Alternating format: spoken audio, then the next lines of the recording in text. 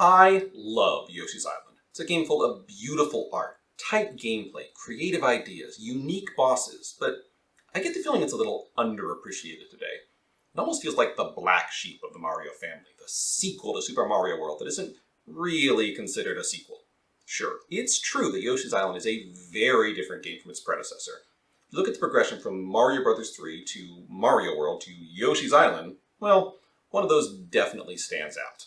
However, they put Mario World 2 right on the box. Look at that! So, was that just marketing? Is this game worthy of being considered a sequel to Super Mario World? Does it even belong in the Mario franchise? What is it about this game that seems to give people a bad impression? Okay, right. Baby Mario. The crying baby. Okay, yes, I can see that being annoying, and I'm definitely going to talk about it. I'm going to talk about this entire game in detail, actually. Agonizing detail. If you clicked on this video, you know how long it is better than I do as I sit here writing and recording it. But here's my promise for this video. I'm going to look at this entire game, level by level, with a critical eye. I'm going to scrutinize the design choices the developers made and discover things that I never noticed before. I'm going to dig into old interviews and talk about the history of the game's development and how Yoshi came to be the star. I'm going to go off on wild tangents just for fun. I'm going to make my best case for why Yoshi's Island is an amazing game, even if it has a crying baby in it. If that sounds like something you're interested in, then stick around. I've worked very hard to make this video entertaining, and it has taken me 9 months to do so, so please hit that like button if you find yourself enjoying it. Follow me if you want to see more of what I do, and let me know your thoughts down in the comments. If you are new here, I'm Varric, and I make entertainment for humans. Without further ado, roll that intro.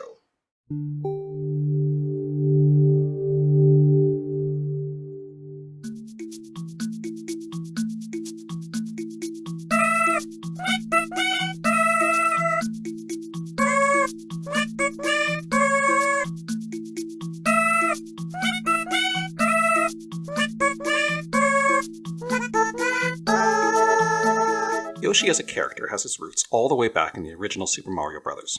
Series creator Shigeru Miyamoto was said to have an interest in horse riding, and he liked the idea of Mario riding one. Unfortunately, the technology at the time did not allow them to implement this. There is this sketch I was unable to date that shows an 8-bit Mario riding an ostrich-like creature that is reminiscent of our green dino pal. Yoshi was shelved for the rest of the NES era. When the time came to work on Super Mario World, the development team was interested in what new features the Super Nintendo would allow them to implement. The concept of Mario riding something was revisited, and as the game would be set in a dinosaur world, Mario's mount became reptilian. The design of Yoshi fell to artist Shigefumi Hino, but the early drafts were deemed too reptilian by game director Takeshi Tezuka. Some earlier versions were said to be like an alligator, which is funny to imagine Mario riding. Tezuka pushed Hino to create something more cute that would fit into Mario's world better. Thus, a character with soft, rounded edges and a friendly smile was born. Super Mario World begins with Mario on Yoshi's Island, at Yoshi's house. Apparently, he's gone off to find his friends and rescue them from Bowser. If players choose the level to the right, Mario can meet Yoshi in the very first level. It pops right out of an egg. Yoshi makes for a new kind of power-up for Mario. It grants Mario a number of new skills. Yoshi can eat enemies, walk on spikes, consume berries that grant power-ups, and, famously, Mario can jump off his back to get extra height. Yoshi also doesn't disappear when he gets hit. Instead, running away, Mario can give chase and recover him. Yoshi made a big impact on his first appearance. He makes for a great sidekick and he appears throughout the game. Apparently became quite popular, appearing in other games on the SNES like Mario Kart, Yoshi's Safari, Yoshi's Cookie, and a late NES puzzle game simply called Yoshi. However, it wasn't until the Super Nintendo era was coming to an end that he would get his chance to star in his own game. By 1994, Miyamoto and his team were beginning to work on a new Mario game for a little console called the Ultra 64, but Hino's interest lay elsewhere. He was curious about what kind of scrolling jump game might be made with the advances in technology since Super Mario World. A unique quirk of the game carts used on the Super Nintendo meant that designers could add new elements to the internal boards that allowed late-stage SNES games to be much more advanced than the earlier ones. A particular note was the Super FX chip, a specialized piece of hardware that could allow for the scaling and rotating of sprites and even the processing of rudimentary 3D images. The Super FX chip allowed fully 3D games to be developed for the SNES, such as Star Fox, an ambitious game that struggles against the limited hardware all the way through. Hino seemed to know that the excitement of 3D gaming would soon supplant 2D. Miyamoto encouraged Hino to experiment, believing that a good designer needed to be a good artist as well. Hino began to wonder what kind of game they might be able to make if Yoshi was the star. What kind of new gameplay would that allow? How would they implement the Super FX chip into a side-scrolling game? Working with Tezuka, they began exploring what a Yoshi game could be. They wanted the game to be more accessible to people who didn't play a lot of games, so they gave Yoshi the ability to recover if he got hit, and gave him his signature Flutter Jump to make tricky jumps easier. It's always hard to get insight into the development of a Nintendo game, but a big leak a few years ago revealed a number of prototype documents. In those, we got a glimpse of some early concepts for Yoshi's Island, like this wizard boy who rode Yoshi at one point, or this interesting sprite of an adult Mario. Apparently, Miyamoto was worried that if Mario wasn't in the game, it wouldn't sell well. In the end, they compromised and made Mario a child to fit in with the story. This is a very rare instance where Miyamoto approved a gameplay change to match the story, rather than just adding the story in at the end like he usually does. Also at issue was the art style. The team had been experimenting with a number of different things, up until Rare dropped a bomb on their development with Donkey Kong Country. What Rare achieved in that game was striking. The pre-rendered 3D graphics looked unlike anything else on the system. Hino was not interested in competing directly with that, fearing they would be accused of copying Rare's style. This turned out to be fortuitous, as the game landed on a unique, hand-drawn art style instead. I'll get into the art style more later once we get into the game proper. A lot of this comes down to Hisashi Nogami, who joined the company midway through development and managed to become lead background designer. In fact, the development of this game just seems understaffed in general. I get the feeling a lot of people were pulled to work on Nintendo 64. Letting less experienced developers lead this game ended up allowing a lot of new ideas to come through. Hino recalls drawing art in the morning, working with the programmers in the afternoon, and approving work all evening. All that hard work paid off, and the final game released in Japan on August 5th, 1995, and later that year in America on October 4th.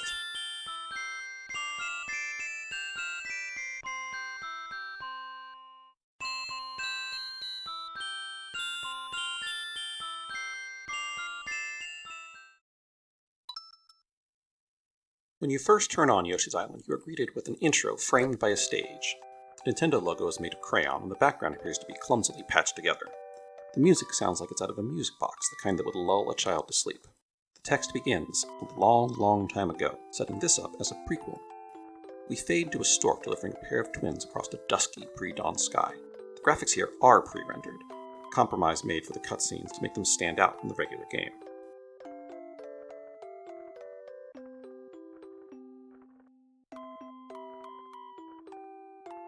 Soon, the stork is attacked by a mysterious shadow, and one of the babies plummets from the sky, only to be caught quite accidentally by Yoshi.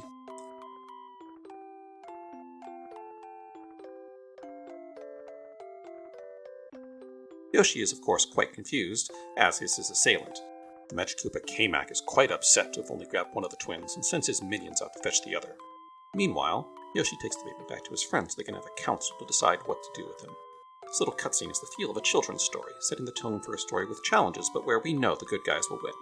It is worth pausing here to underline what a departure this is from previous Mario games. None of the Mario games had really made story a focus. At best, there would be a text box at the beginning or a blurb in the manual that a child might never read. I think it's fair to say that Miyamoto does not put an emphasis on story, seeing it as a means to motivate what really matters: gameplay. I appreciate his relentless focus on gameplay, but I really wish he had more respect for a story. Maybe it's the strange combination of Yoshi carrying a baby that required explanation. Surely people would wonder why Mario was not the star of this sequel to Mario World. And yes, it was always marketed as Mario World 2. Is it really any more of a departure than Super Mario Bros. 2? Maybe it just reflects a difference in philosophy, as Miyamoto was not the one leading the development. Either way, it stands in contrast to most of what Nintendo had released up to then. Following the introduction, we are dropped into the title screen. Here we get our first glimpse of what the fancy new Super FX2 chip is capable of. Yoshi's Island rotates before us in a vast blue ocean, giving us an overview of the adventure ahead of us. The sounds of waves lapping against the shore give the impression that we just washed up on the island. As the island rotates, the sprites that comprise it shift believably. Note how they are all round so they can get away with not rotating themselves. There are various structures dotted around the island. They mostly give us the impression of what's to come and not specific details. There's a volcano, a swamp, and of course, the mountains in the middle. Yoshi is here as well, a tiny speck in the landscape waiting for you to join him on his journey. The game's title shimmers above it all, letters playfully disorganized and an egg in the place of the O, hinting at how important those will become. Soon, the title theme fades in, a steady percussive beat with the flute over top. It's a peaceful, optimistic tune that gives us the feeling of a happy place. Pressing start brings us to our file select screen, and selecting a new file begins the adventure. Okay, before we get to that, I want to set up a couple of themes we're going to track across this game. The first is going to be a comparison to Mario World. I'll be pointing out different elements that have changed since that game to show how games had advanced over the 5 years between them. The difference between these two games really stands out when you put them side by side. The second theme is going to be how completion and curiosity drive difficulty in this game. I'll elaborate on this further, but a clever thing this game does is allow the player to decide how difficult they want the game to be organically. I'll be pointing out places this is true as we go. The third will be environmental storytelling. I'm going to draw attention to where this game succeeds at this, and also where it fails. The last is going to be the question I started this video with. How annoying is Baby Mario? This is the element I see complaints about the most in this game, and I want to examine how Baby Mario fits into this game, and whether that ruins the whole experience. Spoiler alert, I have never felt that it does, but I'm going to try and take a more objective look at this during the video. Alright, with that established, let's jump into the game proper. Selecting a new file gives you one more little bit of story. We see the OG green Yoshi meeting with a rainbow of his friends. Baby Mario seems to have a twin bond thing going with his brothers. The Yoshis resolve to reunite the two tots. The plan is to do this Pony Express style, handing Mario off in turn until they find the other twin. Naturally, our green Yoshi is up first. With the stage now finally set, Yoshi sets off with Baby Mario on his back.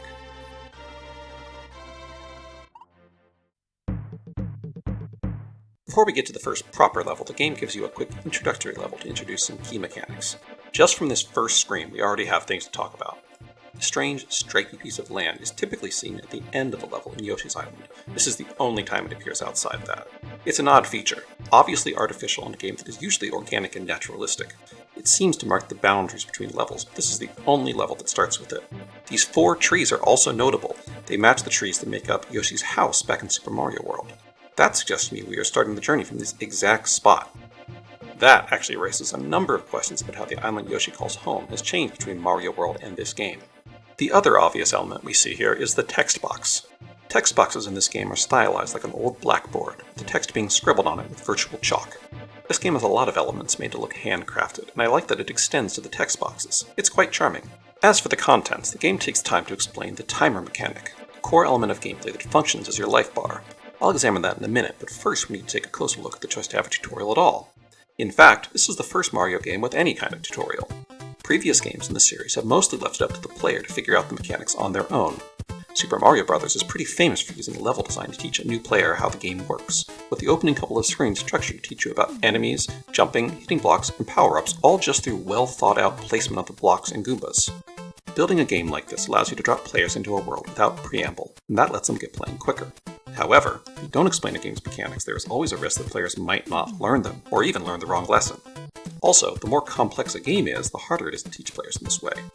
With a game as simple as Super Mario Bros., that might not be an issue, but as games became more complex over time, developers had to make decisions about how to teach players that complexity. Alright, let's take a look at that timer. This number represents how long you have until Kamek's goons come flying in to steal Baby Mario away. You can find stars and checkpoints that raise this number up to a maximum of 30, and if it falls below 10, it will creep back up to 10 as long as Mario is safe on Yoshi's back. Fortunately, the timer only counts down when Yoshi gets hit by something. When that happens, Baby Mario is flung from Yoshi's back and is immediately encased in a bubble. Mario will float around the screen in this bubble, crying and screaming until Yoshi can recover him. The player can do this by either touching the bubble with Yoshi, or tonguing it from a distance. Hitting the bubble with an egg won't break it, but it will make it drop to the ground to be more easily popped. While Yoshi scrambles to rescue the tiny tot, that timer will be counting down, and the sounds it makes will become increasingly frantic. If the timer hits 0, these flying goons will swoop in and snatch Mario up, but Yoshi still has a chance to save him if he can grab him in the brief moment before they escape off screen. I appreciate this concession. Saving Mario at the last possible moment feels great. If Yoshi fails to recover his infant ward, Baby Mario will be spirited away to Bowser's castle and Yoshi will lose a life. So, what can we make of this mechanic? First, it's far more complicated than Mario's traditional life system. Typically in side-scrolling Mario games, you basically have one hit point, and power-ups add an additional HP. Once that is gone, Mario loses a life. However, it was established in Mario World that Yoshi is a fair bit more durable than that. Mario is riding Yoshi and gets hit. Yoshi sets off running like a spooked horse, but doesn't actually take damage. It would probably have felt strange in this game if Yoshi suddenly had a health bar instead, although later games do still do this. So instead we get this interesting inversion where Yoshi gets hit and Mario runs away. It's a clever nod to Yoshi's relative invulnerability. Most things won't really hurt him, so the big concern is keeping Mario safe. This really focuses the game on that relationship. Yoshi is the caretaker here, courageously trekking across dangerous lands to reunite Mario with his brother. There are other elements of the game that highlight this relationship as well, like enemies that focus specifically on stealing Mario, and I'll be pointing them out as we go. The timer also changes the result of getting hit. If Mario gets hit in one of his games, it usually makes him weaker or kills him. That's a fairly binary state, and it's limiting in terms of gameplay. If Yoshi gets hit in this game, functionally it starts a new impromptu minigame. Your time is short, the sound effects are frantic, Baby Mario is crying, and depending on where you were hit, there could be obstacles in your way as well. Yoshi doesn't take damage from most things, but he does get stunned when he is hit, and it's easy to panic or make mistakes when you rush to reach the bubble. Remember, this game doesn't have a level timer, so you can usually take your time. The scenery is usually warm and friendly, and overall it's a pretty happy game. Getting hit instantly switches the tone to a nervous, panicked rush. Yes, the crying is annoying. It's supposed to be annoying. Getting hit is meant to be a bad thing. Baby Mario is helpless without Yoshi, and it's a strong motivation to get back to him quickly. The timer is also fairly generous, which makes getting hit an overall lower penalty than in most Mario games. This fits with Hino's overall goal to make the game more approachable. A nervous player would always have the option to wait somewhere safe for the timer to tick back up to 10 before continuing. As long as they did that, each time they got hit, they would have a pretty broad safety net. I never really examined this mechanic as a child, I just sort of accepted it for what it is. I can definitely understand how it stresses people out. Timers in games are always pretty stressful, but looking deeper, I'm understanding how the timer fits the developer's overall goals for this game, and overall, I think it works. Alright, let's move past this text box and onto the level. Moving to the right, we see these guys. These are Shy Guys, and we'll be seeing a lot of them in this game. Shy Guys have an interesting history because they don't come from Mario's world at all. In fact, they hail from an obscure Famicom Disk System game called Yume Koujo Doki Doki Panic. The game was made as a collaboration between Nintendo and Japanese broadcaster Fuji TV to promote a campaign they were doing for the summer of 1987, and the game stars the 4 characters featured in that campaign. The plot of the game involves characters getting pulled into a storybook, and the heroes have to go in after them. You start Doki Doki Panic by selecting a character and falling from the sky, and on the second screen we find a Shy Guy. Yep, definitely a Shy Guy. So how did these masked weirdos end up in a Yoshi game? Well, if you know your Nintendo history, you might already know this story.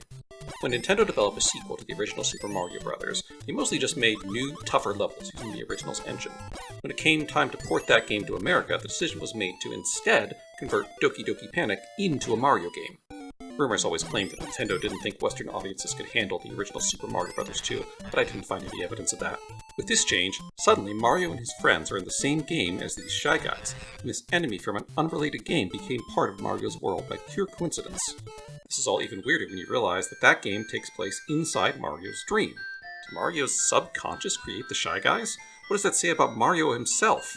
Okay, that's probably a whole different video. This version of Super Mario Bros. 2 was eventually ported back to Japan and called Super Mario USA, and that gave Japanese kids the chance to fight Shy Guys as Mario.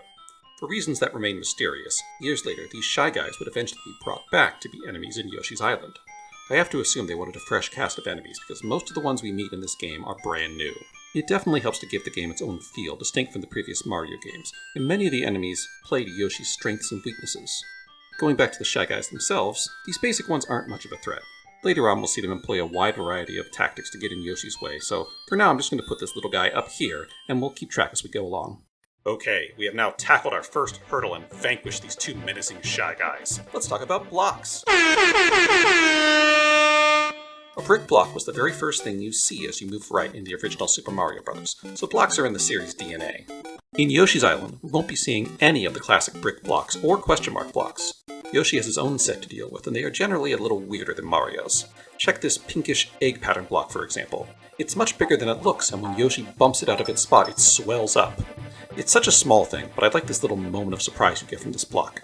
If you have played previous Mario games, you might expect something to pop out of this block, and even if this was your first game ever, you're not going to expect this block to be so chunky.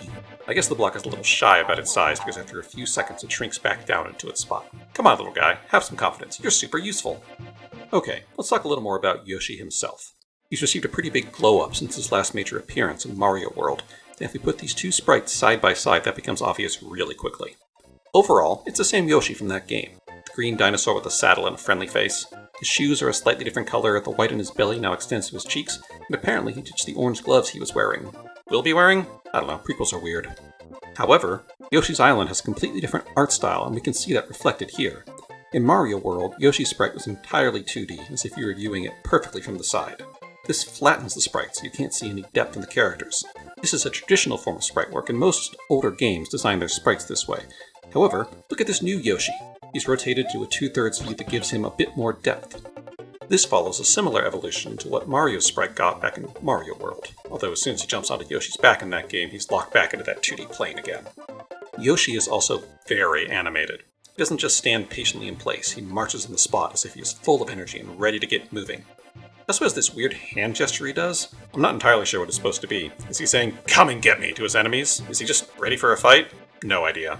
It's a really expressive idle animation, though, light years beyond his little bounce in Mario World, or even Mario's own sprite, which would stand stoically still until the heat death of the universe. In fact, all of Yoshi's animations in this game are extremely expressive. When he runs, he's going flat out, head forward and arms tucked in as his little legs turn into a blur that rivals that blue hedgehog. When he jumps, he looks up to see what is above him, and when he falls, his arms are spread wide as if he's shouting, "Geronimo!" And then, of course, there's Baby Mario perched on his back. I love the way his little hat catches the wind as it is carried along. It really brings the animation to life. Let's get back to our intro level. We've passed the two Shag Eyes and the pink egg block, and now it's on to our next hurdle, this small gap. Yoshi can cross it with ease, and on the other side we have this friendly little box. This guy is a tutorial box, and he will explain game mechanics and occasionally offer hints on a level or warn you about an upcoming challenge. It's just about the most direct way possible to convey information to players. I like his cheerful little face. It's animated to look like he's talking, which gives a new player an idea of what his purpose is. It's also much better than the speaker box from Mario World. I never knew what these things were supposed to be as a kid. The best part about this block is that an experienced player can walk right by. I love optional tutorials. Oh, sorry dude. Here, you can make friends with the pink egg block. I can explain this next mechanic fine on my own. This next gap is too big for Yoshi to jump across with a regular jump, so it's time to talk about the Flutter Jump. This is one of two major new core mechanics in this game, and I love it. The Flutter Jump was conceived as a concession to new players, and it achieves that wonderfully. Anytime Yoshi jumps, if you hold down the jump button as he starts to fall, he scrunches up his face and flutter kicks his legs as hard as he can, and actually manages to briefly conquer gravity. I love this. It's giving Wile E. Coyote running off a cliff and not falling. Such a cartoony mechanic.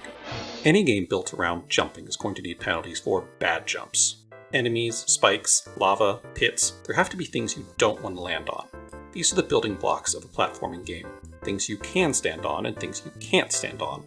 Part of the joy of a good platformer is overcoming these obstacles, jumping carefully across gaps, dodging enemies, landing safely on a platform after a series of tough jumps.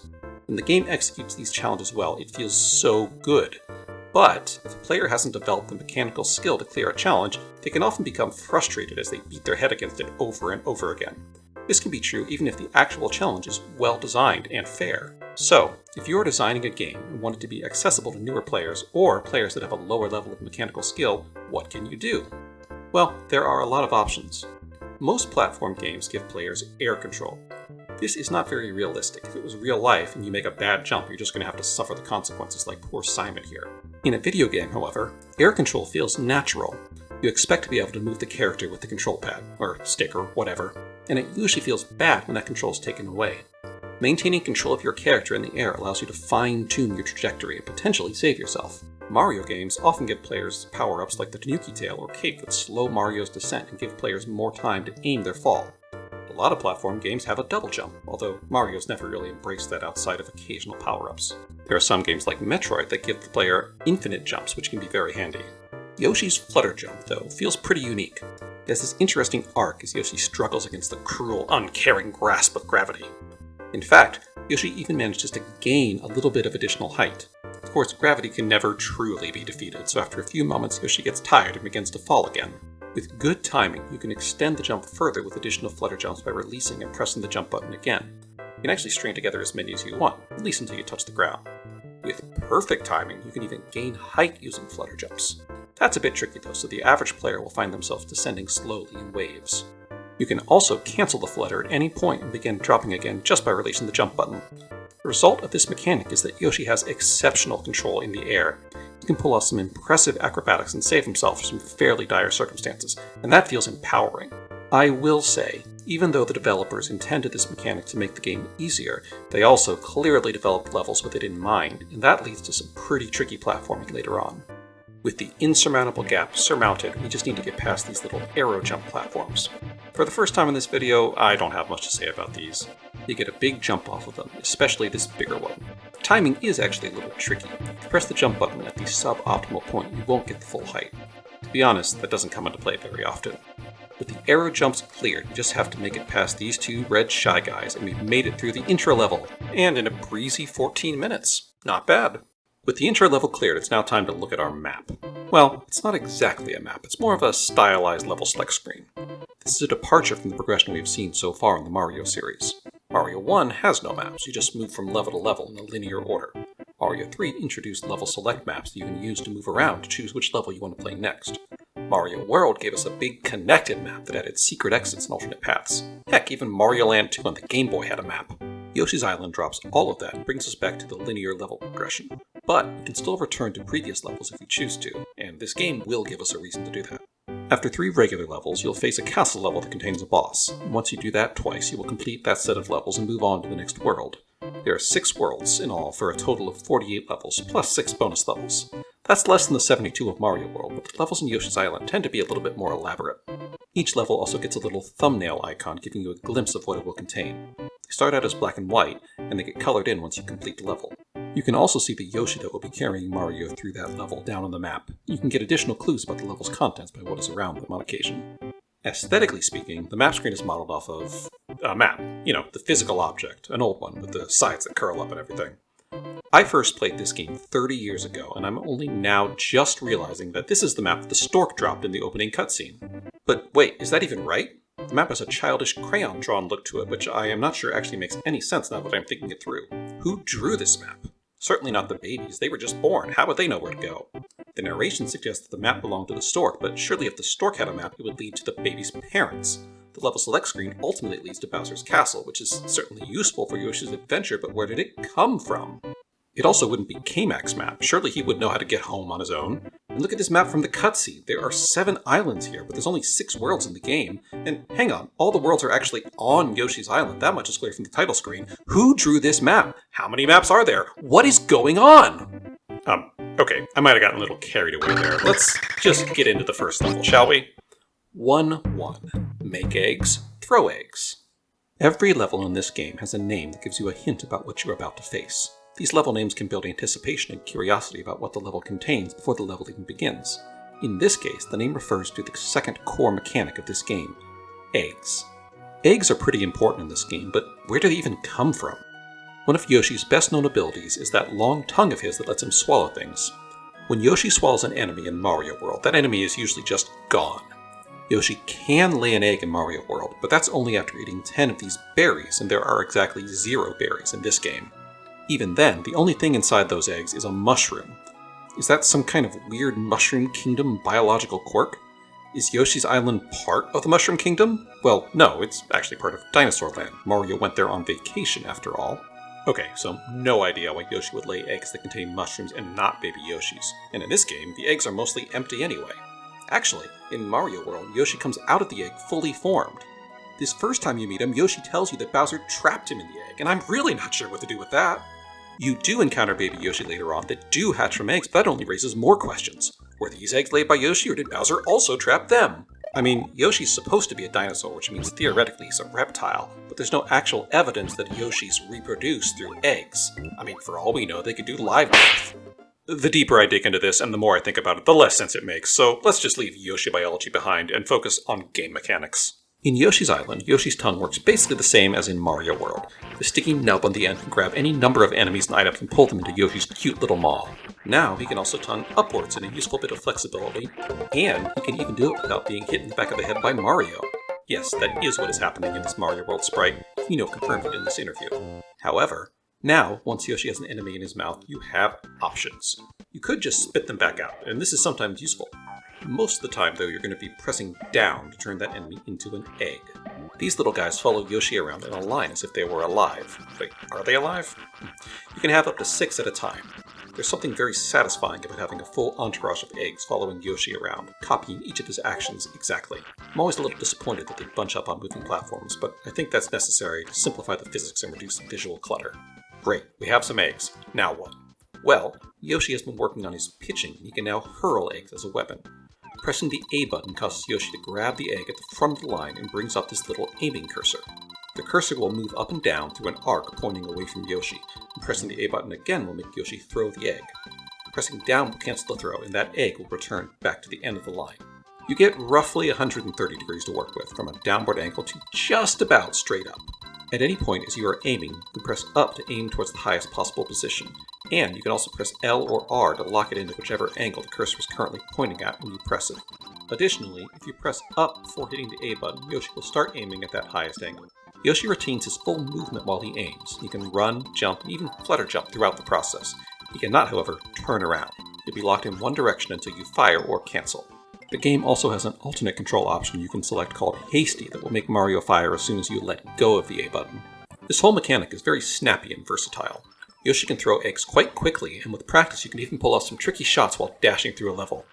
Newer players have the option to take their time in most situations. It's usually best to lock your angle in place in a safe spot and then move into position to fire. The egg throwing is a mechanic with more skill expression than we usually see in a Mario game, but still with enough flexibility that a new player can start to get their head around it. This is good because you use eggs for a lot of things in this game. I'm not going to get into the whole list right now because that would just be a little silly, but one thing you can definitely do with them is murder your foes. It gives Yoshi a long-range attack that can be used to destroy creatures Yoshi might not want to step on. Honestly, the eggs are quite powerful, so it's handy for balance that you only get to have 6 of them at a time. With that out of the way, let's turn to another important and exciting topic. Flowers! In fact, there are 3 different kinds of flowers on screen right now that we need to discuss. You have this big white daisy-looking thing, this little guy walking around down there that's let's call him a calibrachoa. And then there's this massive field of flowers, which I think is the most interesting, so let's start there. Look at this landscape. It's lush with a blanket of yellow and white flowers. There's depth conveyed by the bushes and tulips in the foreground. It gives this wonderful sense of place, these rolling hills coated in bright flowers. There are even little butterflies happily eating in peace. This is all very nice, but I really want you to pay attention to the way these are all colored in.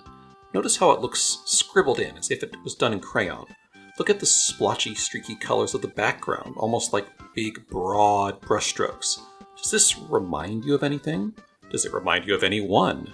Do you see it?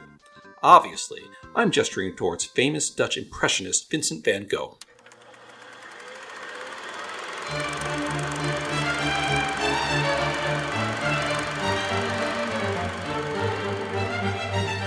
Impressionism was a 19th century art movement that marked a rebellion from traditional romantic art styles and is notable for a focus on capturing an impression of an image rather than attempting to capture every minute detail. At the time, this was seen as very rebellious. The Western art world was focused on capturing subjects with complete accuracy. Impressionist painters rejected the rigidity of this style, and they developed a whole new art style in response. The group of artists that would come to be called Impressionists were based in Paris, and they formed their own little clique that inspired each other to experiment with what art could be. The brushstrokes of the Impressionists were considered sloppy by the more traditional art world, and yet their works had a way of capturing life that was unique and remarkable. I am personally fascinated by the way these works can look so rough and even blurry when closely examined, and yet still coalesce into a coherent and beautiful image when taken at the correct distance. It's hard now to understand the stir this caused in 1870s Paris over a bunch of artists who just decided to paint things differently. It was quite controversial, but the movement those artists started stood the test of time and echoes all the way into the modern world. One contemporary artist that took inspiration from those early Impressionists was a man from Holland named Vincent. This man with a striking orange beard struggled with inner demons throughout his life, and when it became clear that Paris did not agree with him, he retired to the French countryside. This is where he produced the paintings that would make him posthumously famous, and where the Doctor would help him fight an invisible monster. Vincent used color aggressively. His color choices were often unusual, and he rarely blended them together so his thick brushstrokes left contrasting colors side by side on the canvas. Shapes in his work can be haphazard, and perspective was a suggestion at best. If not for the obvious skill and vision, these would be clumsy choices, but when Vincent put brush to canvas, wonderful and unique works sprung forth that are cherished to this day. Including, I think, by the team working on Yoshi's Island. The influence is quite obvious in hindsight, especially in the scenery. Look at those mountains again. Those simulated brushstrokes are perhaps less bold than Vincent's work, but a clear echo all the same. I find myself wondering about background artist Nogami. Did he find the sprite work stifling? It's true that pixel art can be expressive and beautiful, but you are undoubtedly limited by the grid and the color palette, especially with the limited power of the Super Nintendo. It imposes a structure upon the game's art, similar to the rules the Impressionists rebelled against a century earlier. I like to think that he was striving for something more expressive and organic, something more impressionist than traditional. I like to think he was dreaming of his own Starry Night. And sure enough, there's a clear homage to that painting late in the game. As a coda to this little sidebar, I'd like to note that one of the most prominent early Impressionists, Claude Monet, was heavily inspired by Japanese art. It was the traditional Japanese garden that inspired his famous lily pad paintings, and there's something poetic in the way that the influence would eventually work its way back to this silly little game about a dinosaur and a baby.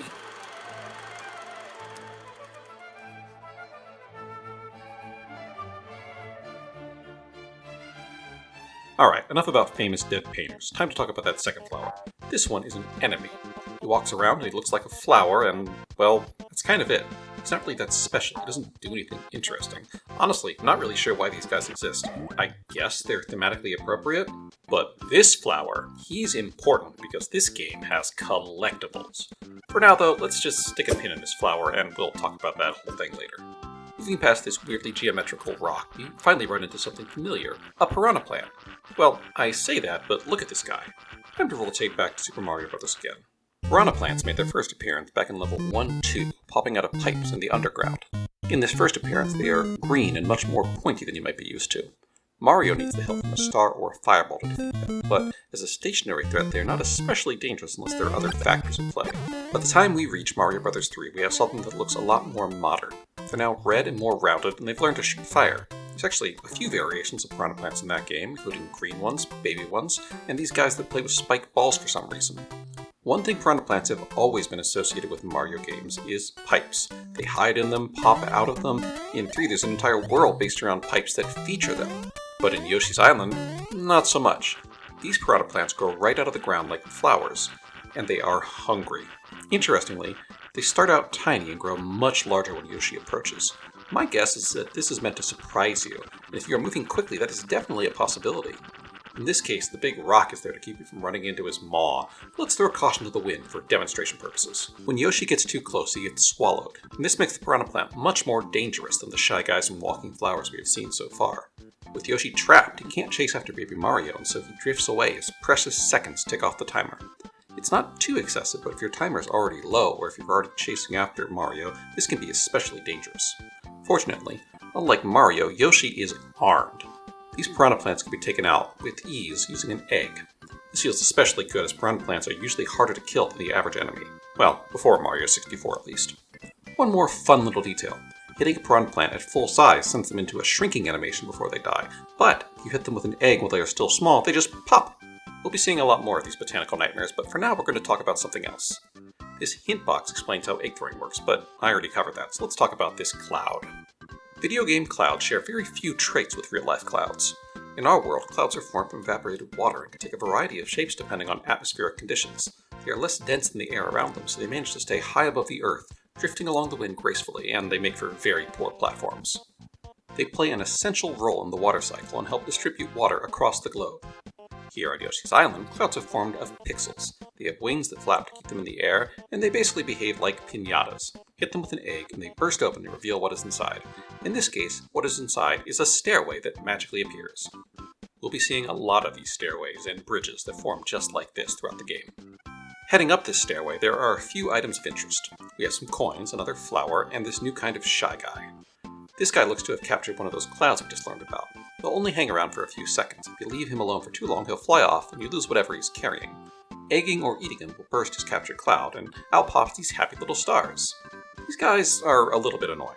They almost always appear like this. Most of the time they show up in groups of 5, bursting out in every direction, hopping away from you, and quickly fading from resistance like my ability to edit the script down to a reasonable level. You're going to want these stars though, as each one adds a second to your timer. For this game, that makes them roughly equivalent to additional HP, so grab them whenever you can. If you know they are about to pop out, you can time your jump to grab them all before they spread. That's usually the best plan. This is our second type of Shy Guy, by the way. Let's put him here next to his friend, and we'll move on. We've covered a lot of mechanics so far, so I'm going to relax for a minute and chill as we hit the next important point. Yep, platforms, Shy Guys, rotating platforms, more Piranha Plants, and look, our first pipe of the game! Pipes in Yoshi's Island mostly work the way you'd expect in a Mario game. Go in one end and pop out on the other in a different screen. You can enter in this particular pipe, but that's not really what it's here for. This pipe is meant to solve a design problem. You see, Yoshi's eggs are a limited resource. You can only ever have the 6 at one time, and if you're throwing them around freely, you could easily have 0 eggs. We have already seen that eggs serve as both a weapon and a tool, so there are going to be times where developers needed to make sure that Yoshi has eggs on hand so that he doesn't get stuck. One solution they came up with was the infinite Shy Guy pipe. This pipe will spawn Shy Guys one at a time forever, or at least as long as Yoshi has less than 6 eggs. When you see one of these, it's usually a good idea to fill up on eggs. Really, it's a good idea to have a full complement of eggs whenever you can. Yoshi is much more limited without them. Notably, there is no way to pop these clouds without eggs. Yoshi can't touch them at all, in fact. Fortunately, we filled up Yoshi with Shy Guys. We can pop this one and get some more stars, and head this way to pop this one and get a sunflower seed. Take note of how that seed falls to the ground. Eventually, that's actually going to be important. This flower grows super fast, forming a makeshift ladder for us to climb. By now, you might be feeling that flowers must be a major element of this game based on how I won't stop talking about them, and no. Honestly, I didn't realize how many flowers there were in this level until I started analyzing it. Climbing all the way to the top brings us to a new mechanic, the Chomp Rock. Chain Chomps are a classic Mario enemy now, but up to this point they had only shown up in a couple of levels back in Mario 3. They were completely absent in Mario World, and we are only going to see one actual Chain Chomp in this entire game, so that's something to look forward to in a couple of hours. For now, let's focus on this rock, which was named for the design on its face. We can give it a push, and through the magic of the Super FX chip, it will start to roll. Chomp rocks can be super useful because they will roll over pretty much anything. They're a great way to clear out a path of lots of annoying enemies, and there are some very satisfying levels built around them. You do have to be a little careful around them, though. When they get really rolling downhill, the physics get a little goofy, and you can roll right over the top. And just like that, we've made it through the level. This stripy platform we saw back in the intro level returns, and from here on it will mark the end of normal levels. This big roulette wheel hoop is our goal, and jumping into it will cause Yoshi to hand off Baby Mario and his eggs to the next Yoshi for the next leg of the journey. It will also cause the roulette wheel to wind down, and if it lands on a flower, it will activate a bonus level. We can pull out that reserve flower from earlier now and put it to use. There are 5 in each level, and each one we find adds an extra chance at the level goal roulette. I'll talk about the bonus levels in a little bit, because first we have to look at this chalkboard. This screen shows up after every level to tally up your completion score, and it is a fundamental mechanic that explains how the entire game works. Let's look at what it counts. The first item is stars. You're already familiar with these. Basically, it gives you a point for every point on the timer you had when you hit the goal. This rewards you for playing safely and not taking too many hits in the level. The stars are less about completion than the other two, as there are typically more than 20 stars in each level. Usually you can take a few hits and still find enough stars to have 30 by the end, but it does make the last section of the level more tense if you are trying to max your score. There's also a few tricks that can help mitigate this issue. I'll get into those later. The flowers we have already discussed, but as a reminder, there are 5 in each level, and in addition to contributing to your score, they add to your bonus chance and give you a 1-up if you get all 5. Flowers can sometimes be found out in the open, but usually they are hidden in side rooms or require you to complete some challenges to get them. The coins, however, are a bit more tricky. You see, these are not the typical coins that have been in every Mario game, and you've seen scattered around levels in this game as well. These are red coins. Now, if you have been paying attention, you might be now asking, but Varric, I haven't seen any red coins. Where are they? Well, I very cleverly avoided them so I could explain them separately. The maximum score in each level is 100, and as you can see, I fell short this time. After giving you your score, the game spits you back out of the map screen, displays the maximum score you achieved on that level, and unlocks the next level if it is not already unlocked. We're not going into the level just yet though. Going back into 1-1 to improve my score and hunt for those red coins. Alright, back in we go. I'm going to hurry back through this level until I find a red coin. And here they are. Do you see them? They're right there in front of me, right in the middle of the screen. Can you see them? No? Well, how about now? See, the red coins are tricky. They hide in plain sight among the standard gold coins. At first, it might seem impossible to tell them apart. But if you look really closely, you can see that the red coins actually have a slight tint to them. This is most obvious when they are right next to regular coins like this, but it's still pretty tricky to spot them without stopping to investigate. Once you actually collect them, their true nature is revealed, and this distinctive and satisfying sound effect plays. Finding all 20 red coins usually means searching through every coin you see, but there are a few other cues to watch for. Like flowers, some red coins are out in the open on the critical path, but if they are, they will be hidden amongst their boring gold brethren. Sometimes they are on an alternate path or in a place that requires a tricky jump to get to them. There are always a few that are hidden in side rooms, just like the flowers. For instance, I skipped this pipe the first time through, and there's an entire optional room down here. This room features a line of coins just out of reach of Yoshi's jump, and then also a chomp rock. The idea is to roll the chomp rock across the floor and use it to get the coins. There's some other notable features of this room as well, like this egg block. These things are really handy, and we will be seeing a lot of them. When you hit this block, an egg pops out. This block can give you infinite eggs, but we already have 6, you'll get nothing out of them. This block is the most straightforward solution to the egg ammo problem I mentioned, and I am always happy to see them. The other thing you might have already noticed is this Shy Guy and his very conspicuous cargo. Like all cargo Shy Guys, eliminating him will make him drop the coin. There are also some balloons which are similar to the Shy Guys, but additionally you can simply touch them, pop the balloon, and free whatever they are carrying. It's worth noting the gold coins that bounce freely like this cannot be red. There are a few more red coins hidden among the regular coins to look out for, and there is also this. I mean, I don't know what it is. A tulip, an umbrella? I've never been sure. But if you throw something in its top, it begins to spit out stars. Unlike most star sources, it spits them out one at a time, forcing you to scramble to get them all. Not a problem here, but if the terrain is less flat, it can be tricky. Also, it gives you 7. That's pretty unusual in this game.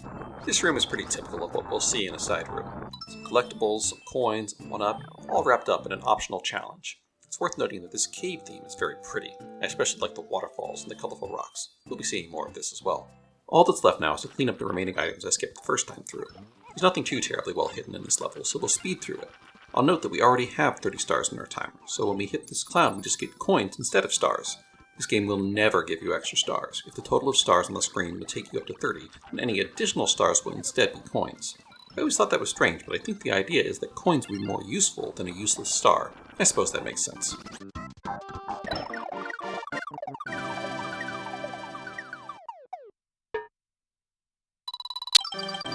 So, we're back at the total screen, and ta-da! 100 points. The game gives us a little fanfare to celebrate, and I always find it satisfying.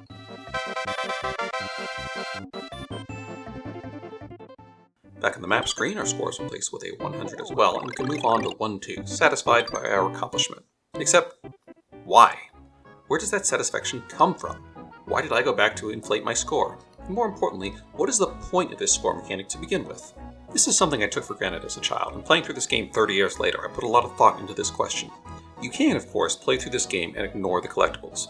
You can play through the entire game this way, there's nothing stopping you. You could rescue Luigi without finding a single flower if you wanted, you'll never know. But at the end of the level, you will still have that chalkboard silently judging you. This was very intentional. It's there to trigger that part of your brain that likes to collect things. That very human instinct to complete things. You might look at the 4 flowers and the 18 red coins you collected and wonder what you missed in the level. It inspires curiosity, and some players will be compelled to go back into the level and explore further. It's me. I'm that person. I've always been a completionist in games, so this was especially effective for me. Honestly, this could even be the game that inspired me to play other games like that. To find every star in Mario 64, every missile tank in Metroid, every ship part in Pikmin, every Korok in Zelda. Actually, scratch that, there were way too many Korok seeds. The genius of this score mechanic is that it is optional. If a player doesn't care about it, they can just ignore it. They will miss out on some optional challenges, and I'm going to be paying attention to which challenges are optional to see how much of the game you miss playing this way. The score mechanic can also give a player a reason to go back and replay the game. In this case, you might find cool parts of the game you didn't see the first time through. One last note before we get into this level. I will not be analyzing every single level at quite the same level of detail as the first one. I'll be focusing on any new mechanics or points of interest, and how often could this game manage to introduce brand new things. Okay, level 1-2. Watch Out Below. It's a fairly evocative title, and the meaning becomes clear quite quickly. We see this cute little warning sign with a crudely drawn chomp, and then off in the background we see a chomp minding his own business. Once we move forward, however, it jumps right out of the background and crashes down to the ground, eating right through it. This is such a sudden and aggressive move, it's really alarming the first time you see it. I'm pretty sure these Shy Guys are here just to slow you down so you don't run right into it. These chomps are pretty intimidating, but their bark is worse than their bite. If you take your time, it's not that dangerous, and they can only fall in very specific locations. If they do hit you though, you're going to fall right through that hole and no amount of time on that timer will help you. Someone should really put these guys on a chain. Grab the red coins and the flower inside this cloud, and the section will be over soon. You can find these little flipper doors. These things serve as one-way doors, but the game does find some clever ways to use them later on. Right after that, we hit our first checkpoint. These are really handy because not only will you continue from them if you die, passing through one will give you a full 10 additional stars. Really handy. Even better, any enemies on the screen when you hit that checkpoint will also be turned into stars. Next we get another new element. Dirt! Yes, I know, very exciting, but this stuff is actually surprisingly interesting. Dirt serves as a flexible obstacle. If Yoshi hits his head on it, that part of the dirt will crumble, but more often, you'll be using eggs to clear it out. The resolution on the dirt is pretty granular, especially compared to the brick blocks in previous games. The game will be taking advantage of that for some creative challenges later on. For now, we can fill up with Shy Guys and make our way to the next area. This next area teaches us about these disappearing walls. There's this distinctive texture that indicates an entrance, and once you walk through it, you're inside the wall. It's meant to be like you're entering a cave, and the game is peeling back the wall so you can see what Yoshi is doing inside. In most cases, this is just an aesthetic touch, but later on in the game, it will be used to hide things from view. This whole section is pretty straightforward, and it even has a checkpoint that feels a little excessive. Moving past that, we get another major mechanic for this game. Transformation. It's time to get weird. This is a skill we have definitely not seen from Yoshi before, and haven't really seen much since. These bubbles contain an image of a vehicle, and once you touch it, Yoshi will transform into that vehicle in a weird Cronenbergian scene. That can't be pleasant. In this case, Yoshi becomes a helicopter. Helicopter Yoshi can fly freely, and you have this big open area to explore here. You can't take damage as a vehicle, and getting hit will only stun you. Mario stays safe back where you started, so you're free to focus on exploring. Typically, there are some collectibles to find during your transformation, and what makes that tricky is that you're on a timer. If the time runs out, Yoshi will return all the way back to where he first transformed and to start over again. You can use the transformation as many times as you want, so if you are determined to find the collectibles, you can keep searching until you're satisfied. Well, this time you can. Later on, there are instances where you only have one attempt. To continue, you will need to find this Yoshi block. Hit this and Yoshi will turn back into himself, and Mario will warp to his back. I always enjoyed these little interludes. They show up every few levels as a change of pace. There are 4 transformations in total, so that's something to look forward to. And that's pretty much it for this level. We have another quick section to bookend the level with some more chomps, and we're at the goal with another 100 points. Next up is 1-3, the Cave of the Chomp Rock. This game sure does have a lot of chomps in it. This level starts us in a room with 2 Piranha Plants and a pipe. Behind this right Piranha Plant, we can find an invisible cloud. These things are usually hidden in nooks or behind things, and fortunately, almost never contain collectibles. Except for one time that drove me absolutely crazy. It's usually just a 1-up or some stars. Heading down the big obvious pipe with a red arrow, we meet our Chomp Rock. It's set to roll down this hill and into this post, so now's the perfect time to introduce a mechanic we take for granted in Mario games, the Ground Pound. This thing is in pretty much every Mario game now, but Yoshi was the first to use it. Maybe that's where Mario learned it. The Ground Pound can hammer these posts into the ground, crush crates, and plenty of other things as well. Once we clear the path, we can push the Chomp Rock on. Over the next hill, we'll run into some more dirt and learn that Chomp Rocks can eat right through it. This setup also hints that Yoshi can ground pound through dirt by putting a post underneath it. It also introduces one of my least favorite things about the entire game, red coins hidden in posts. These are scattered throughout the game, and there is absolutely no way to tell which posts hide a red coin. That means if you want to find them all, your only option is to pound in every single post in the game. I'm not a fan, it's just a bit tedious. If we push the Chomp Rock past this section, it will roll into this little pit right over these baby Piranha Plants. These little ankle biters can be annoying because they're so small, so it's handy to have a Chomp Rock to take them out for you. This ledge means we can't push the rock any further, but we'll find some more as we move on. This next section is a series of little caves to explore for some items, and we can push this Chomp Rock down in front of us to clear the way. We'll also see this little hut with a locked door, but we don't have the key just yet. Past this, the game challenges us by splitting our attention. There are enemies on the ground, items drifting above us, and also these little spores that sprout into baby Piranha Plants when they hit the ground. If you eat them in the air, you do not get an egg, but you do if they've sprouted already. You have to be careful where you land so you keep your eye on the sky. One of the items drifting by is our key. We can take that back to the hut for a minigame. These huts always contain a minigame, and they are never actually necessary. The minigame in this hut is basically hot potato. This guy we're playing against is a bandit, and we'll be seeing a lot of them in this game. The tricky part about this is knowing the names of the buttons on the controller. I was always bad at this as a kid, and now that PlayStation, Xbox, and Nintendo all call their buttons something different, it hasn't become much easier. Still, eventually this balloon pops, and I emerge victorious with a 1-up.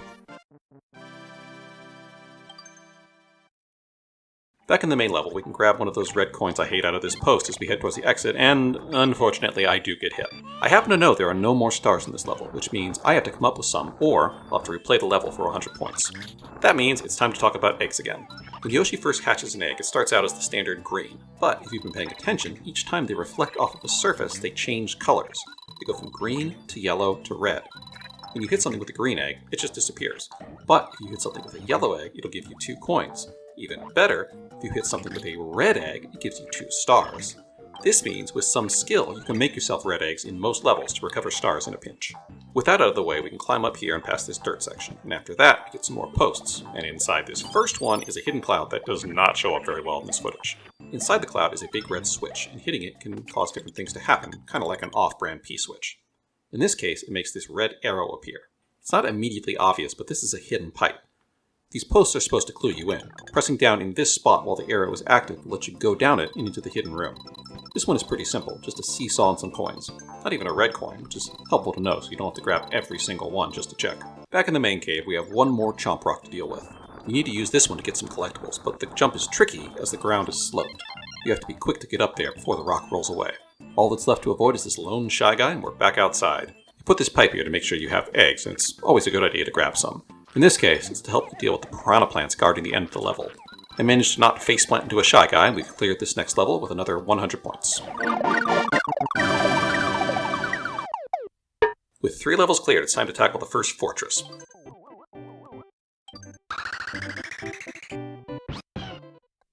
Burt the Bashful's fort. We start already inside the structure, immediately signaling a difference from the flower pastures we have seen so far. Moving to the right, we find a couple of new elements. These yellow egg blocks turn into yellow eggs when hit. For the average new player, this is probably going to be the first encounter with yellow eggs. A curious player might decide to throw one at this bucket with a conspicuous question mark, and doing so will reward them with coins from the egg, a shower of coins from the bucket, and a little bit of knowledge. This hallway sets up a pattern. The egg blocks, the buckets, the panels on the back wall, it repeats just long enough to surprise you when this wall falls down on you. I like the surprise. It's the first time in the game the Super FX chip is used to render 3D objects, and a new player would have no way to expect it. This would be even more surprising back in 1994. Remember that Nintendo was wary of copying what Rare had done with pre-rendered graphics in Donkey Kong. This is definitely a very different approach. Past that trap, we get these rotating spike balls. This is a fairly simple obstacle that moves in a predictable way, but I like that we can see the mechanics of it being run by these little Shy Guy ghosts. We're not going to add them to our list just yet. There's a better opportunity to talk about them further on in the game. Past the spike bars, we get another falling wall, and then this normal wall. This section is set up so you see the reward, a flower, and then you see the enemies, these little Tweedledee and Tweedledum guys, jump back and forth off of each other. But for this first encounter, you are entirely protected from them until you choose to engage. This game has been very deliberate about introducing new threats in a safe and fair way so far. I like the way that they have used level design to subtly keep you safe. These particular enemies can't be eaten, and jumping on them does nothing. The only way to kill them is with the ground pound we learned in just the last level. I got hit here, but fortunately these enemies leave behind stars when they are killed. When they are separated, they also speed up to give you a bit more of a challenge. With them out of the way, we can grab the flower and move on. Keen-eyed viewers might have noticed this cracked block in the ceiling. If you hit it with an egg, you can destroy it and jump into the ceiling, and a fun callback to Super Mario Bros. 1. We can run along the top and collect a few extra coins, but if you drop down here at the beginning, you'll have to replay the first section of the level, so I just turned back around. Moving forward again, we get a flipper gate that we have to drop through, and if you are observant, you might anticipate this trap before the wall even falls. Either way, it's pretty slow, so it shouldn't be too hard to dodge. Past this, we have another couple of jumpy guys, and then lava! Yep, it's the first castle, and we already have lava. Fall into this, and that's instant death, no matter how much time is on your timer. Time to put that Flutter Jump to good use, and it makes these jumps fairly easy. You have to move quickly through here to dodge the wall, but then we can get to stable ground. From here, we can see these fireball guys, and Yoshi can actually swallow them. No idea how he manages that without getting hurt, but it does make him breathe fire. Past that, we have a checkpoint and a pipe to the next area. This hallway has another falling wall combined with a spike bar, and then we get this big lava pit. These dotted outlines are always a sign of a bridge you can summon, and this cloud does exactly that. Take note of those eyes down there. Something is living in this lava and is hungry. This next section features a seesaw and an escalation of difficulty. There are 2 flowers to grab here, and to get them you have to navigate this shifting platform without falling into the lava or getting eaten by these lava creatures. Again, there is always the option to skip this and continue on, which would be easier. But also, if you have eggs, you can just shoot the flowers to collect them, which is usually the easiest way to collect difficult items. Moving on, we have some bread coins hidden on this rotating platform, and a locked door. This is our first mandatory locked door, and I like that we find the door first. The only place we haven't checked is across the lava, so off we go. Once we jump onto the platforms, you might be tempted by the hidden red coins, but this big red monster pops up and starts chasing you. As a kid, this was terrifying. It's a good moment of tension, but it doesn't really pose much of a threat as long as you keep moving. With that threat evaded, we move on to find a flower pot. There is really an exercise in minimalism here. The egg block suggests you should try using eggs, and that does work. Yoshi can also just as easily push it off the platform himself, but either way, it shatters to reveal the key. This big guy is still in the way, but an egg will make him retreat, and then we can return back to unlock the door. One more hallway, and this one's guarded by some more jumping dudes. This first door is optional. It's a style of room we will see a few times. There are 4 Piranha Plants, and killing them all nets you a reward. It's practically a Zelda game. Back in the hallway, we get one final checkpoint, and we've reached the ominous red boss door. Let's head in and meet the first boss. Now that we're here, it's time to reveal that the bosses are one of the best parts about Yoshi's Island. Mario games aren't really known for creative or interesting bosses. In Mario 1, we just had escalating fights against Bowser in each castle, which was a little monotonous. Mario 3 featured the Koopalings. This was an improvement. They each have their own distinct patterns to give them a little personality. But this game also featured many fights against Boom Boom, and they try hard to change it up and make him more difficult, but it just never works because he's too predictable. At least this saves Bowser for the final fight, so he can serve as a proper threat, something the Mario series seems to have forgotten lately. With Bowser saved for the end of the game, that makes him much more special. That last castle is full of anticipation. The actual fight is usually pretty unique. Mario World brings the Koopalings back and gives them even more personality, although except for Ludwig, they do not have fully unique patterns. Bowser is a bigger threat than ever before in this game, and you can see him looming over his castle in a storm before you even get into it. The fight against him is a multi-phase affair that feels appropriately big for the end of this adventure. Looking back at these 3 games, I get the feeling boss battles were never a main focus for the designers. Yoshi's Island does not have that problem and features 12 unique and creative boss battles, and I love them all. Let's meet the first one. Dropping into the boss room, we're met with one of these jumping guys. He's presumably called Burt, and I guess this is his castle. Kamek flies in to issue Yoshi a quick threat before flying away again, only to return and sprinkle this colorful dust across this stage. Burt's body glows a technicolor rainbow in response before growing to a massive size. I mean, look at him, he's huge. And this is the first boss. Burt pulls up his pants and begins bouncing around. In spite of his size, Burt isn't too difficult. The game gives you these pits to hide in, and if you duck, you are completely safe. He's also so big that it makes for an easy target, and he's very vulnerable to eggs. Each hit causes him to lose his composure and drop his pants a little bit. Keep him at bay with eggs, grab extras from the egg flower if you need them, but with enough shots his pants will fall off completely. This is too much for Burt the Bashful to handle, and he turns red and dies from pure embarrassment. Honestly, this is such a wild and creative idea for a boss. You beat him by embarrassing him to death. In Burt, we see the template for what a Yoshi's Island boss will be. A normal enemy that gets pumped up by Kamek into a massive screen-filling threat. These guys are all big, unique, and memorable, and since they begin as normal enemies, you naturally start to wonder what the next one will be. Which of the enemies we have seen so far will become a boss? Only time will tell. If you've never played this game before, look forward to seeing these bosses. They're a real highlight. With Burt vanquished, the game tallies up a score like any other level, and we're back to the map screen.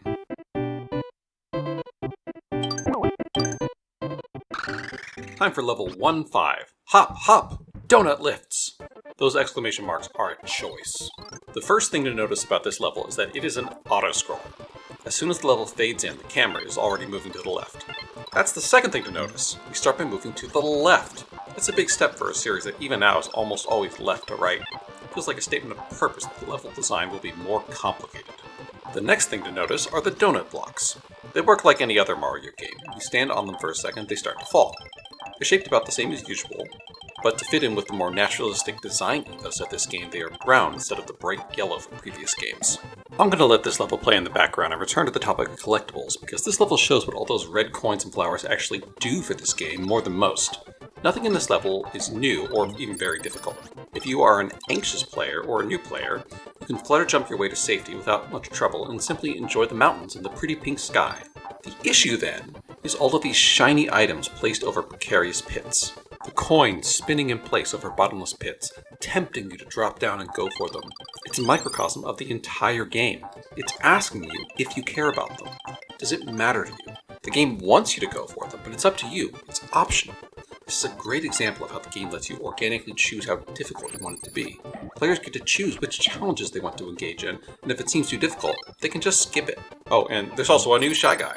It's a camo guy. Look at him, all dressed up in flowers like a bush with legs. Good effort, little dude. Join your friends. One thing that can make this level even easier are the eggs. Eggs can grab any objects you hit, and they can even grab multiple coins if you line it up right. That gets to be really handy once you master it. Beyond that, there's really nothing else I have to say about this level, so let's move right on to 1-6. Shy Guys on Stilts. Immediately you know we're going to get a new Shy Guy here. We're back in a field of flowers, and it's not long before we meet this Shy Guy. The stilts give him height, and it also makes him immune to eggs and Yoshi's tongue, at least from the front. Jump on them and they lose their balance and turn back into regular Shy Guys. Here you go, dude. Up on the list with your friends. We soon reach this arrow jump and a pipe. If we take the pipe, we can find this very useful room. This room explains how the colored eggs work. I've already given you that explanation, but there's one color I didn't mention because it is special. This flashing egg will give you a red coin. Now there are only a handful of levels that contain flashing eggs, and they cannot be made by any other means. They always make me nervous because you have to hit an enemy with it to get that red coin. If you miss and the egg goes flying off into the sky, too bad, no 100 points for you. It's an interesting idea, but you can tell they weren't sure about it because it so rarely shows up. Alright, back to this pipe, which takes us down into the dark cave. There's not much to mention in here. There are these lantern guys, but they're not very different from a normal Shy Guy other than the lanterns putting off light. I'm actually not even sure they're Shy Guys, to be perfectly honest, so I guess we're not going to put them on the list. The next part of this level is outside for more Shy Guys, and then we get to this switch. Down the secret pipe we run into our next transformation, the Mole Tank. This one is pretty fun. Mole Yoshi is smaller and can dig through dirt. The challenge here is to find all the red coins before the time runs out. If you are unsure, best hit the Yoshi block and then you can grab the coins after. This is a good opportunity to test your ability to identify the red coins by sight. Soon we're heading back into a cave, and this one features a section to teach you about egg reflections. To get this flower, you need to throw an egg just so. It's very satisfying when you get this right. They also give you a pipe that spits out enemies, so you have as many attempts as you need. Using eggs to grab items is a really handy skill to learn. There are a lot of opportunities to make your life easier if you do, but it's never, strictly speaking, necessary to beat the game. I like that this is an opportunity for skill expression. That's not really something we talk about in Mario games, at least outside of speedruns. There will be more challenges like this, but for most of the game, they'll be isolated and will give you time to think about it so there's no time pressure. However, if you master this skill, you can do the same thing on the fly in any level. That's such a cool way to design a mechanic for a video game that allows the skill ceiling to be surprisingly high. Avoid the bats, climb back out of the cave, and that's the level. Oh, and there's this one 1-up balloon I always forget about. You have to hit it before the goal to get the 1-up. Oh well, I don't really need it. Now is a good time to talk about bonus levels. This one is pretty simple, scratch and match. You get to pick 3 boxes out of this grid, and you are rewarded with extra lives based on how many Baby Mario faces you find. I will say, I can't remember ever finding all 3. We're already at the penultimate level of this world, and those always tend to be a little special, so let's get into 1-7. Touch Fuzzy, Get Dizzy. This is definitely a memorable level. We're out of the flower fields now and into more of a forest setting. Our first enemy is this new little alien guy. They roll up into a ball when you get close. You can turn them into an egg, but they are more useful if you just spit them out. They'll roll right through other enemies and kill them. Handy! This next section introduces another new enemy, these spiky guys called Tap-Taps. These things are a real pain, and they're one of the enemies designed to play to Yoshi's strengths and weaknesses. Obviously, don't jump on them. But also, Yoshi can't eat them. You can hit them with eggs, but it will only knock them back. The only way to kill them is to knock them into each other, or into a pit. These guys are one of the most iconic enemies in this game. They are designed to be strong against most of Yoshi's attacks. The game is going to employ them when it wants to give us a challenge Yoshi can't easily overcome. This level also has some flashing eggs hiding in the dirt, so it's a good idea to use them on the Tap-Taps right away. Also hiding in the dirt is the key to this minigame HUD. Inside we're up against the bandit again, this time competing to catch coins that are fired from this cannon. I'm going to be straight here, this one is so easy. You can bounce off the bandit's head to grab them before he even has a chance to. You can use Yoshi's tongue to steal them from him. This is my favorite minigame because it is so easy and it's great to clown on these bandits. The reward is our first item, a full egg power-up. We'll talk about the items later on. Moving on through the level past the checkpoint, it's time to meet Fuzzy. They float in, gentle and serene, like pollen on the wind. You can avoid them, but if you touch them, the whole world goes psychedelic. Yoshi's eyes go wide, the ground begins to shift uncontrollably, and Yoshi stumbles over his own feet. It's all quite disorienting. It will wear off in time, but once you are hit, it's harder to avoid the fuzzies, and each hit extends the effect. This section really shows off that Super FX chip's ability to warp sprites, but it doesn't last very long. It wears off automatically once you get to this point, which is good because now there are pits. We also have one more new enemy, these little pink dudes called Milde. No, I don't know why they're called that. If you jump on them, they pop and knock other enemies away from them, which is why the Japanese name is Puchi Puchi, the onomatopoeia for popping. The last section for this level has a very well-hidden secret. If you stand on this log and jump, this arrow jump will fall down. Bounce off of this and we can find a secret area. This area actually teaches us a very important lesson, and that is that there are some hidden clouds that can only be found by rolling a chomp rock through them. It's really specific, and there's one level later on that drove me crazy because of this. In this case, we get a sunflower that leads to some red coins. Back on the ground we have some more camo guys and flowers, and also this annoying guy. His petals spin around for a few seconds and then fly away. You can eat the petals, but it's easier to ground pound to knock them all off before that happens. Also, there's an unusual seam in the sprite work here. Weird. Okay, down the pipe we go and this level is over. We do get a bonus game, but it's just scratch and match again. We've made it to the last level of the first world. 1-8, Salvo the Slime's Castle. This level kicks off with another display of the Super FX chip, this rotating drum. This first one is safe, so you can learn how it works before they give you this next one, which is over lava. The section one following that is some kind of sewer with a fish that spits water and this ghost that carries a platform. Look, I just described the game how it exists. I don't always have explanations for why it's that way. You can use this platform to get to two higher exits for a flower over here and a checkpoint over here, but the lower exit on the right takes us forward. This next room is our first proper puzzle room. We have these platforms with spikes on one side that flip over when you hit the corresponding block. Once we navigate upwards through them, we see this potted plant that we know from before probably contains a key, but we have to arrange the platform properly to get to it. Moving to the right and dropping through this flipper gate puts us face to face with our first bandit. These guys are aggressive and relentless and are determined to steal Baby Mario. Eggs will only stun them for a second. Yoshi's tongue barely slows them down. You can kill them by stomping on them 3 times, but if you time a ground pound just right, you can take them out in one shot. It actually reminds me of those charging chucks back in Mario World, but Mario didn't have his ground pound back then. Maybe that would have helped. These guys will be causing trouble throughout the game, so look forward to their dirty tricks. Now we just need to fix these platforms, break the pot and grab the key, and head to the door to move forward. This last room is the simple one to introduce these error lifts. They rotate until you jump on them, and once you do, they move in the direction they are pointing until they hit a wall, or until you jump again. Up at the top of the room is a checkpoint and a boss door, which means it's boss time. This boss has a short little hallway that leads to the proper room, and then the wall closes behind Yoshi, ominously. This boss is actually an exception because we have not seen this enemy before. This slime is so small and unthreatening, but K-Mac is here to do his thing. Her thing? I don't know, I try not to assume gender. A little magic dust turns the tiny Salvo into this big gelatinous blob of a creature.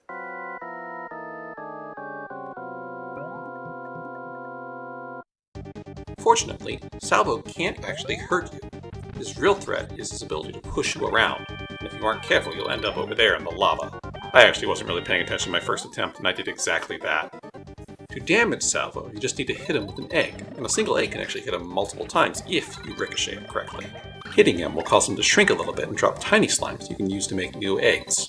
He does do this wiggly thing sometimes, and when that's happening, he will deflect your eggs, but that's about all he can do to stop you. It only takes a few well-timed shots before Salvo dissolves into nothing but a pair of eyes, and Yoshi is victorious. This boss is definitely smaller and less threatening than Burt was, but the small room and threat of instant death make him a bigger danger. As this is the final boss of this world, Yoshi is rewarded with a key. What is this key to? No idea. It seems to unlock the background somehow. With level cleared, we are given our score and kicked back to the map screen. This time, we also get a summary of our scores so far this world. And if you get all 100, you get this fanfare telling you how perfect you are and unlock the extra bonus level. This is your reward for finding collectibles, an extra stage, and easy access to one of the bonus levels. We're going to state those bonus levels for the end of the video though, so look forward to that. After that, the game takes us back to the 3D map to give us a little cutscene showing Yoshi's journey so far. The little guy putters over to the first castle, blows it up, and plants his flag. This really highlights the accomplishment of beating a world, and it makes it feel so special, like you've really accomplished something. It's also kind of a callback to the way Mario would destroy castles back in Mario World.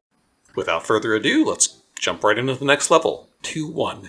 Visit Koopa Troopa and Paratroopa. This world starts off with more of a forest vibe, with large pine trees, pill-shaped hills, and a grassy ground with small white flowers. It's a friendly place, but the trees suggest we are heading deeper in the wilderness than the grassy flower fields from the first world. We also see this big gray rock, which will become relevant soon. But first, let's talk about our old friend, the Koopa Troopa. I really respect the choice not to use Koopas in the first world. Yoshi's Island cultivates its own cast of enemies first. Shy guys on walking flowers and bandits, and these jumping guys and little green alien things and tap-taps. They do all that to give Yoshi's Island a sense of identity before reintroducing the classic Mario enemies into the mix. It also suggests we are starting to get closer into Bowser's territory, areas of Yoshi's Island taken over by his turtle army. The Koopas we meet in Yoshi's Island share the 2/3 perspective Yoshi has, and their sprites are much more detailed and animated than in Mario World. These guys only had 2 frames of animation back then. I especially love the Paratroopa's wings. They are so big and fluffy. You even see them flapping harder at the bottom of their up and down cycle. Great attention to detail. Even with the extra polish, they share the same mechanics they picked up back in Mario World. Yoshi cannot eat them and turn them into eggs, and only spit the shells back out. If Yoshi jumps on one, it will get knocked out of its shell in its underwear, and that makes it vulnerable to Yoshi's insatiable appetite. Most of the enemies thus far can be swallowed without issue, so it's appropriate that here in the second world we get a more complicated enemy to deal with.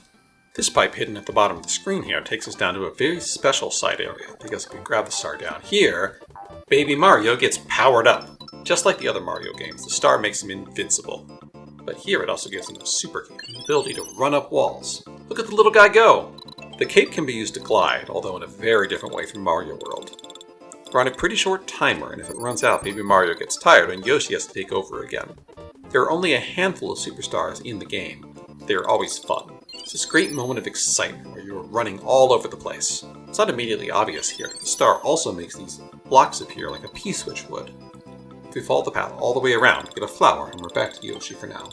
Back out in the main level, we need to talk about these stone blocks. They look pretty solid, and they're the flattest ground we've seen so far. But not all of them are stable. A lot of these will start to fall if you stand on them as if they're donut blocks, so you have to be careful. Fortunately, they do fall pretty slowly, so you should have a chance to react and jump off if you need to. Down the next pipe, we encounter another new mechanic, Poochie the dog. He comes bounding up playing with an egg as if it was a ball, brimming with excitement. Poochie is a helpful little pup. If you jump on his back, you can give Yoshi a ride. He runs in whichever direction Yoshi is looking, and he can barrel right through the tap-taps and run over spikes. Poochie makes for a good companion, but he only makes a few more appearances. One of them happens to be a complete nightmare, so look forward to that. If we backtrack to the beginning of this area and head up this exit pipe, we can make our way forward to this room full of coins. We'll be assaulted Tetris style by those big gray blocks and need to scramble back and forth or Yoshi will be a pancake. As long as you plan ahead, this shouldn't be that bad. After that, we have this flock of red coin Shy Guys being guarded by one of those big yellow flowers, and if you aren't careful, he can really ruin your plans. Trust me on that one. The next area has another flower and some posts, and putting them next to each other offers a great organic lesson for how ground pounds can neutralize them. Past that, you can scramble past the barrage of Shy Guys and bombs on balloons until you reach this section. You'll have very little time to react to grab this flower. Your best bet is to use an egg. If you don't grab it in time, you're out the perfect score until you reload the level. Honestly, the Koopas were only at the beginning of this level. They should have called it Watch for Falling Rocks. If you move quickly through here, you can grab the last flower, and then the level is pretty much over, except for this bonus game hut. This bonus game is all about popping balloons, and I absolutely hate it. You have to find the one winning balloon out of all these other balloons, but it's completely random. You can try and distract the bandit, but that's tricky to pull off. I'm convinced the game cheats in this game, because he always seems to win. Oh well, I'll take my 100 points and be done with this level. Up next is 2-2, the Baseball Boys. If you weren't aware, baseball is pretty popular in Japan. That goes all the way back to the opening of trade with the West in the 19th century when America rolled up with their big ships and didn't take no for an answer. Who's in charge here? But I'll save you a long tangent about the finer points of recreation during the Meiji Restoration. One fun fact though, Japanese baseball is older than Nintendo by 30 years. Always interesting to remember how old Nintendo is as a company. The Baseball Boys serve an interesting role in this game because they get to interact with Yoshi's eggs in unique ways.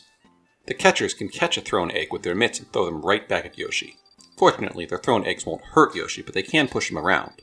The batters do exactly what you would expect them to do, take a swing at any eggs thrown at them and send them right back Yoshi's way. They never strike out and they always hit eggs at this perfect angle. They'll also happily take a swing at Yoshi. That makes the Baseball Boys basically immune to eggs. They also can't be eaten, but you can give them a good ground pound or jump on them 3 times to eliminate them. These guys make such a great foe for Yoshi because they can compete on his level with his unique mechanics.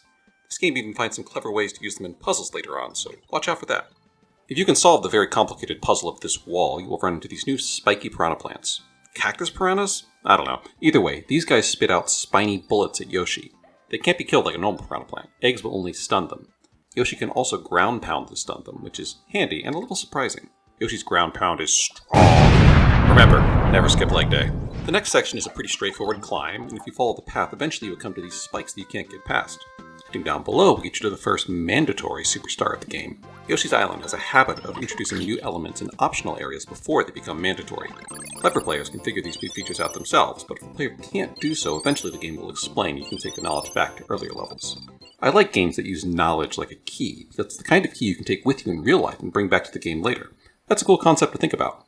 The egg throwing mechanics in this game kind of work that way, because there's a few things you can do with them that you don't technically learn until later in the game. Look, it's not exactly The Witness, but this was a Mario game on the Super Nintendo. Most Baby Mario sections are fairly linear, and this is no exception. The game loops you back through the previous section until you get back to that spike trap you can now pass. It always feels so rewarding to go back through an area with a power you didn't have before, and you can just kind of breeze through it. This is a good example of that. This next section introduces the idea of baseball boys throwing eggs at Yoshi. The pitchers are now placed below Yoshi, so they will mostly knock him higher rather than into a pit, and the platforms are not especially precarious. If you keep moving, they can't really hit you to begin with, since they never learn to lead their shots. I guess the batter isn't usually running around the diamond, are they? This section ends with a small puzzle. You have to pass this guy an egg, and then trick him into grabbing these little items for you.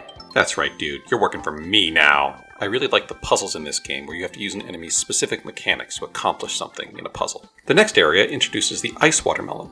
We've seen a regular watermelon already, but I'm saving that discussion for later. Eating this one lets Yoshi spit out ice breath 3 times, and they give you a collection of enemies to try it out on.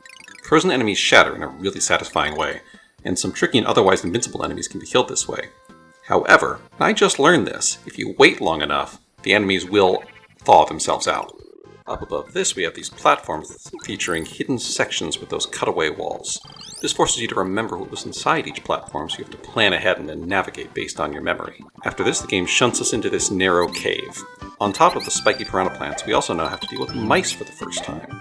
These guys are small and quick, and they have a habit of sneaking up behind you and stealing your eggs. So, another enemy that interacts with your eggs in this level. Most players will probably take the trail of eggs behind Yoshi for granted at this point, so it's clever to have an enemy that takes advantage of that and attacks Yoshi's ammo directly. This section also features some Piranha Plants that you need eggs to deal with, complicating the issue. However, if you're quick, you can steal back the eggs and then turn the mice into more eggs. Moving on, we reach this Mole Tank section that isn't mandatory but is a bit more obvious. You only get one chance to grab the red coins in here, so I hope you've learned how to recognize them. After that, we get a more open cave area to explore. There are mice ready to jump out at you, and tap-taps blocking the narrow hallways. You'll have to search all the paths to find all the collectibles here, but there are some ice melons that will help you with the tap-taps. Past that is a quick little tutorial on how the tulips work. They even give you a Shy Guy, which hints that it's easier to get an enemy into the tulip than an egg due to the parabolic arc Yoshi naturally spits them out at. This part of the cave also features some areas filled with spikes for Yoshi to drop down into.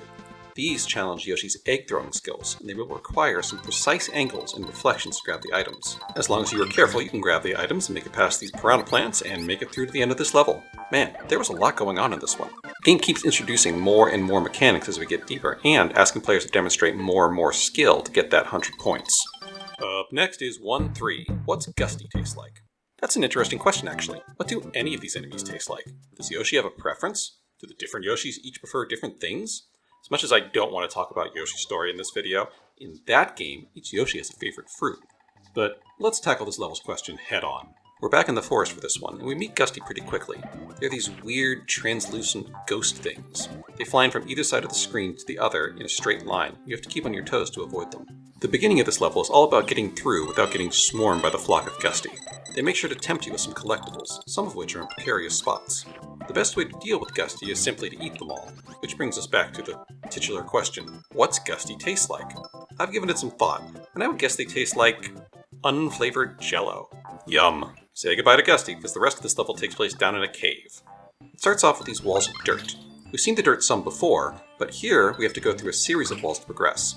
If you aim your eggs well, you can get through multiple layers at once, and there's a pipe full of enemies in case you run out. Past the walls, there is this big block of dirt. If you aim well, you can create a nice, easy path through. Or, just destroy it all. We also start to get swarmed by bats. These things fly in infinite sine waves, and they can be tricky if you aren't careful. Bit of a step up from Gusty, actually. The bats can be stomped or eaten to make eggs, but if you spit them out, they just fly away. There are some red coins and a flower to grab through here, but also this cloud that gives us a single coin. No idea what that's about. We can drop down through here and find another superstar.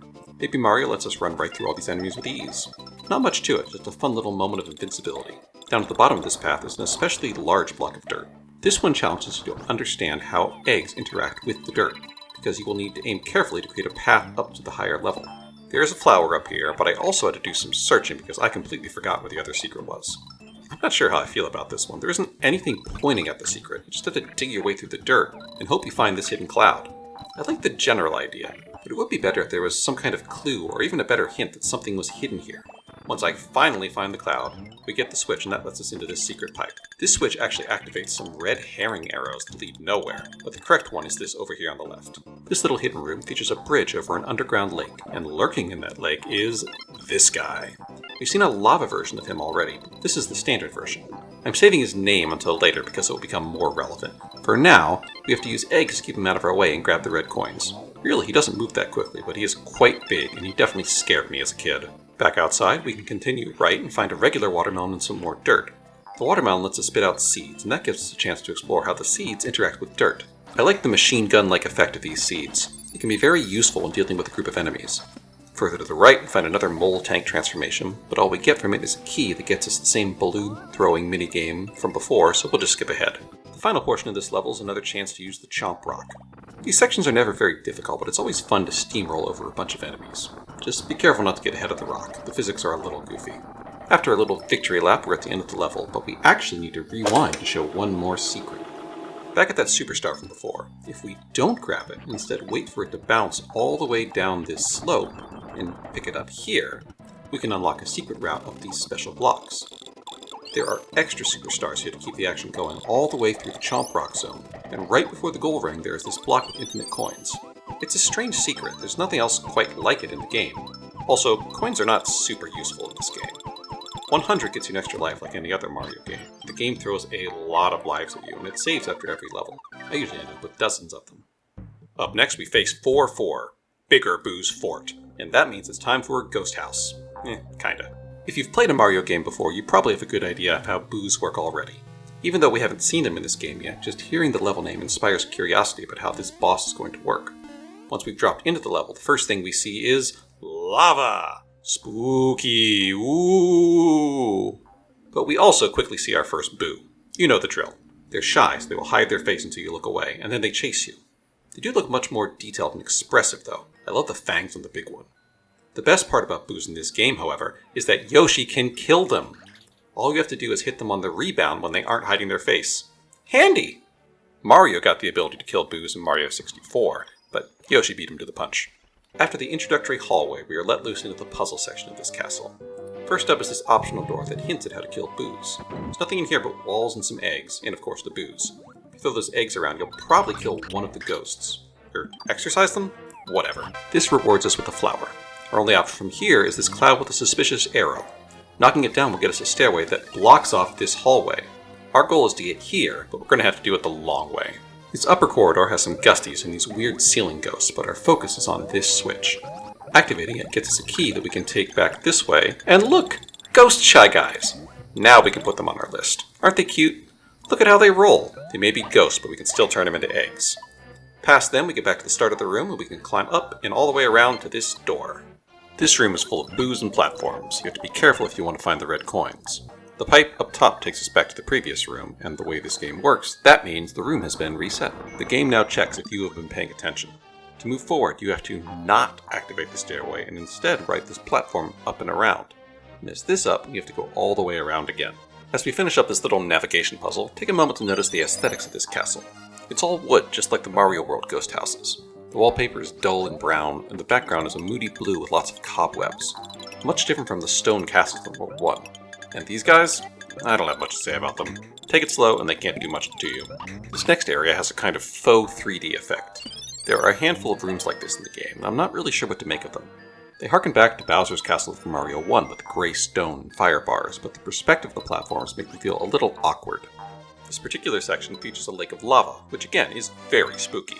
Just look at this log and how it mysteriously fails to burn and instead carries Yoshi across to safety. What strange spirit motivates it to do this? Ooh. Anyway, we have one more hallway filled with boos. This one teases you with a visible door at the beginning, and if you pay attention you can find this cracked ceiling tile and make your way over to it. This room is unique. There are 3 ghosts in here. 2 of them are balloons. If you hit them with eggs, they will expand until they eventually pop. The 3rd ghost has a blindfold, and he will swoop down and try to attack you. This whole area is kind of strange, but once you pop a ghost, you get a switch, which will let you grab some coins, and more importantly, this flower. Alright, back through the boo hallway and onto this section full of rotating beams. This is another chance to show off that Super FX chip, although it's interesting how isolated this small challenge is. There's nothing in your way, so you can take all the time you need. Up at the top, we finally reach the boss door, and it's time to confront Bigger Boo. Naturally, the Boo sneaks up behind Yoshi, and Kamek hits him with his sparkle power to make him grow. And he does grow.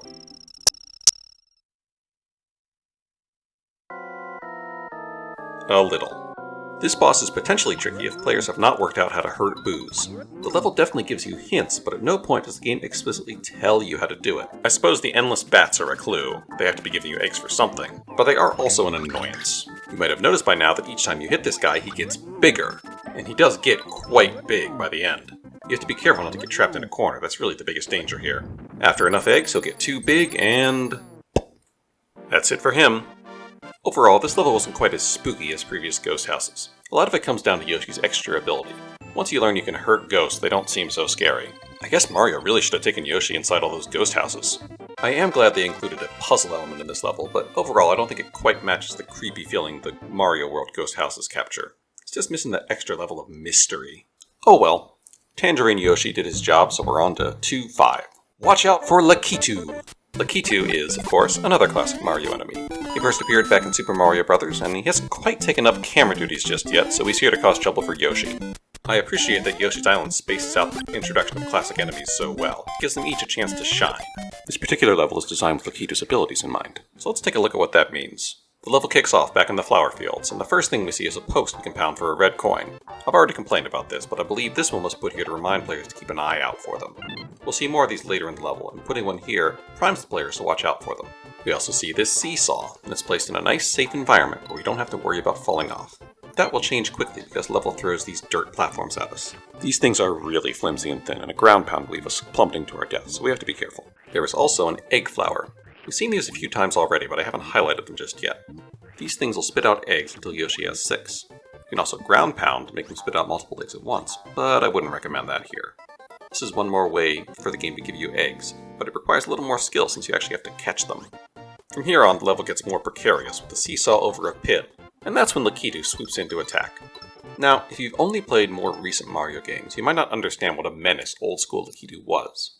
These days, he's more likely to be holding the camera starting a Mario Kart race, but in the original Mario Bros., he was a real monster. He would hover far out of range and rain down deadly spinies, and your best bet was to run away before every surface was covered in murderous red spikes. So, let's see what Lakitu has in store for us in... Yeah, Lakitu is not very threatening in this game, because Yoshi can just gobble him up as soon as he's on screen.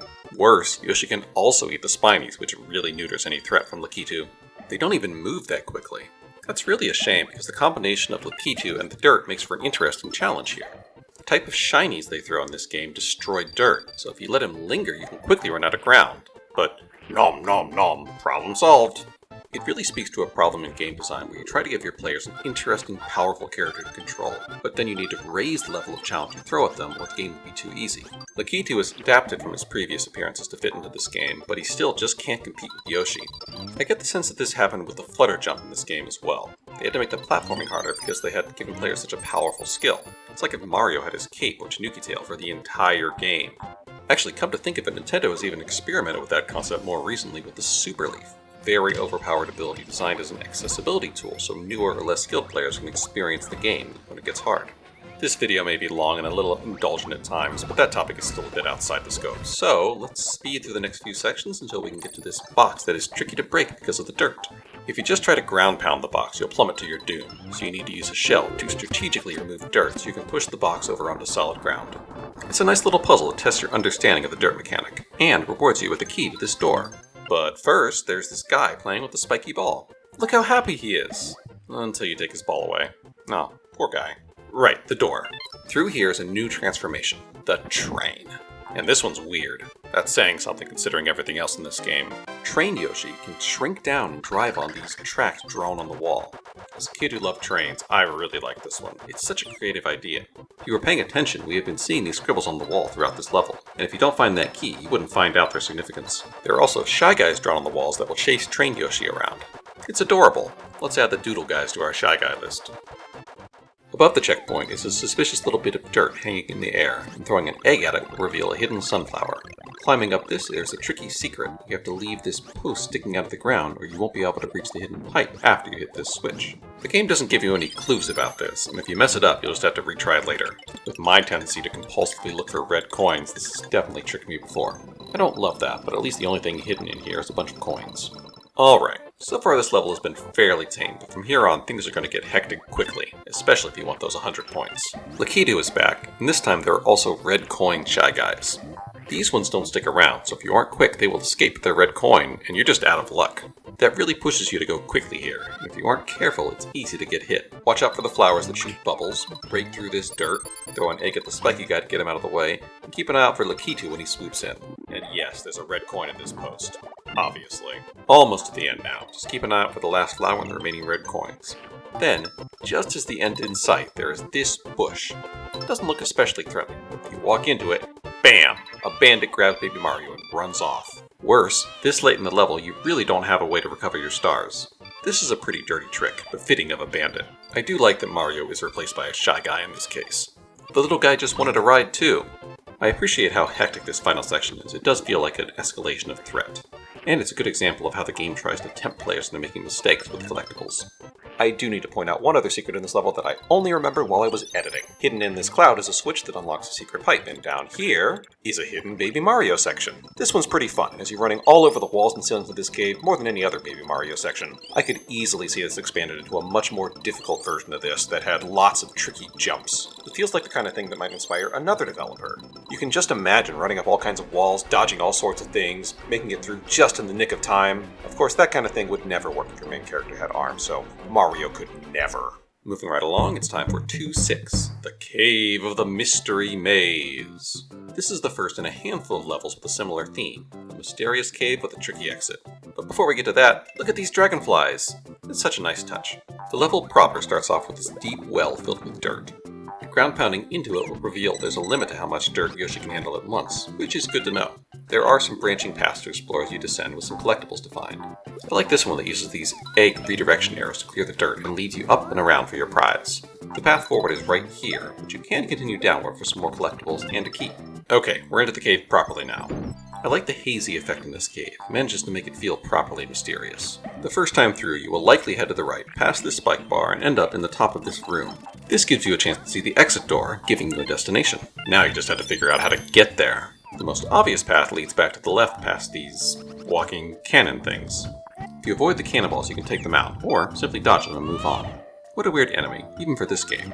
Further on, there are some more redirection arrows that give us a flower, and importantly, shows us what is above us that we can't currently reach. If you are paying attention, you know that the exit door is up there as well, but there isn't a way to get back up there from here. The only path forward is down this hole, but that just leads us back to the entrance. Now the trick is to think about how the level is laid out and how you can get to that upper level. There is one more clue. These 3 carved blocks stand out conspicuously against the natural rock. Throwing an egg up from here will reveal a hidden jump arrow, and if you still haven't figured that out, you can actually spot it by climbing up to this platform here. I like the way this level shows you paths you can't directly reach and asks you to remember them and navigate your way to them. It requires a level of spatial reasoning from the player that's a little higher than a Mario game. Now we can take this arrow jump all the way to the top of the level. To the left is a unique minigame hunt, the Watermelon Shootout. This one requires Yoshi to fight this little dino dude with watermelon seeds. He can hide behind the background walls, so you have to find opportunities to hit him when he pokes out to shoot you. I like this minigame, this is the only time it actually appears. Back outside, we can make our way past more cannon guys into the exit of this maze area. Except we have to go back because I missed a room. It's pretty well hidden too, right inside this one little bit of dirt. This tiny room has a few lantern guys, and also 4 red coins and a flower. What a packed room! Back at the maze exit, we find ourselves at a checkpoint, so the level isn't over yet. This next section features some 3D platforms, but is otherwise not very interesting. The arrow jump at the end takes us back outside for the final section of the level. This section features a new element, these countdown platforms. Stepping on the big plungers on top arms them, and jumping off will lower the number they are labeled with by 1 digit. If the number was already 1, the platform would be destroyed when you jump off of it. For the moment there is water underneath, so the only consequence of falling is missing this flower. But you will need to learn how these work in later levels. It's interesting they choose to introduce them here, because it will be a little bit before we see them again. Alright, that's another level down, and I like that we got a puzzle element outside of the castle levels. Up next is one of my favorite levels, 2-7, Lakitu's Wall. This level starts us out staring at the wall. That means we're going left this time, and as soon as we do, we can see our first fat shy guy. Now, setting aside any body-shaming concerns and just addressing the gameplay, these guys are amazing. They can still be swallowed by Yoshi, somehow, but the egg he gets from them is huge. How did he actually pass that thing? Probably better not to think about it. These big eggs don't work like normal eggs, and they give you a bunch of Mildes to test it out on. Yoshi can't throw them very far. Instead, they fly in a parabolic arc and kill everything on screen when they hit the ground. Even better, it turns those enemies into stars. These things are so much fun, they almost feel overpowered. We'll only see them a couple of times as a result, but I think it's great they have mechanics in this game that are so rare and yet still make a strong impression. Anyway, if you're a completionist like me and want to climb up from the start, there's a flower and another big Shy Guy here, so let's add him to our list of Shy Guys. And to the left is one of those cloud bridges. You'll definitely want to activate this because there are 3 red coin Shy Guys that swoop in. My reaction here is a bit messy, and this is a good moment to point out how forgiving this game can be. Even though I get hit, I still have time to grab all 3 red coins and still rescue Baby Mario with ample time to spare. I really do understand how stressful timers can be in a game, but especially early on in the level, that timer means that getting hit will have basically 0 consequence. My timer will recover up to 10, and then it's like I never got hit at all. And there will be plenty of stars left in this level to get me up to the 30 needed for that 100 points at the end of the level. Alright, I'll step down off my soapbox so we can talk about Lakitu again. Clearly, he is upset about everything I said about him in the last level, and he's brought his friends for revenge. They all hide behind these walls and pop out to throw spinies at us. Because multiple Lakitu can attack us at once, this can definitely be more threatening. But unfortunately, I have a big egg, so they can't really do much. There's not much more of interest up here, and the minigame HUD has that coin collecting game, so let's head back to the main route. One quick point on the way back. This bridge will actually go further if you pound the post out of its way.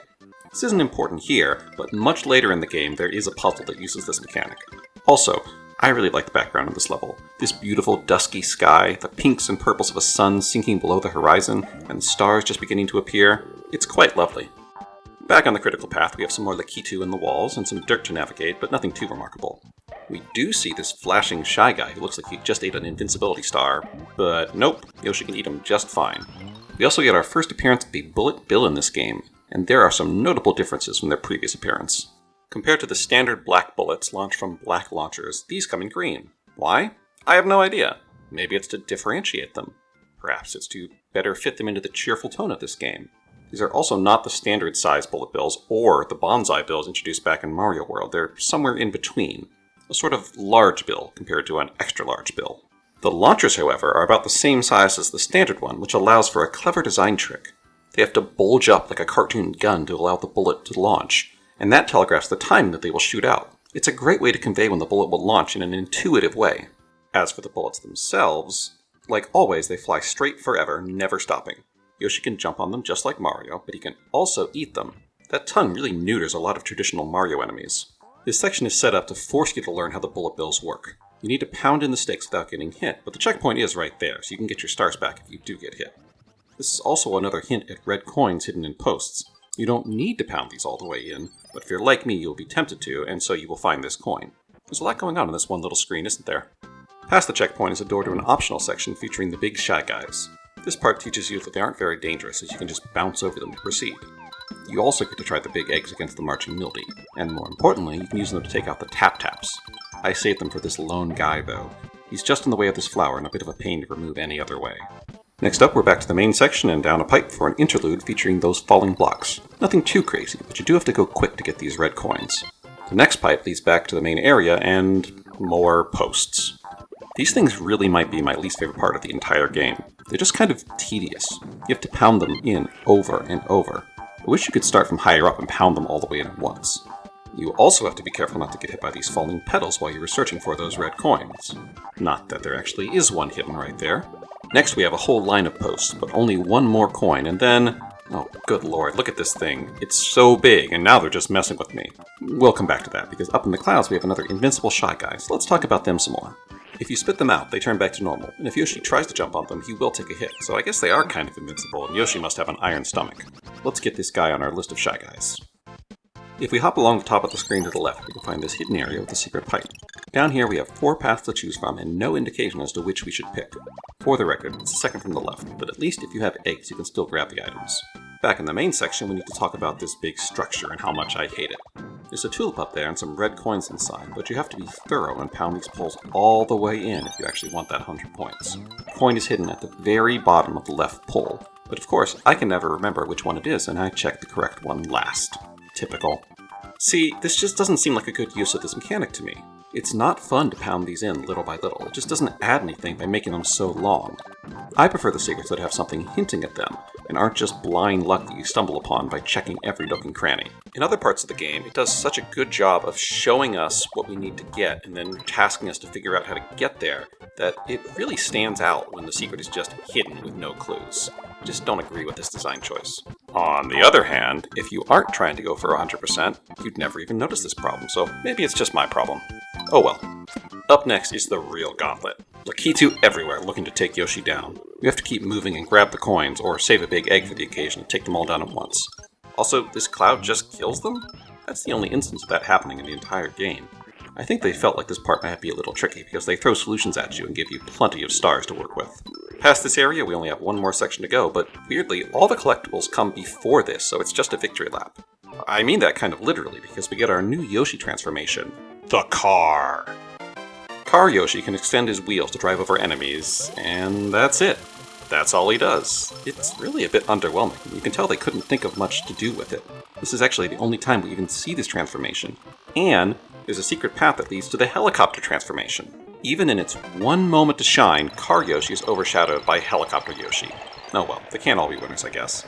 With that out of the way, we're at the end of the level and almost at the end of World 2. All that's left is 2-8, the Potted Ghost's Castle. Ooh, ominous. We start outside the castle this time, with nothing but a pipe. You can see the castle walls behind us, and the dusk has grown deeper from the last level. This pipe gives the impression that we are sneaking into the sewers, but it actually leads us to this big lake of lava. What is it with ghost castles in this game and having lava everywhere? There are some tricky jumps down here between the platforms and the posts. These seem really scary, but they won't actually sink all the way into the lava. We also have more of those fireballs, but Yoshi can eat them pretty easily. There isn't much of note here, so let's skip forward to the next room. This room asks us to level up our skills with these arrow platforms. This time, you will have killer spikes below us, so you have to watch your jumps. Fortunately, the arrow platform will just bounce off the spikes. The path forward is right above us, but there's a room in the top left with another train section. This one is much more simple, with just some red coins and a flower. Back in the previous room, we can make our way back to the exit pipe and grab a few more red coins. Except this pipe doesn't take us to a new room, it leads us into the pipe in a fun change of pace. I like how dark and dreary it is in here, like we really are crawling through the castle's sewer system. We need to take the bottom left route first, and there is a lot going on in this next room. The first thing of note is this fire brigade of ghost shy guys that pass bombs along to one another until they are right above you and then they let their payload go. They aren't too tricky, but you do have to pay attention. You can't hurt them, but a ground pound will stun them. I literally just learned that when I was reviewing this footage. The next point of interest is this flower, which is actually evil. He has a mean smirk on his face, and when you get close, he drops down to roll over you. It's not too hard to tell the fake flowers from the real ones, but if you aren't paying attention, you could easily be caught off guard.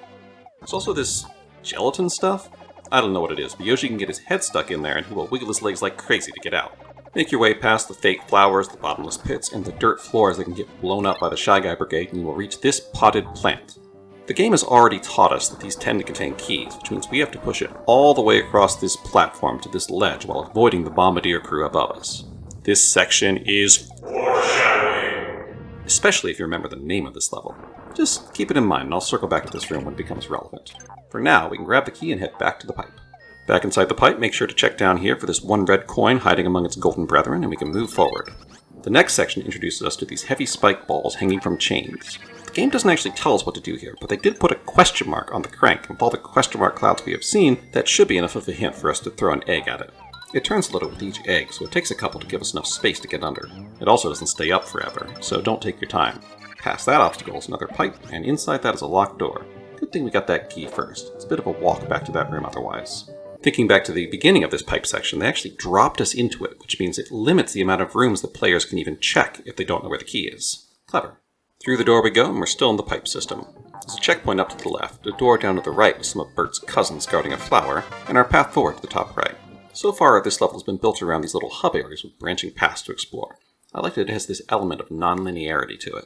Up next is another spike block in the way, but they've evolved the threat this time with a pit as well. Don't be hasty, you're going to fall like I did. Otherwise, this is a pretty simple challenge. There's one more of these things after this, and honestly it's the easiest one so far. These traps would be much more challenging if the game wasn't throwing eggs at us constantly, but hey, we're still in World 2. We're getting to the end of the level now, and standing in our way is this vertical shaft. This is an even more challenging use of the arrow lift because these spike balls can be a real threat. If you're really pressed, you can keep using the Flutter Jump to reposition without too much trouble. Make your way upward carefully and you can find the exit hiding in this spike ball. Through this door is a true nightmare. This room is full of those disappearing walls, and hiding inside are a whole gang of bandits. These guys are so persistent, you have to approach them carefully or it gets overwhelming fast. The goal here is to locate the one potted plant that contains the key.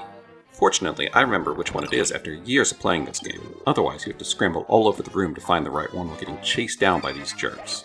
The game is actually pretty generous here. They give you a checkpoint, so as long as you have 20 stars or more, you can get yourself back to 30 in this room. That should give you a little leeway if the bandits get the better of you. Even better, once we get the key and get through the locked door, there is another checkpoint. You can tell they knew this bandit room was hard. I actually consider this the most challenging the bandits ever get in this game, and that's including the fact they get their own level much later on. We have one last room before the boss, and now the game is priming us with some potted plants decorating the room. Let's get inside the boss door and see what this game has in store for us this time. The game drops us into this room on the edge of this platform, face to face with our foe. There's a certain amount of absurdity to this potted plant that I really enjoy. Of course, K-Mac shows up soon and lets slip an interesting factoid. He seems to know that Mario will grow up to be bad news for the Koopas, which suggests some kind of prophecy. Is that what started the conflict between Mario and the Koopas? Was this some sort of self-fulfilling prophecy that sparked the endless rivalry with Bowser? That's a lot to think about, and K-Mac is already drugging this plant with some mega fertilizer, so I guess we can get back to that later. Our foe rises from the pot in an ethereal cloud. He's big, he has fangs, and he means business. But how do we kill a ghost? He's already dead, and the eggs don't do anything to him. Well, the game has taught us everything we need to know already. Let's look back at that room from before. The game asks us to push this pot off the ledge while dodging threats from above, and that's exactly what we need to do to the potted ghost. Dodge the flames, ducks when he tries to push Yoshi back, and keep pushing. These Shy Guys will try to outmuscle Yoshi, but as long as you are persistent, they are no match for this dinosaur.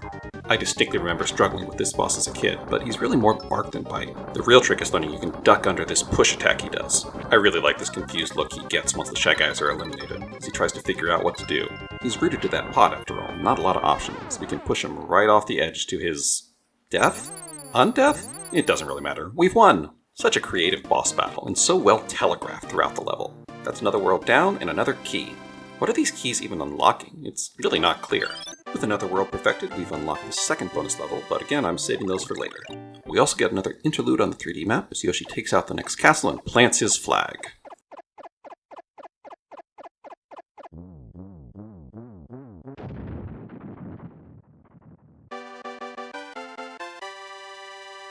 And with that, we're on to World 3.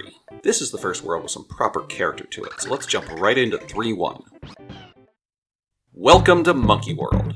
That's right, we're heading into the jungle. This level starts us on the outskirts. The ground and the trees aren't quite tropical yet. The sun is big and hazy in the sky, but forget all that, because it's pop quiz time. Can you tell the red coins from the regular ones yet? One of these is red. Can you spot it? Go on, guess. Did you pick one? Did you pick this one? If so, good job! If not, you still have some practice to do. Okay, moving on, we meet our first monkey. These cheeky little dudes have a variety of ways to trip up Yoshi, but we are introduced to them slowly. The base monkey hops around, trying to avoid Yoshi. They are pretty nimble and squirrely, so you do have to be quick. Jumping on one will just stun them, but running past them in this state will kick them right off the stage. They can be eaten, and that's usually the best way to deal with them. After our first two monkeys, we already get a new variation. This monkey hiding in a tree, throwing things at us. You can either eat him or knock him down with an egg, but be careful because he'll drop his payload, and you can get hit by that. After a few more monkeys and some collectibles, we can head to the next screen, and our scenery is starting to change. From the background, we seem to be heading into a mountain jungle. The ground has become a muddy mess, and the vines are growing everywhere. The trees are forming a canopy overhead. That gives the monkeys more angles to attack us from, so be careful if you see them climbing above you. No telling what they might throw at you. We also run into monkeys with watermelons, and they will spit those seeds out at you. Your best bet is to swipe the watermelon and return fire. Past these monkeys is a checkpoint, and then we can descend deeper into the jungle. There's a muddy swamp down the slope, but if you sneak under here, you can find a hidden area off the top of the screen. This little bonus area in the clouds doesn't even try to make this pipe make sense. If you ride the giant donut blocks down, you are presented with a Shy Guy shooting gallery for some extra lives. I like this little bonus challenge. Back in the main level, we can slosh our way through the mud to proceed, avoiding the monkey harassment. I want to point out the plant life on this far shore, especially these cute little frogs. Look at that little guy. You really have to be on your game here, because the monkeys are relentless. This path ends in a big mud wall, so we have to clamber up the platforms to proceed. These vertical areas play to the monkey's strengths, so you have to be careful as you climb and avoid the Piranha Plants. There is a full watermelon on the vine here, which is useful. Half-eaten ones you get from the monkeys don't give you as many seeds. Up at the top of the cliff, we enter the gauntlet. Lots of vines and lots of monkeys trying to take Yoshi out. The watermelon seeds really help you take them out from a distance, but you need to keep moving before the monkeys can take aim back at you. It gets even more tricky when they throw in bottomless pits too. There are monkeys everywhere. I actually get hit here, and in spite of my best effort to farm red eggs, I don't find anything to break them off, so I'll come up short of 100 in this level. We're not quite there yet, though. We still have these monkey chains swinging back and forth, and these guys will swipe Mario if you get hit. There are also some precarious seesaw platforms that can end badly if a monkey nails you with his seeds. One more chain of monkeys, and in spite of my best effort, I end this level with 98 points. What a shame, but I'll fix that off screen. After this level, we also get a new bonus game, the Roulette. In this game, you start by picking the number of lives you want to bet. Once you have made your selection, the roulette wheel will spin. The left section will choose which operation to perform, addition or multiplication. The right side will choose which number to use. You can get some really big numbers here if you hit the 3 times, but honestly, I already have so many lives, it doesn't really matter. Okay, with the first level of World 3 out of the way, you can see the game is stepping up in difficulty. The monkeys are an aggressive and elusive enemy that is always out to mess with Yoshi, and between them and the new tile set, this world is the most distinctive we have seen yet. We'll see how the game continues that theme as we head into 3-2, Jungle Rhythm. This level doesn't actually feel as jungly as the previous one, but pretty soon we get to our new element for the level, Native Shy Guys. I don't know what to say about these guys. They have painted faces, feather in their hair, a grass skirt, they carry a shield and a spear. I'm white as they come, so I don't feel qualified to speak on this. Mechanically speaking, however, these are certainly more complicated than a standard Shy Guy. They are protected from the front and the top, so you have to get behind them to eat them. We'll be seeing a lot of these guys in World 3, so let's add them to the list. The beginning of this level gives us some opportunities to see how the native guys work. Of particular note is this little nook guarded by 2 of them. You have to be patient or you will get speared. Time it right and you can spit one out into the other for some proper betrayal. That's just disrespectful. Further on, we get a different variation of the native guy. These guys don't have shields, and instead they dance around. Their movements can be a little tricky, but they're vulnerable to eggs, and, of course, Yoshi's tongue. Also of note here is these checkerboard blocks that turn into platforms when you hit them. Past this section there is a fun little hidden area. You just need to find this hidden cloud to get this switch. There's a little tutorial box here with a cute message from the design team about how they hope you will enjoy all the secrets they put into the game. It's a nice heartfelt moment, and I definitely do enjoy this game's secrets. Also, Poochie is here again to donkey paddle us to the exit. Up the pipe, we reach the first checkpoint, and I have to confess I never liked this level. There are a lot of big pits to fall in, and if you found that secret room, you actually have to backtrack to get some of the items. Just watch out for the tap-taps. The other frustrating part of this level is this whole vertical section here. There are a lot of moments like this big rotating platform where you have to activate checkered boxes and wait for them to be in position. It's not bad, it's just a little tedious. The second half of this climb isn't so bad, so let's just skip ahead to the top of the shaft where we emerge into the canopy. There's a very tricky hidden room up here that took me a minute to find. You have to jump from this rotating platform up to these trees just right, and even though I knew it was there, it took me a couple of tries. I am honestly not sure how you were meant to find this. Inside there are some red coins hidden in trees, and a minigame hut for that hot potato game. I feel like this game shows up more than any of the other minigames, and it always stresses me out. Worse, the prize here is just an extra life, which I really don't need at the moment. This game is very generous with extra lives. The last bit of this level features some tricky jumps guarded by the native guys. None of this is too hard if you take your time, but there is a reason to rush. There was a Shy Guy with a red coin that I didn't even notice in this section. I have mixed feelings about this issue. It makes a lot of sense for the game to tempt you into dangerous situations to get items. It's a strategy they use a lot in this game, and it lets the player choose the level of difficulty they are up for organically. That's solid design. You could easily get hit by a spear or a Piranha Plant in your haste to grab this coin, especially if it's the only collectible you are missing. However, in this case, I completely missed one of these Shy Guys earlier in the level, and he's just gone. I can run all the way back to the beginning of the level, and it's no use. I just have to replay the level again. This situation can absolutely lead to frustration. Maybe there is some merit in letting these Shy Guys spawn a second time, but that would lessen their impact. For a game meant to be accessible, this is a difficult choice. But it is only for these optional collectibles, so I suppose, on the whole, it's not the biggest deal in the world. Again, you could play through this entire game not collecting a single flower or red coin, and you'd still be able to beat it without any issue. It would be a much easier game that way, too. Now that I've convinced myself that these disappearing Shy Guys aren't the absolute worst design decision ever made, it's onward to 3-3, Nep-Enut's Domain. We're back in our muddy jungle, and we already have monkeys causing mischief. We descend down the slope, dodging cheeky monkeys and admiring the waterfalls in the background, only to come face to face with Nep-Enut himself. This is a strong moment to start the level off with. A short prelude and then an immediate introduction to a new, imposing obstacle. Nep-Enut rises from the lake with a distinctive sound effect, his mouth gaping wide with sharp, pointy teeth to swallow Yoshi whole and 2 eyes with big, angry eyebrows. They very thoughtfully put a post here so you are less likely to accidentally run into him. And they positioned a cloud inside his maw to hint at the best way to handle it. Eggs. Hitting him with an egg will make him retreat under the water long enough to sneak by him. This is a well-designed first encounter that is unfortunately undermined by the fact that we have seen this guy already. Twice! Back in World 2, he was at least hidden in an especially sneaky room, but back in 1.8, you were guaranteed to see him. And that was the lava version. It seems like a waste to ruin the surprise of this unique, memorable enemy in this way, and I have no idea why they chose to do it. It is also worth noting that this is pretty much the exact scene depicted on the front cover of the box art. That definitely tells me that they thought this was a moment worth highlighting. Well, now that I have addressed the failure of that cinematic reveal, let's carry on. The rest of this section features variations on the theme of collect things without getting eaten. As usual, you can often take a higher route, but if you want those red coins, you'll have to brave danger. Early on, we're only crossing small ponds, but the bodies of water grow as we continue. There are also posts here for no particular reason, but my OCD makes me check them for red coins. Nope, it's actually hidden over here. You could jump over there, but an egg will do the job just as well. This next lake is bigger, and you really need to pay attention or just be quick to find the red coins. Also worth noting, this is a case where the game is really controlling how many eggs we have. The beginning of this section had an egg flower, but since then there have only been some monkeys to stock up with. That left me out of eggs in this last stretch. So far the game is very generous with egg generation methods like egg blocks, pipes, and egg flowers. This is a step up in challenge. Without an egg, all you can do against Nep-Enuts is run away. That is totally viable though. He doesn't move very quickly and he retreats underwater if he is too far off screen. That will at least give you a chance to get by him if you really need to. All that's left in this section is some more posts to check for no good reason, and one more encounter with Nep-Enuts, and then we've reached the first checkpoint and it's on to the next area. Immediately, this section feels different. The mud is darker, the green area is darker. It feels like we're in a deeper part of the jungle now. We also encounter a new, well, not an enemy, a creature.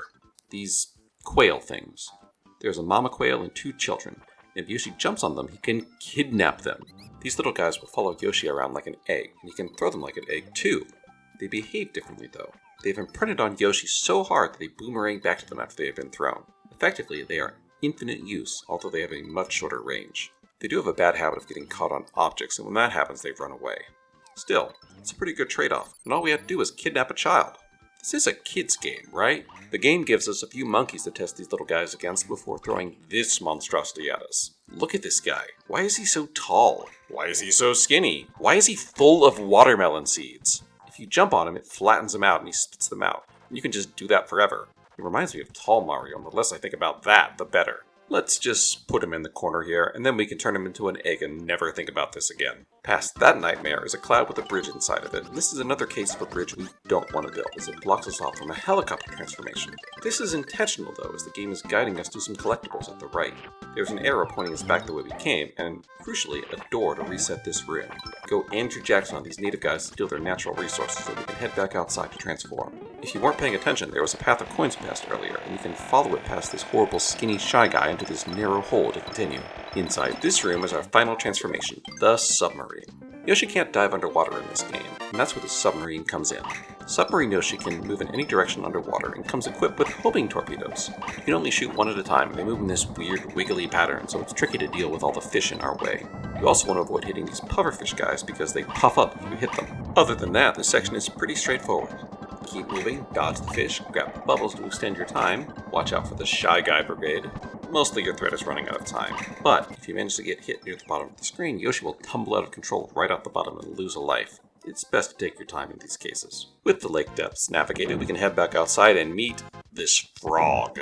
This frog is a jerk, but I'll get back to that later because I killed this one so quickly. There are a few fish jumping out of the water next, and for some reason, these don't give us eggs. I'm not sure what that's about. The game is also giving us red eggs because they know we will need them. There's an interesting section with parallel bridges now. The upper path is safer, but you can avoid the dropping dangers in the lower path to grab some red coins. That path is guarded by these crabs. These guys will sidestep towards you quickly and try to bring the crab hammer down on you. You can kill them with eggs, but it will take 3 to do the job. That makes them one of the most sturdy standard enemies in the entire game. Here's another case where we had to use a lot of eggs, but the game lets us fill up again immediately after. Up next is the big mud cliff and another frog that I will not allow to live. At the bottom of the structure is a crab guarding some red coins, and to the right is the stairway leading down to the next room. Alright, now it's time to see what these frogs can do. The thing is, frogs also have long sticky tongues they can use to steal Mario. If you let your guard down, they'll hop away at the little tyke. Especially if there are other enemies on screen, these frogs can sneak up when you least expect it. Let's just rewind and try that again. The final section of this level features this tiered platform. You need to pound the post in to get that last red coin, but with the monkeys and frogs you have to be careful. This is right at the end of the level, and there won't be any other chance to get red stars. This always makes me nervous. This is a long level, and it's always frustrating to lose that 100 points right at the end. Fortunately, we survived Nep-Enut's domain. But before we move on, let's look at that name. In case you haven't worked it out, it's a rearranging of the name of the sea god Neptune. It's an interesting pun, but let's look at the Japanese and see what it was originally called. Biggu Unbaba Aoi. Let's break this down. Biggu is just big, and this character at the end means blue. These are both modifiers of the core creature name, Unbaba. So this is a big blue Unbaba. Okay, but what is that? Well, that's the Japanese name of this guy, Blarg. He first showed up in Mario World, a mean little lava dragon thing that would pop out of the lake and eat Mario. And now, it's finally falling into place. The lava Blarg is the original Blarg. And if the Blarg is an Unbaba, and this is a big blue Unbaba, then this first one we saw back in 1.8, it was actually a big Blarg. That makes it a natural progression from the Blargs in the previous game to this big lava Blarg in the first world to the big blue Blarg who got called Nep-Enuts in English. I think that cleared things up quite nicely, but I'm still not sure why they redesigned them. The moral of this story is that localization is a very difficult job. Okay, ready for a castle? This one's a doozy because we're on to 3-4, Prince Froggy's Fort. And you know from that name we're going to be up against a giant frog this time. Super. This castle level is set deep in the jungle, with a mess of plants in the background, a green tree canopy overhead, and water below. It gives the impression of a mysterious structure set deep in the jungle swamp, the kind of place hiding something dangerous and forgotten. We pick our way across the rocks outside carefully, searching for a way in. Slipping past the native guys guarding the palace, we can hit this cloud to bridge the moat. There's also a hidden door behind these blue spike balls with a short submarine section, but we can skip by that and head into the castle proper. This whole dungeon is flooded and misty. Essentially, it is one long corridor with optional doors leading to this level's collectibles. The game starts off easy with some fish before we head into our first side room. This little looping room has its own side room with 2 crabs inside. As I mentioned previously, these guys take 3 eggs each, so you'll have to have full ammo and not miss a single shot to grab this flower. Back out in the main hall, we can keep moving. Our next challenge is these spike bars, and they throw in some spitting fish to make the jumps a bit less predictable. Our next side room teaches us how to use a bucket.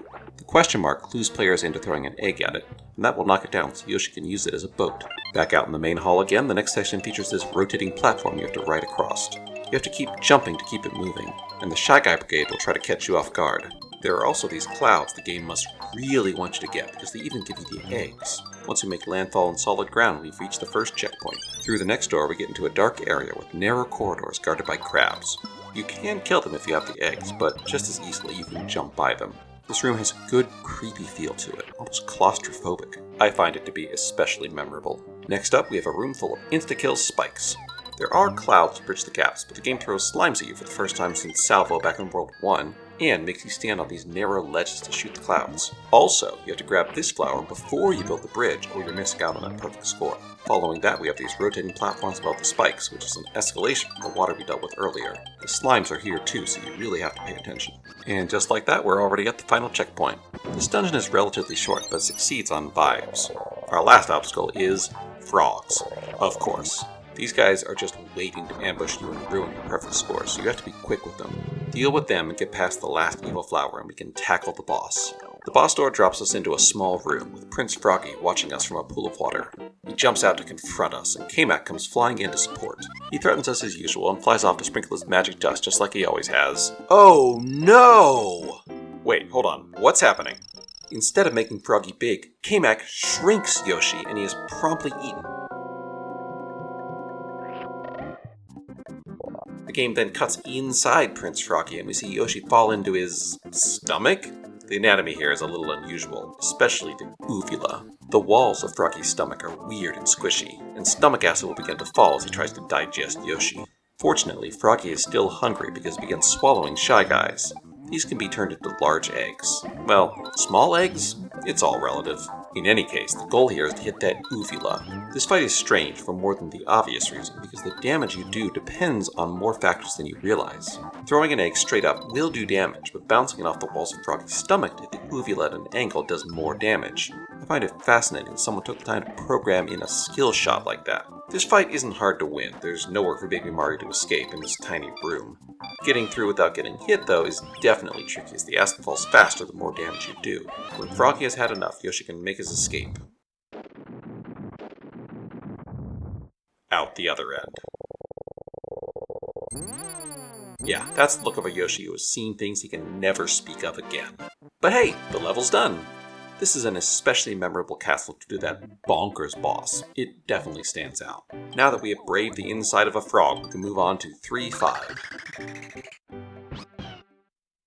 Jamming through the trees. This time we certainly start up in the trees, and we quickly run out of stable ground. The first section is composed almost entirely of dirt. With a gang of monkeys around, things can get complicated quickly.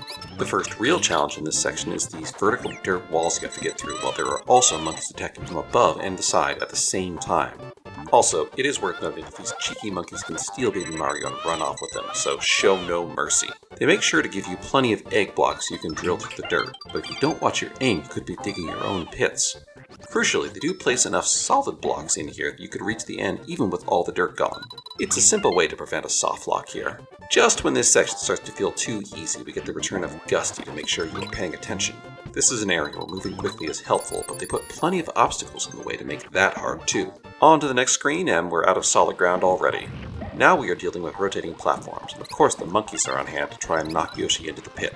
Past that, we finally get a checkpoint, before more platforms, this time over spikes. Honestly, there isn't much functional difference between the bottomless pit and insta-death spikes. These last rotating platforms abruptly end and we get some non-moving platforms to deal with.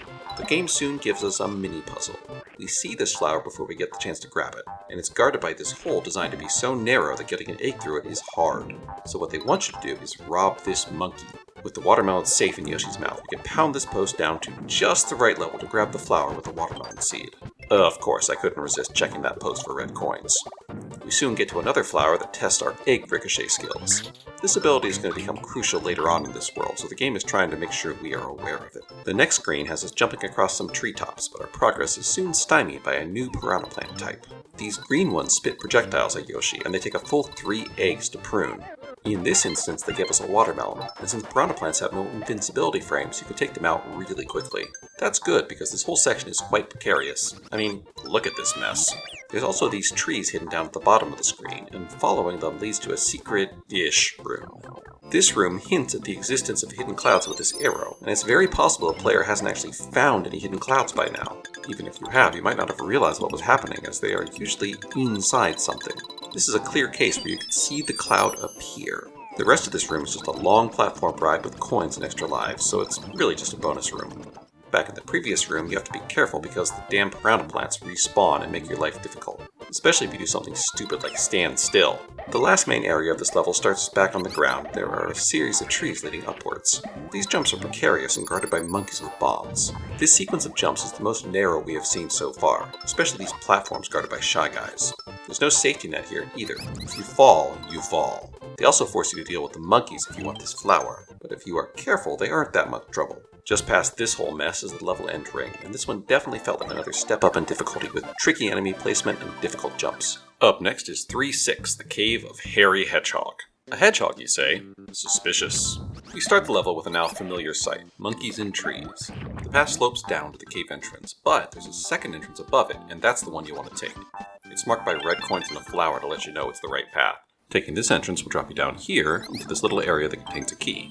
At first, I thought this would be a bonus room key, but no, this is a mandatory key. Without this, you are not getting through this level. This key was very carefully placed, though. They designed it so that if you go through the main entrance below, you'll see the key and the other entrance as well, but there's no way to get up to this platform from the right. The game wants you to apply a little spatial reasoning and work out that the second entrance exists. The game gives you all the tools you need to figure this out, but if you aren't paying attention and miss the key, you'll have to backtrack pretty far to find it. Dropping down and moving forward, we are immediately confronted by Hairy Hedgehog, a blue, spiky hedgehog.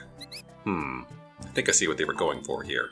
This little guy's gotta go fast, but the real danger is his ability to grow larger in an instant. His quills make him invulnerable like this, so you need to either avoid him or take him out while he's small. There's also a hidden section to the left here with some collectibles that you need this question mark cloud to get to it. This is pretty easy to miss if you aren't paying attention, but nothing terribly exciting. Moving past Harry, we have another Chomp Rock section, and this particular Chomp Rock is needed to reach this platform. This is also another instance of the level teasing something on screen you can't get to just yet. You could go right here, but curiosity will likely lead you to the left. This cloud hides a sunflower you can climb up to a Moltang transformation. Navigation in this section is a little tricky. It requires that you understand how the tank sticks to walls, and that interaction is a little goofy in these narrow tunnels. Milde Yoshi can climb walls just fine, but where walls connect, he does get confused. Once you make it through this section, you can take the large jump arrow to the upper section of this level. There are some slightly tricky jumps on narrow platforms guarded by lantern ghosts, but it shouldn't be that difficult. Past that is a checkpoint, and then an interesting jump.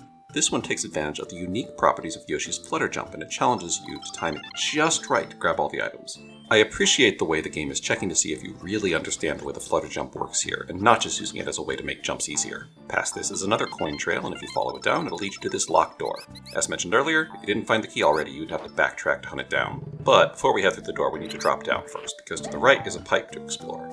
This run is a fun little section filled with coins. You do need to keep moving. If you don't reach the end and grab this flower, you're out of luck. They designed this room without a ceiling to make sure you couldn't just throw an egg to grab it. With that last flower plucked, you can circle back around to that locked door and head to the final area. There's an upper section here with some bonuses, but no collectibles, so we're heading directly to the end ring and on to 3-7, Monkey's favorite lake. We've made it to the deepest part of the jungle now, to a hidden lake that only the monkeys know of. We kicked this level off already waist deep in muddy water, so we're in for another moist level. Water is mostly an impediment to Yoshi in this game. It slows him down and reduces his movement, so starting him off already in water puts you at a disadvantage immediately. I found this mud wall on the left side of the level very suspicious, so I lured these Shy Guys over to check it out, but nothing. If this was Mario Odyssey, there would have been something there. Anyway, onward. The Shy Guys on stilts are back, and they have the advantage here as they trudge through the mud without even getting wet. If you stick to swimming, the jump out of the water can be tricky, but you can also bounce your way across them like I do here. The next section features one of those rotating platforms, but this one is half submerged in the water to continue our theme. As you make your way to the right, you face Cheep Cheeps from below and Monkeys from above, so you need to manage two threats from different angles. It leads to a lot of jumping back and forth, and trying to land on the fish as they move back and forth can be tricky. After a bit of this, you'll hit dry land, and this pile of rocks hides a tricky secret. And no, I don't mean this monkey trapped in this little hole. What is he doing in there? This little gap here hides a hidden cloud, and the switch inside will open up a hidden pipe. This pipe will drop you down into a submarine section. This one is relatively simple, a few enemies and some red coins. I still managed to run out of time, but you have as many tries as you need in this case. Back out in the main part of the level, we can move on. The lake continues into the next area. A quick jump over this initial pond, and we're on to the next challenge as the Shy Guy swoops in with a red coin. This draws the player down onto this platform, face to face with this very menacing crab that you definitely can't jump right over. There's also this flower you can use this hidden sunflower to climb up to, or, just throw an egg. Look, they can't all be super hidden. Up next is a proper monkey gauntlet. We've had monkeys attack on solid ground, monkeys attacking us on dirt platforms, but now we're under attack in the limited movement imposed by water. The best way to avoid getting bombarded is either go carefully or just flutter jump your way across. The next section of the lake is even deeper, but fortunately there are aquatic trees to walk across. That seems normal. As does this crab. The coins and arrows are here to hint that you can jump on the crab's head safely, but you do need to be quick or he hits you with the crab hammer. These next monkeys guard another sunflower leading up into the trees. This is another case of an area hidden off the top of the screen, and if you jump into the trees, you are transported to the treetops. This area is a showcase for the watermelons. Just eat one and start spitting. The seeds will take out all the monkeys and grab the coins. It's a nice cathartic moment, even if I did manage to get hit. Dropping down leads us back to the previous area and an attack by evil flowers. They really try, but since all they can do is roll you in one direction, they can't cause that much trouble. The real danger here is the native Shy Guys and their spears. Again, as long as you move slowly, they can't do much to you. This is true in a lot of places so far. You can mostly just set your own pace without causing any real issues. Past this area, you can take an arrow jump up to the top of this structure. Starting at the top, you have to pound the pole down level by level, avoiding the Shy Guys. This can actually be fairly tight, so you have to watch your timing to not get stabbed. Down at the bottom, we get this guy. He's a purple blob that spits out bubbles. Sure, this game is just full of weird little guys. The bubbles work the same as the one the flowers spit out, so you can eat them for some extra ammo and take out the monkeys. Revenge! And then there's the checkpoint. Yay! The environmental storytelling in this game is pretty subtle. It took paying very close attention this playthrough to notice what they were trying to achieve, and this is a good example. As we've gone through the past 2 levels, we've come all the way through the jungle world, and now in this area we're coming out the other side. We leave the heavy tree cover and come out to this open lake with mist in the background. It's subtle, but it does suggest the journey that Yoshi and Mario have been on. It feels like we've actually traveled to a place and not just disconnected levels. This area also features one of the fish that tries to eat you that Mario games seem to love. This one looks to be a catfish, and I tried to get eaten, but I just couldn't make it happen. I guess only frogs and piranha plants can eat Yoshi in this game. Must be a skill issue. You can jump on him to stun him, which was a surprise. Past the hungry catfish, there is a rocky structure. The first instinct is probably to go over it, but I've learned this trick from plenty of other games, including this one. So, under we go. This is one more case where the game shows you a secret you can't immediately reach, enticing you to search for a way to get there. I like that design mechanic. It goes well with so many other choices made in this game that encourage and reward exploration. This hut has another balloon popping minigame that I lost again. Honestly, this bandit needs to be running the whole operation, but that's another topic. Let's move on. The last section of this level starts with this narrow gap between two stones guarding a question mark cloud. It's possible to grab it with a careful shot, but there's a better way, so I'm going to show that off. Moving past this, there's a series of small ponds with cheep and catfish to cause you trouble. And if you have been paying attention, you might have noticed these red coins hidden above the water. Now, you could just jump into the water to grab them, but that's a dangerous plan. The game is hinting at a new mechanic here, skipping eggs across the water. If you aim an egg at the water at an acute angle, it will skim the surface, grabbing any items along the way. Really handy to keep Yoshi safe here, and even more important in the upcoming castle. Foreshadowing. Past all of this is another question mark cloud, and this one will build a very long bridge all the way back to the beginning of this section. That is, if you pounded the posts in, because the bridge will stop if there's something in the way. Finally, the post OCD is paying off. Our reward? 1-up. Pretty sure we have over 100 at this point, but whatever. We're through another level, so it's on to 3-8, Naval Piranha's Castle. This level begins outside the jungle, which is an interesting choice for the Castle of Jungle World. I do like when we start outside the castle and have to break in, this time through a pipe. Most of this level takes place in pipes as Yoshi crawls to the sewers of this castle. Very fitting for a Piranha Plant themed level. Once inside, we immediately run into this pipe ghost clogging the drain. I'm all out of Drano, so instead we stock up on eggs from these Shy Guys he spits up from God knows where and pummel him back into his grate. I appreciate the very expressive faces these guys have. It almost makes me feel bad for them. Through a flipper gate we go and encounter our first Piranha Plant, a purple variety that patrols the walls. These ones are not very vulnerable to egg-based munitions, it only stuns them. You're better off just being patient and avoiding them. That does lead to a lot of waiting though, as you can see in this upper chamber. Oh, and these little black birds? We'll be seeing more of them in World 5. There are a few side chambers to explore for collectibles, and fortunately, even though we're in a sewer, the water looks crystal clear as always. We do also encounter a new form of Lakitu, the Scuba Lakitu. He's basically the same deal as the wall Lakitu, just even more limited. The path forward leads down this long drain pipe, the rushing water pushing Yoshi forward until we meet our first normal Piranha Plant. You can either kill him or duck and let the water push you past him. There's a second plant being pushed towards Yoshi, so you have to make a quick jump to clear him. Nice to see all this water isn't just cosmetic. On to the tutorial! This game is not typically heavy-handed with tutorials, preferring to work them organically into the level design. This, however, is a special case. The game really wants you to understand both egg reflection and egg skipping. There are multiple hitboxes to explain how this works, and some opportunities to test the technique out in a safe environment. So what is happening here? Why has the game suddenly become heavy-handed? Well, in a few minutes, it's going to be throwing a boss at us that requires these techniques, and that is the only mandatory use of them in the entire game. It's an interesting case of a more advanced skill being required, and the developers really wanted players to know how it works. Without this room, a player could easily be unaware you could skip eggs like this. The room hints at the technique even without the hitboxes, but I get the impression they didn't trust that players would figure it out without a further hint. I do like that they include some Piranha Plants to take out towards the end of this room to really drive home the point. I also appreciate that an experienced player can just skip the tutorial bits, grab their items, and move on. With the collectibles gathered and new skills learned, it's back into the pipes we go. This pipe leads to some running water that washes us right down to this chomping Piranha Plant. The player has to react quickly to fight against the water and escape. There are a few more of these guys in the pipe up ahead, and now you have to fight the current to get past them. The pipe ends in a bit of a hub. There's a checkpoint guarded by 2 green Piranha Plants, and they can be tricky when they gang up on you. The best bet is to get to the checkpoint and turn them both into stars. The path to the top right and bottom left both lead to collectibles guarded by enemies. But there's nothing very remarkable about either path, so let's skip ahead and move forward. What? I don't need to cover every screen. The critical path is guarded by another one of those ghost blob things. Just like the one in the pipe, you can use the Shy Guys to knock him down to size and jump over him. Now, it's time for a test. The game is going to check if the player learned how to ricochet eggs. This first Piranha Plant can be hit directly with an egg, but it's easier to bounce it off this angled wall. The next Piranha Plant is protected by this platform, so you have to remember how to do the ricochet and water skip. The third Piranha Plant is green, and with a good shot you can actually cheese it and attack him directly.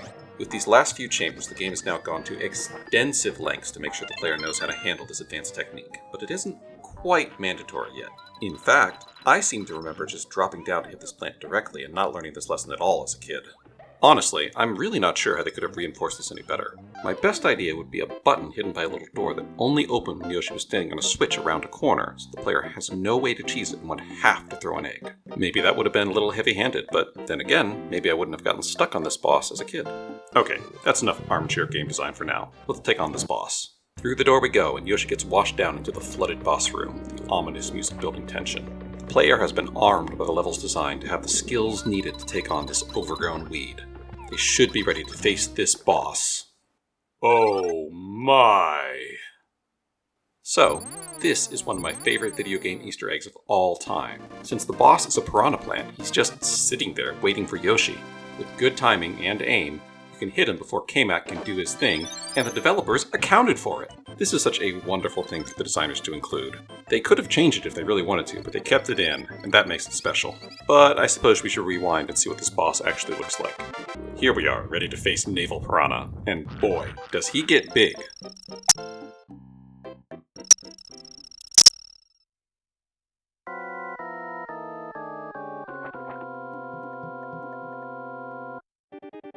It's a real Little Shop of Horrors situation here. Big, thorny vines, a bulbous, hungry head, little bulb at the end of his tentacles, and, of course, a big, obvious weakness marked with an X. The navel that gives Naval Piranha his name. And how do we hit his weak point? With that special technique the game taught us. Naval doesn't like that very much, so he charges in response. As intimidating as he looks, that's about all he can do. His only other attack is to spit out baby Piranha Plants, and that's mostly to make sure Yoshi can get some more eggs. As a kid, this boss was intimidating and very hard, especially since I didn't master that ricochet.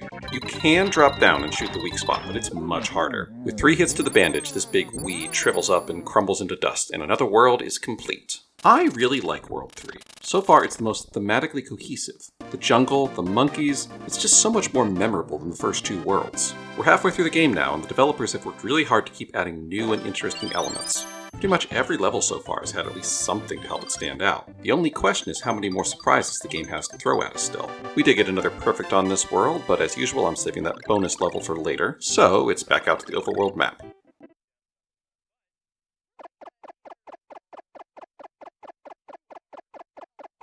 I appreciate that this castle is appropriately set in a swamp. Yoshi plants his flag and we're on to World 4. That first thumbnail is evocative, so let's jump right into 4-1. Go, go, Mario! Yoshi is dropped into the level and is confronted with some classic enemies. Koopa Troopa and our first Goombas of the entire game. They can be eaten like any normal enemy, but jumping on them doesn't kill them, it just squashes them. Look at that little guy. He's flat as a pancake. I really appreciate the choice to hold the traditional Mario enemies until later in the game. It forced the developers to use new and different creatures for the first few worlds, like the Shy Guys. Like the Koopas, the Yoshi's Island Goombas get a big jump in detail. Look at how they pause and wiggle their eyebrows before they jump off a cliff. It's adorable! That said, they don't make much of a threat for our boy Yoshi. This next part of the level is an uphill climb against Koopas, Goombas, and Piranha Plants, a very traditional group of enemies. Also very easy to take out with a Koopa shell. At the top of the hill is another classic Mario element. Pipes! Some of them even have Piranha Plants growing out of them. We're really building a theme here. This little pipe section isn't too hard, but the rebounding shells can be an issue. True to form, there's a hidden area down one of the pipes. This one, to be specific. The crystal cavern down here is deceptive. The transparency of the crystals hides enemies, like this Shy Guy here. If you aren't careful, you will run right into them. It's an interesting use of the SNES transparency capabilities that challenges your observation. And if you mess up, well, the Shy Guy goes for a ride, knocking Mario right off Yoshi's back. It also spawns a bandit for some reason. Go away. That's all that's going on down here, so we can head back to the main area.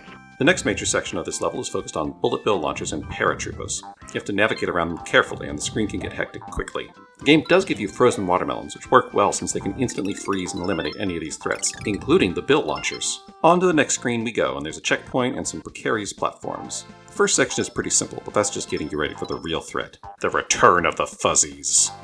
The first encounter with these floating drug puffs was way back in World 1, and there wasn't much danger in that level. This time there are Koopas to avoid and some very narrow platforms over bottomless pits.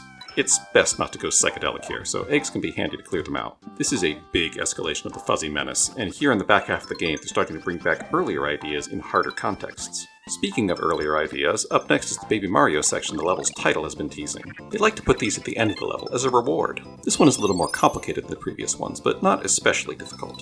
There are coins to follow, and as long as you grab the stars as you see them, you're golden. The very end does have a new challenge though. There are a long line of coins, including some red ones, and Baby Mario can float his way through them. His cape works a lot different than it did back in Mario World, and it's not nearly as elegant. Also, this is the first appearance of Wiggler butterflies. Look at these guys, I totally forgot they were in this game. They look so happy too, but just like their caterpillar form, they turn pretty angry if you attack them. It's a clever little addition and a natural progression of their appearance in Mario World. That's all the level has for us, so let's hit the goal and head off to 4-2, the Cave of the Lakitus. This level has an unusual start. Yoshi is dropped into a small room with pipes and Piranha Plants. He also provides some Shy Guys just in case you need eggs. The trick here is finding the right pipe, but the real trick is that there are 2 different pipes you can take. The best choice is this one on the far left, and I'll explain why in a moment. Down in the cave below, there's a fun little section where you have to time an egg throw at this arrow to get a Koopa shell multi-kill for an extra life. If you took the right pipe earlier, you would come out on the wrong side of these flippers and miss this. I appreciate that since this would be a random guess for a new player, you don't miss out on a collectible if you choose wrong. This game is usually pretty good about that. Moving on, this cave looks especially good with the waterfalls in the foreground and the background tying everything together. The path leads up on a stair step past some Koopas and then down these stairs that a shell can navigate properly, but I still managed to get hit. Ouch. Down here, we are reintroduced to the wall Lakitu. These first few aren't a threat because they also give you the POW block, making a return for the first time in a few games. One hit will turn everything on the screen into stars. POW! The POW block is actually one of the oldest Mario elements. It originally appeared in the Mario Bros. Arcade game that you probably have never heard of. Back in Yoshi's Island, our path forward is blocked by this tap-tap we can push down into this hole, at least to get some space to walk around. This tap-tap was guarding 2 arrow jumps. The little one leads to... I said the little one leads to... Okay, fine. A small jump off the big one leads to this box. To break it open, you have to push it to the left while dodging Lakitu spinies. Wait, didn't we already kill these guys? The box just has stars in it, but the real prize is the flower. A big jump off the big arrow leads us forward. To the left there are some more Lakitu, and this arrow jump hinting at a POW block hiding off screen. And that's the last POW block in the game. A classic Mario item used just for one section in one level of the game. I'm not even mad. It speaks to how many unique elements this game contains that a POW block is a minor inclusion. Back to the right, we can deal with these Piranha Plants and find this conspicuous switch that reveals a hidden pipe. This leads to a special challenge built around the Flutter Jump. This hint box at the top lays out the challenge. Hidden in this long drop are 5 red coins, and to find them, you have to do repeated Flutter Jumps all the way down. This is a real test to see if the player understands the rhythm of the flutter, and also if you can identify the red coins by sight. The hint box does suggest using the magnifying glass item to reveal them, but I haven't talked about the items yet, so we're doing this raw. This might also be a good time to point out that the bonus room song here is a remix of the Starman theme from Mario World. It's an interesting choice. It broadens the meaning of this song from just invincibility to representing a kind of special state. This will continue up into Mario 64 when a different remix of this song is used for the wing cap. With the coins collected, we hit the ground and can head back to the main level. To the right of the pipe is a puzzle. You need to hit this Koopa from the right angle so that his shell will grab the flower. This is a usage of eggs we haven't seen much of yet, using them to knock things in a specific direction. There will be one very important usage of this later on in the game, but for now it's just a little preview. Head to the right past these Piranha Plants and it's on to the next area. This one kicks off with a Koopa shell, inviting you to use it to clear out the enemies. The key here is to chase it, because the level is set up just right so that the shell will slip into this narrow hole and grab the flower. This pipe just leads to a red coin and a bonus game key, so let's move on to the real meat of this level, the big Lakitu room. Nothing too complicated, just a big room filled with Lakitu. The best bet is to move quickly. The Lakitu are everywhere, they're out for blood, because they know this is their last big chance to impress the boss. The Flutter Jump comes in handy here too, as there aren't a lot of platforms to rely on. Down at the bottom of this room, there is also one more tricky Flutter Jump above these spikes to grab this flower.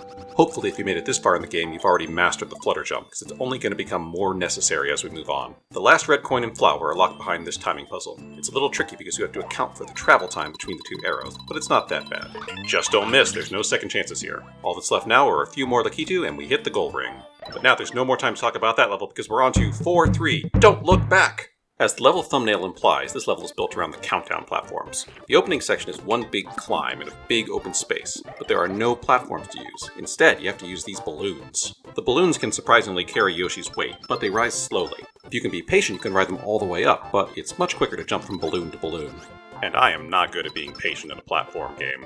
Getting to the top of the screen isn't that hard, but finding the collectibles requires a bit more navigation. If you fall down, the only thing to catch you is this row of countdown platforms, so don't mess up too much or you'll run out of ground. The path forward is all the way up and to the right, and it leads across these very precarious seesaw platforms. The checkpoint is up this pipe, and this one's notable as it's the only checkpoint in the game you need to transform to pass through. There's some red coins to grab and a green Piranha Plant to annoy you, but nothing else of note. Alright, On to the main event, a section made entirely of countdown platforms. It's even guarded by flames and bullet bills.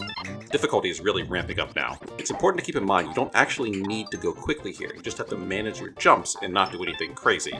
And I am not good at that. After this section there is more solid ground, even if it is just skinny platforms floating in the sky. We've also got Koopa Troopas, Paratroopers, Piranha Plants. It's a bit of a gauntlet. I feel like I've said that word a lot in this video. The game rewards cautious play here, because being reckless will get you hit real quick. Of course, they also added in a Shy Guy with a red coin to encourage you to rush.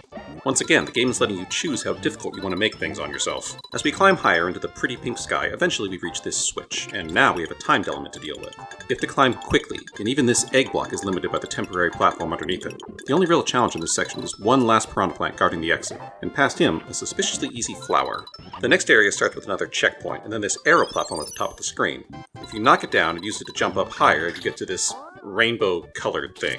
It turns out, this is a pump, and jumping on it will pump up this balloon nice and big. When it is full, Yoshi can jump on it to take a ride, and this is actually quite leisurely. There are a lot of coins to collect, some eggs, a flower. It's also a nice display of the Super FX chip ability to scale sprites. Note how the balloon shrinks smoothly as it deflates. That's not something you can do without this special chip. It does get a little tricky to stay on as it gets very small. Not that I would ever fall off. If you make it all the way to the end, Yoshi is rewarded with the last 5 coins, and that's it. That's the level. For a level called Don't Look Back, it wasn't quite as hectic as I remembered. That will come later. For now, let's move on to our next castle.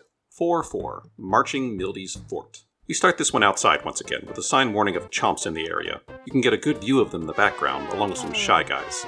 The first couple dive down through the floors we have seen previously. Ignore my dumb mistake. Past them are a few Milde to prep us for the level to come, and then this dirt platform. As you jump onto this and move to the right, you start to hear a sound behind you. Don't look back! Just keep running, because Yoshi is being chased by a massive chomp that is quite hungry. You have to really book it here, watching out for the red coins as you jump past the floating platforms and the pits. This is a great moment of heightened tension right at the beginning of the level. But as long as you keep moving, you should be fine. They did put these Milde right at the end to really trip you up because they slow you down if you land on them. Devious. Make it all the way to the end of the safety of the stone castle walls, and the poor chomp will crack his teeth, shed a tear, and fall into the abyss. The poor guy was just hungry. Rest well, big guy. Really, it's just so tragic. Oh well, all that's left to do is to scale the outer walls and find a way inside. It always feels more special to me when we start outside the castle. It's like we're sneaking inside. Down the pipe we go, and into a rather unique castle. The pipe drops us down to this junction between 4 paths that converge on a locked door and a checkpoint ring. We have 4 paths to choose from, and we can play them in whatever order we want. We'll start with the bottom left for no particular reason. Each door is decorated to hint at the challenge behind it, which is a good touch. This one is all about lava. There's a bucket to ride, one of those rotating platforms, some moving platforms, an arrow lift, and then this absolute nightmare of a lava monster. He spits out streams of lava that are instant death. This whole room is pretty deadly. Everything will kill Yoshi if you touch it. Fortunately, it isn't very long. Just make sure you grab the key at the end. Up next is the top right, decorated with spike balls. This room is a fun little section where you can go nuts with eggs, bouncing them around everywhere to take out these blocks Arkanoid style. It is so satisfying to see the egg bouncing around like this. Just watch out for the sniffets, which are not Shy Guys. I will not elaborate further. Past the dirt wall, we get onto the main challenge of this room, a barrage of bullets. There are sniffets everywhere and the bullet bill launchers as well. Sniffets are actually trickier because you can't eat their bullets. They also funnel you into very narrow hallways to make dodging harder. At the end of these little hallways, they start throwing in bandits to really complicate things. The key itself is hidden behind this wall of spikes, and if you are low on eggs, you have to be really judicious about which spikes to remove. I should also point out this fairly unique bandit carrying a red coin. He only shows up in one other level, and he's much more interested in escaping than attacking Yoshi. We can grab the key and then follow the path as it loops back around to the entrance, and we're halfway done. Now we can drag our 2 keys down to the bottom right, which is guarded by these spike top guys. Obviously, you don't want to jump on them, but you can just swallow them instead, so they aren't that bad. The path leads up these rotating platforms, then back down towards this spike-filled floor. There's a narrow gap guarding a flower, and this time you just have to make the shot. No Koopa shells or melon seeds to cheat it. You'll also need an egg or 2 to grab these coins. The arrow lift leads back to the top of the room again, and, for the record, you can knock these spike hats off with an egg. Look how adorable and shy he is now. Still one of Bowser's minions, though. Below our unfortunate friend are 2 doors to choose from that both lead to the same room. The key is on this cloud, and if you don't grab it quickly, it will fall below and you have to go down after it. I was prepared, so we can move on to the last room on the top left. With 3 keys, we are really starting to be at a disadvantage in terms of ammo. It's a shame Yoshi can't chuck the keys at enemies. That would be fun. In this last room, we are dealing with these little spiky guys. They wiggle towards you on the ground, but if they're in a pot, they can jump to attack you. The arrow lift takes Yoshi up to the main challenge, this shaft guarded by spiky Piranha Plants. The dirt walls will protect you, but not for long. It's best to get through this quickly before Yoshi becomes a pincushion. The last section of this room has more spike dudes and some dirt, and you have to be careful where you aim your eggs or one of these things could land on you. This last Piranha Plant is also a challenge with our limited eggs. We need 3 to kill him. With that, we have all 4 keys, and it's on to our final section of this castle. The central locked door leads to a linear series of rooms, each of which is also locked. The first one has another checkpoint and some more Milde. The second one is completely safe. The third has a tricky red coin on this sus platform. I'd recommend using an egg. The final room has even more Milde and yet another checkpoint. It is at this point I should mention you don't need to get all 4 keys at once. You can grab them one at a time and unlock the next door to keep your egg inventory unclogged. But I like the challenge, and I like the sight of 4 keys following Yoshi around. This is one more example of an optional challenge players can take on for themselves. Right, off to the boss room. By now, the pattern should be pretty predictable. We get a tiny little Milde, and then Kamek shows up to inflate him to massive proportions. Look at this guy! He's not even threatening, he's adorable! He's also very bouncy and immune to eggs, but a ground pound will split him in 2. This is a classic boss format. Split him into smaller and smaller versions of himself until he's back to regular size and you can take him out like any other Milde. I really like this boss. It's not that hard, but it's just fun. It's got a great spectacle to it as the Milde divide and fill the room. I think it's okay to have a boss or 2 that are more spectacle than challenge. You do need to be careful not to get overwhelmed, though. That can happen very quickly, so it's best to divide and conquer. Using an egg to clear out the tiny Milde can also be helpful. With that, another castle is complete, and we are not going to talk about what is going on with Yoshi on this freeze frame. Let's keep right on moving to 4-5, Chomp Rock Zone. Clever players might predict that this level revolves around a chomp rock, and the game even gives you a hint block to drive home the importance of this particular rock. The goal here is to keep it moving and not let it get lost or stuck, so let's make like Sisyphus.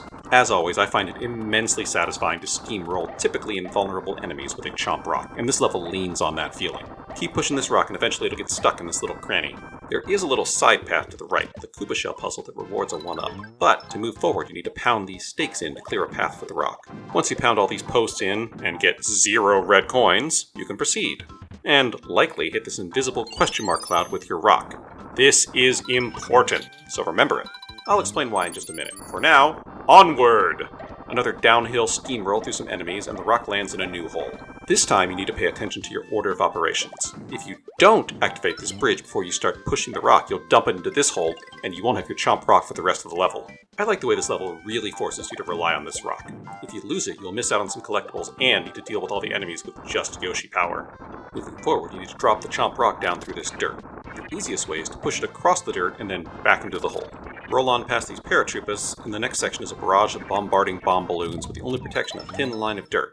You can roll right through without stopping, but if you want the red coin, you have to take a little more risk. Past this checkpoint at the top of the hill, we have another opportunity to introduce some of Bowser's minions to the Chomp Rock. Nothing can stop the Chomp. Well, except for this post, but that's temporary! Once we roll down all these hills and through some more enemies, the next crucial use for our Chomp Rock is to reach this higher platform to grab some red coins and a flower. Next up, we have another puzzle.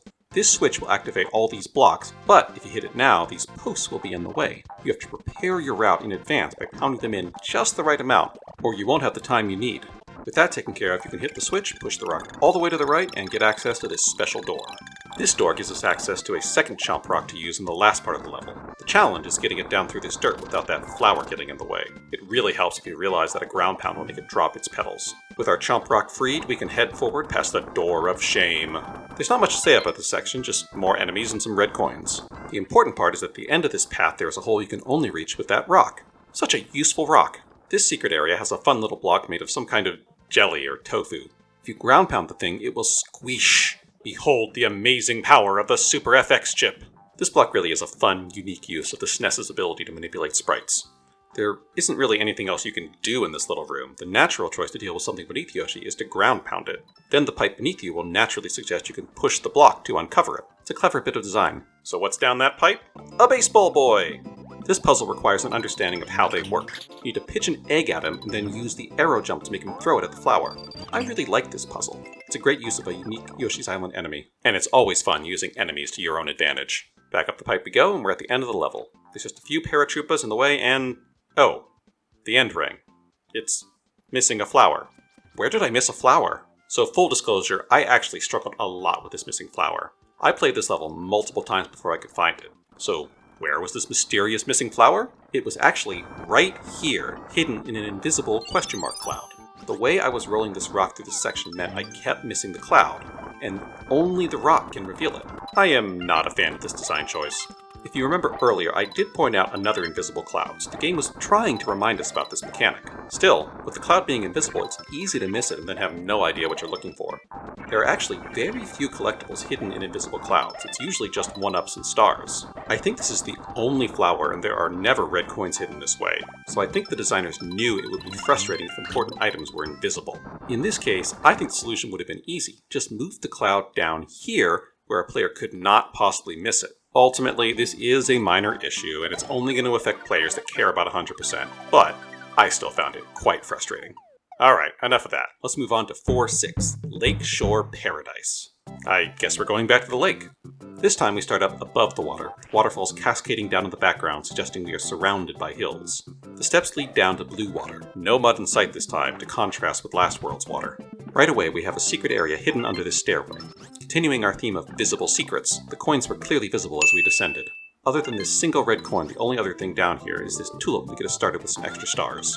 Okay, onward. This whole area is infested by Cheep Cheeps. There are Piranha Plants and some bridges to build, and they mostly serve as a distraction to keep you from noticing the fish. It actually reminds me of the levels back in Super Mario Bros. 1 where you were assaulted by endless waves of fish. Up next is a flower. The intended route is to use a Koopa shell to grab it, but I was stubborn and went underneath. I got a shell on my face for my trouble, too. Next we have a series of platforms guarded by paratroopers and Cheep Cheeps. Falling down here is dangerous because there is no way back up to these platforms. The next opportunity to escape this water would be this platform with an arrow jump. There are a whole series of these now, with coins scattered above. That leads us over to these two clouds. The order of operations matters here. It's better to hit the one on the right to build this bridge, which makes it much easier to grab the stars out of the other cloud. The outline of this bridge gives an attentive player just enough information to suggest which cloud to open first. Over to the right, there is a fun section where you can use this Koopa shell to clear out all the dirt and free this box. You could technically do this with some well-aimed eggs, but it's not worth the effort. You do need to push the box all the way to the right, and I expect these Cheep Cheeps to attack us, but I guess they're just cosmetic. Sure. Key collected.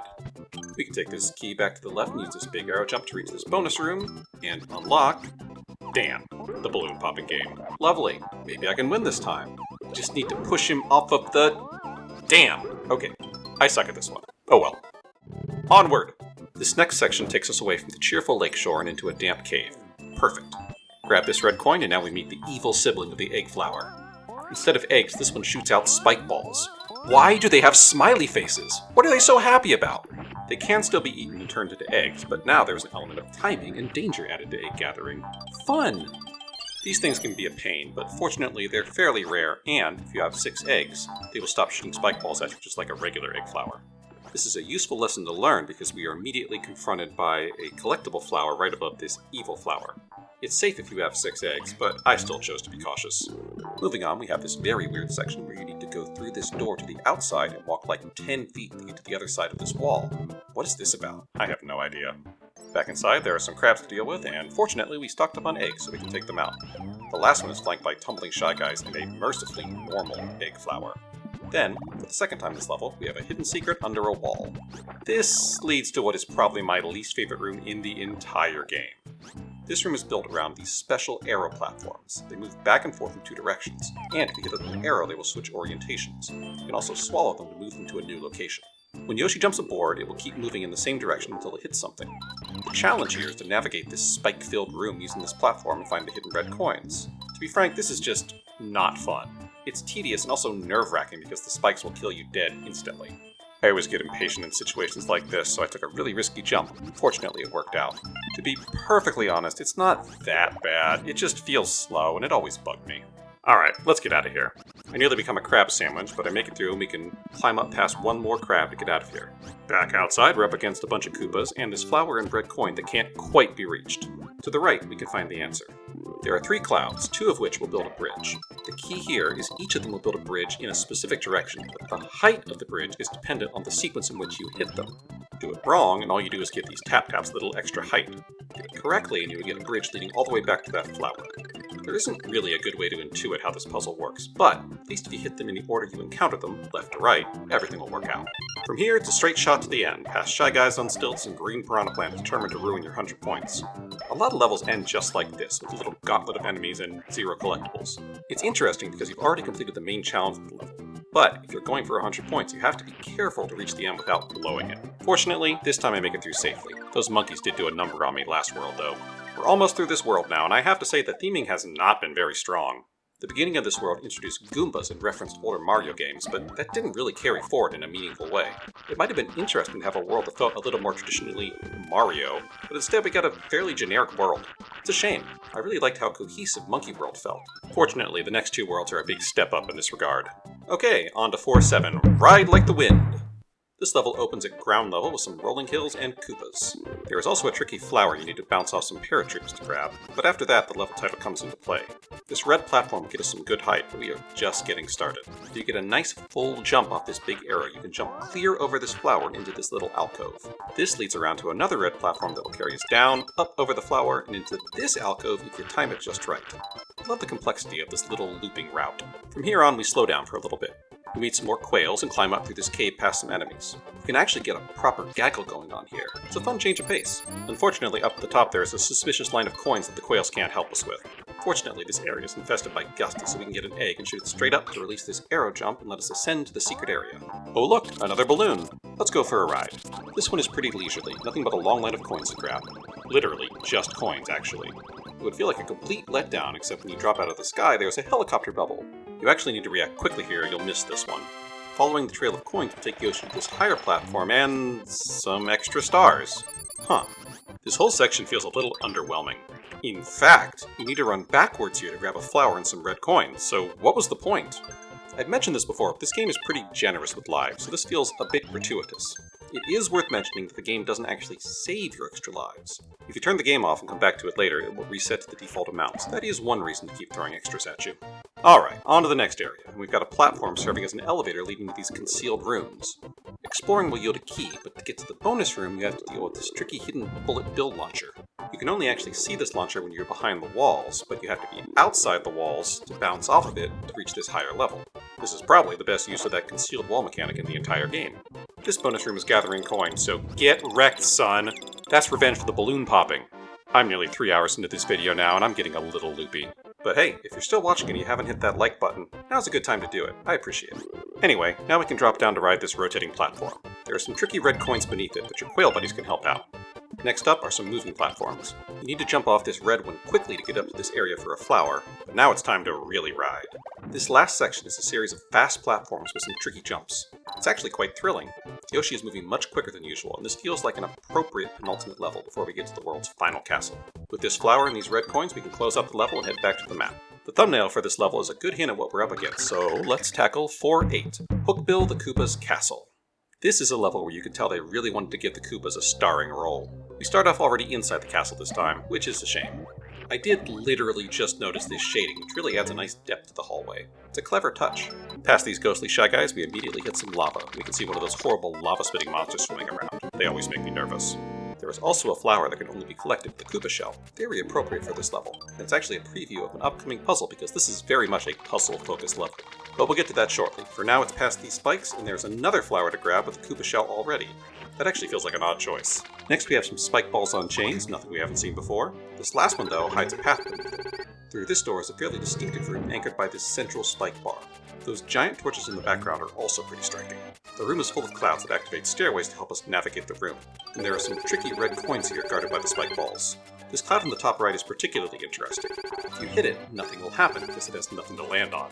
We haven't seen this mechanic before, but if we build these other stairways, this cloud can now activate properly. Up this stairway, we can reach this upper pathway for a flower. See? That flower felt like a proper challenge. Past this flipper door, we are actually stuck in a pretty small room. To the right, there's a checkpoint visible, but you can't get through these flippers. Without glitching, that is. We can't get to the lower level either because of this platform. The only path forward is through this door back to the other half of the level. These arrows point down, but we're going to ignore them for now and go up. There's a well-hidden room up above us marked only by a cracked block. This is an interesting one actually because it features some of those medium-sized Milde from the last castle. Beating them will reward us with a single red coin. This feels a little underwhelming, but actually there isn't really a difference between 0 and 99 points in this game. Even though the flowers technically reward more points, even more technically, all collectibles have the same weight because you need all of them to get 100 points. That's enough philosophy for now. Back in the main level, we are taking this arrow platform over these spikes to reach this locked door.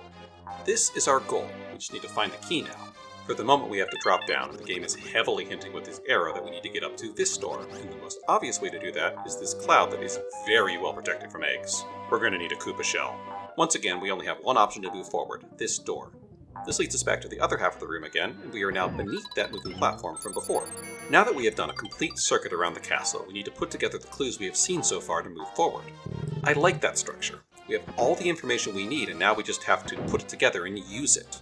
So, what do we need first? A Koopa shell. You need to spit it down here, but there's a cloud in the way. Let's do one more loop to the top and try that again. Spit the shell this way, all the way down carefully, and ta-da! I find this style of puzzle really satisfying. There's something simple and satisfying about watching Koopa shells bounce around, and it's very appropriate that it hinges on a Koopa shell in this particular level. This door finally leads us to the last section of the other room, and in here we can finally grab the key and a checkpoint. Now we just need to navigate back to the locked door and we can move forward. Except apparently this blue arrow platform has a time limit and it gets needlessly tense here. Yikes. It's okay, I'm fine. Next room. This one has a unique enemy inside, a Lakitu with a fishing rod. This is just a big room filled with regular platforms and collectibles, and this Lakitu will be chasing after you as you try to grab them all. Even eating him won't really keep you safe, because a new one will swoop in surprisingly quickly. It's a nice little unique challenge that will get us our last red coins for the level. Through this pipe, we have our last challenge before the boss, a bunch of these Arkanoid boxes. It's a great chance to let the eggs fly, and it's best to go for these last two flowers first so you can get these extra eggs before you go upwards for that arrow jump.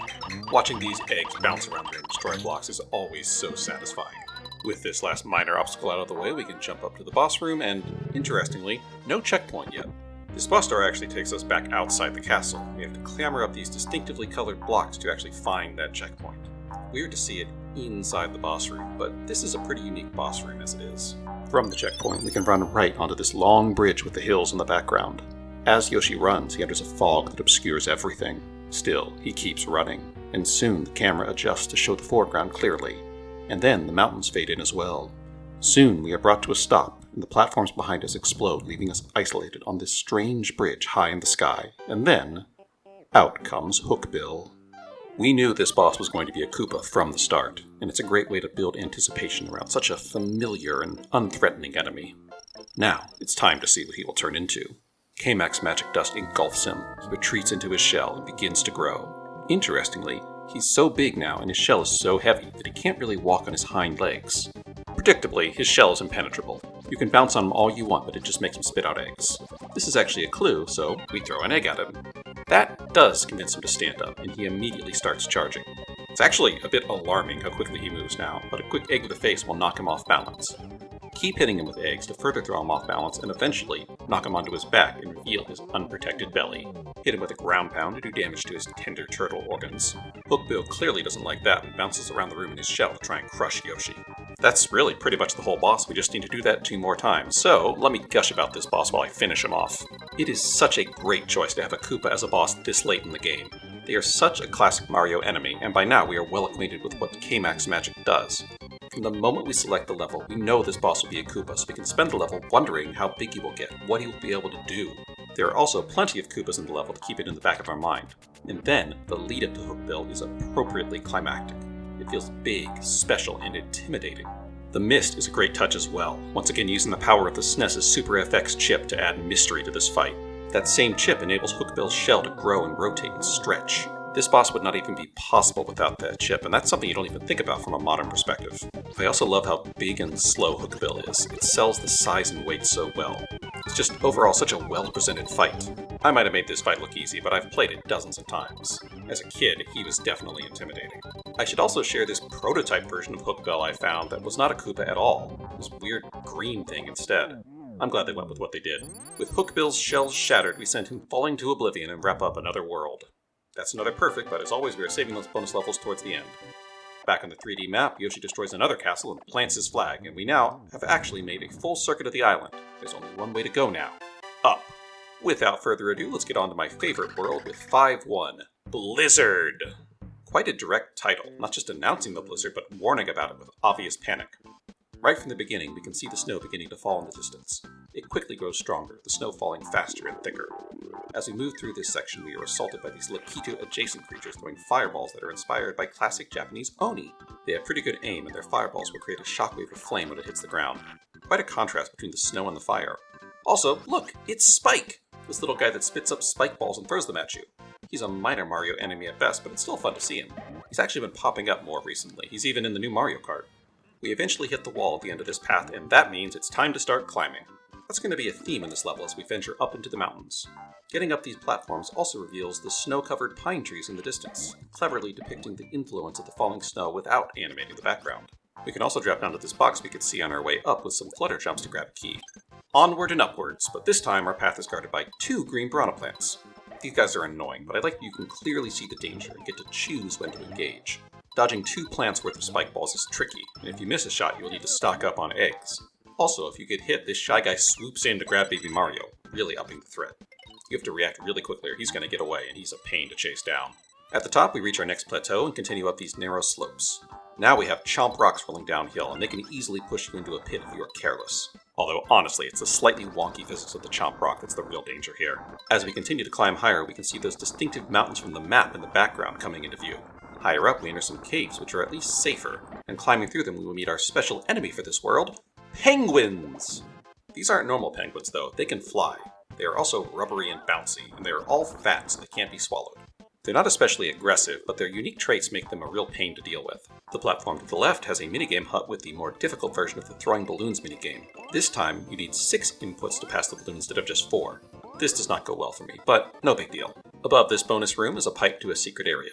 This time there's a hint block laying out the challenge. There are 5 red coins hidden above us, and we will need to hunt them down with a helicopter. I hope you've learned to spot them by now. Fortunately, the red coins are all in this lower section. The upper section is just regular coins. When the timer runs out, we are dropped back into the main level, and we get a great chance to see how bouncy these penguins can be. Nothing up here, unfortunately. This is no Mario Odyssey. Into the door we go, and into an ice cavern. Look at these frozen Shy Guys. How did they end up like that? How long have they been there? Are these prehistoric Shy Guys? No time to worry about that. We have ice to worry about. We all know how much fun ice is in a video game, but I find that Yoshi's Flutter Jump mitigates a lot of the danger. Plus, we get to play with these ice melons too. They're especially good for freezing the surprisingly durable penguins. It really feels like that blubber should protect them from this, but I'm not going to complain. Definitely don't miss this checkpoint because the cave only gets harder from here as we introduce icicles. These things are spiky and devious. You can knock them down with an egg, but some will fall on their own. And since we can't get eggs from the penguins, our options down here are limited. This part of the cave is full of icicles, and the penguins are here to bounce us around, and the ice is here to keep things slippery. This is a tricky combination, but if you take it slowly, use the melons to deal with the penguins, jump to control your movement, take out the most dangerous icicles with eggs, and don't miss this flower, you'll be fine. It does make for a tense little section as the game continues to ratchet up the difficulty. Also, I do love this sound effect of Yoshi running on ice. Up the pipe we go and out into a winter wonderland. The blizzard has let up some, and everything is now covered in snow. Fortunately, it doesn't harm Yoshi's movement. We make our way past the penguins, spiky dudes, and Piranha Plants. Of course, our Oni friend is back to torment us as well, and some Shy Guys with red coins to keep us moving.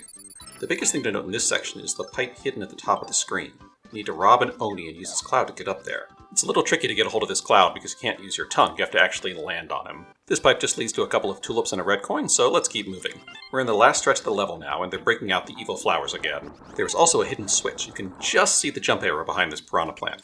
It fills in these pits, which makes it much easier to swipe the red coins from the penguins guarding them. That's it for this level, and it's a great start for this world. It really sells the idea that we are climbing into the mountains and sets the stage well for what's to come.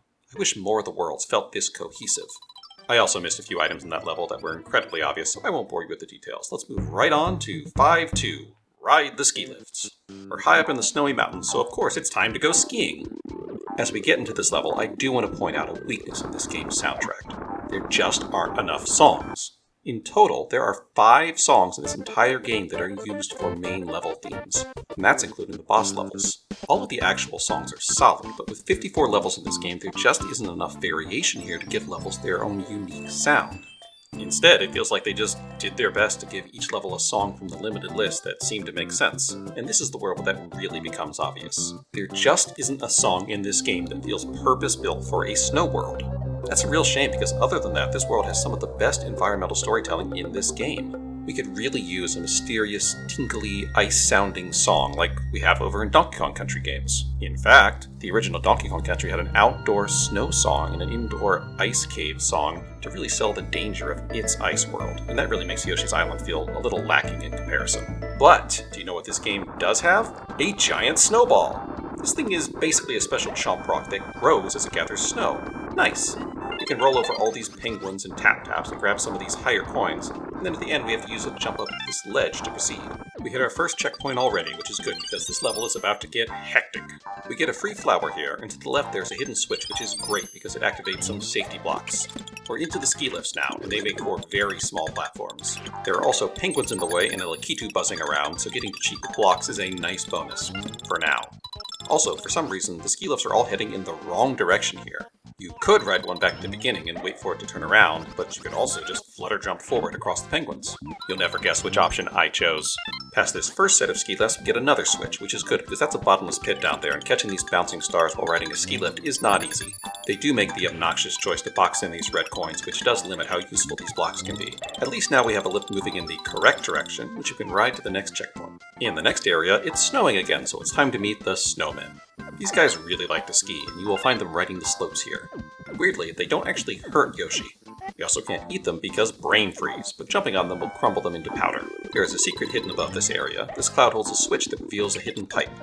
Down here, we have a long fall past many unfortunate Shy Guys until we eventually land in this room with a superstar. The idea here is that the box in the middle of the room will give us infinite coins, but only when we are Mario. If you want the coins, you will have to manage the timer and refresh your transformation with the extra stars. I don't need them, so I bounced early to get back to the main level. Back outside and past these little hills, it's time for the main ski lift section. Fortunately, the game also throws us another checkpoint because it's time to ride the lifts upward. We can see the snowmen skiing beneath us, and we have to watch out for oncoming snowmen on the lifts. Nothing too crazy, just be careful as the ground falls away, and keep an eye out for the red coins. These ski lifts might not look that fancy, but they can jump between lines. Crazy. Keep following them down and watch out for penguins. It's all fairly serene and scenic actually, just watch for your lift transfers and kick this guy off the lift and you can ride straight through the gold ring to close out this level. Onward to 5-3, danger, icy conditions ahead. It's time to really test those ice mechanics. Again, I can't help but feel that this music from earlier in the game feels like a bad fit for this level. However, I do like this hint box that warns us, this is an icy stage. They really wanted players to know what they were in for here. We also get this fire melon, which is going to be crucial in this level because it's the only thing that can melt these ice blocks. In this case, it's the only way to get this flower. We also have to deal with this water-spitting fish that is much more annoying now that ice is in play. It helps to take out this ice block so you have an easier time to shoot this cloud. Once the bridge is built, we can continue. And I do want to point out how good this water looks. Nice and choppy with strong brush strokes, much different from the tropical waters we have seen so far. A good touch. I also like this tulip that you need to ricochet an egg into. No cheating with the shell or an enemy like most of the tulips so far. Moving on, we start to encounter penguins that are actively dangerous. This one will knock you right into the pit if you let him. We also have narrow ice platforms with Piranha Plants, an unpleasant mix. At least there's water here, so it's not an instant death pit. Up next is some water that we can traverse with this bucket. Just watch out for the red coins and the jumping cheeps. Next we have a new fire melon and a rotating platform. This leads under some penguins that appear trapped, but if you wait long enough they will definitely drop out and ruin your day. The fire melon is absolutely necessary here. They want you to clear the path of this platform, but I prefer to go up this way. This level is really pushing the ice mechanics so far. Slippery floors, ice blocks that melt, even the choppy water. They're selling the cold atmosphere very well, and makes for a good challenge at this point in the game. Before we get to our next challenge, we have a checkpoint trapped behind an ice block, so we'll need a fire melon to proceed. I do like to grab these red coins first, just so they're saved by the checkpoint. Now we're all set to melt this block and grab the flower and the superstar.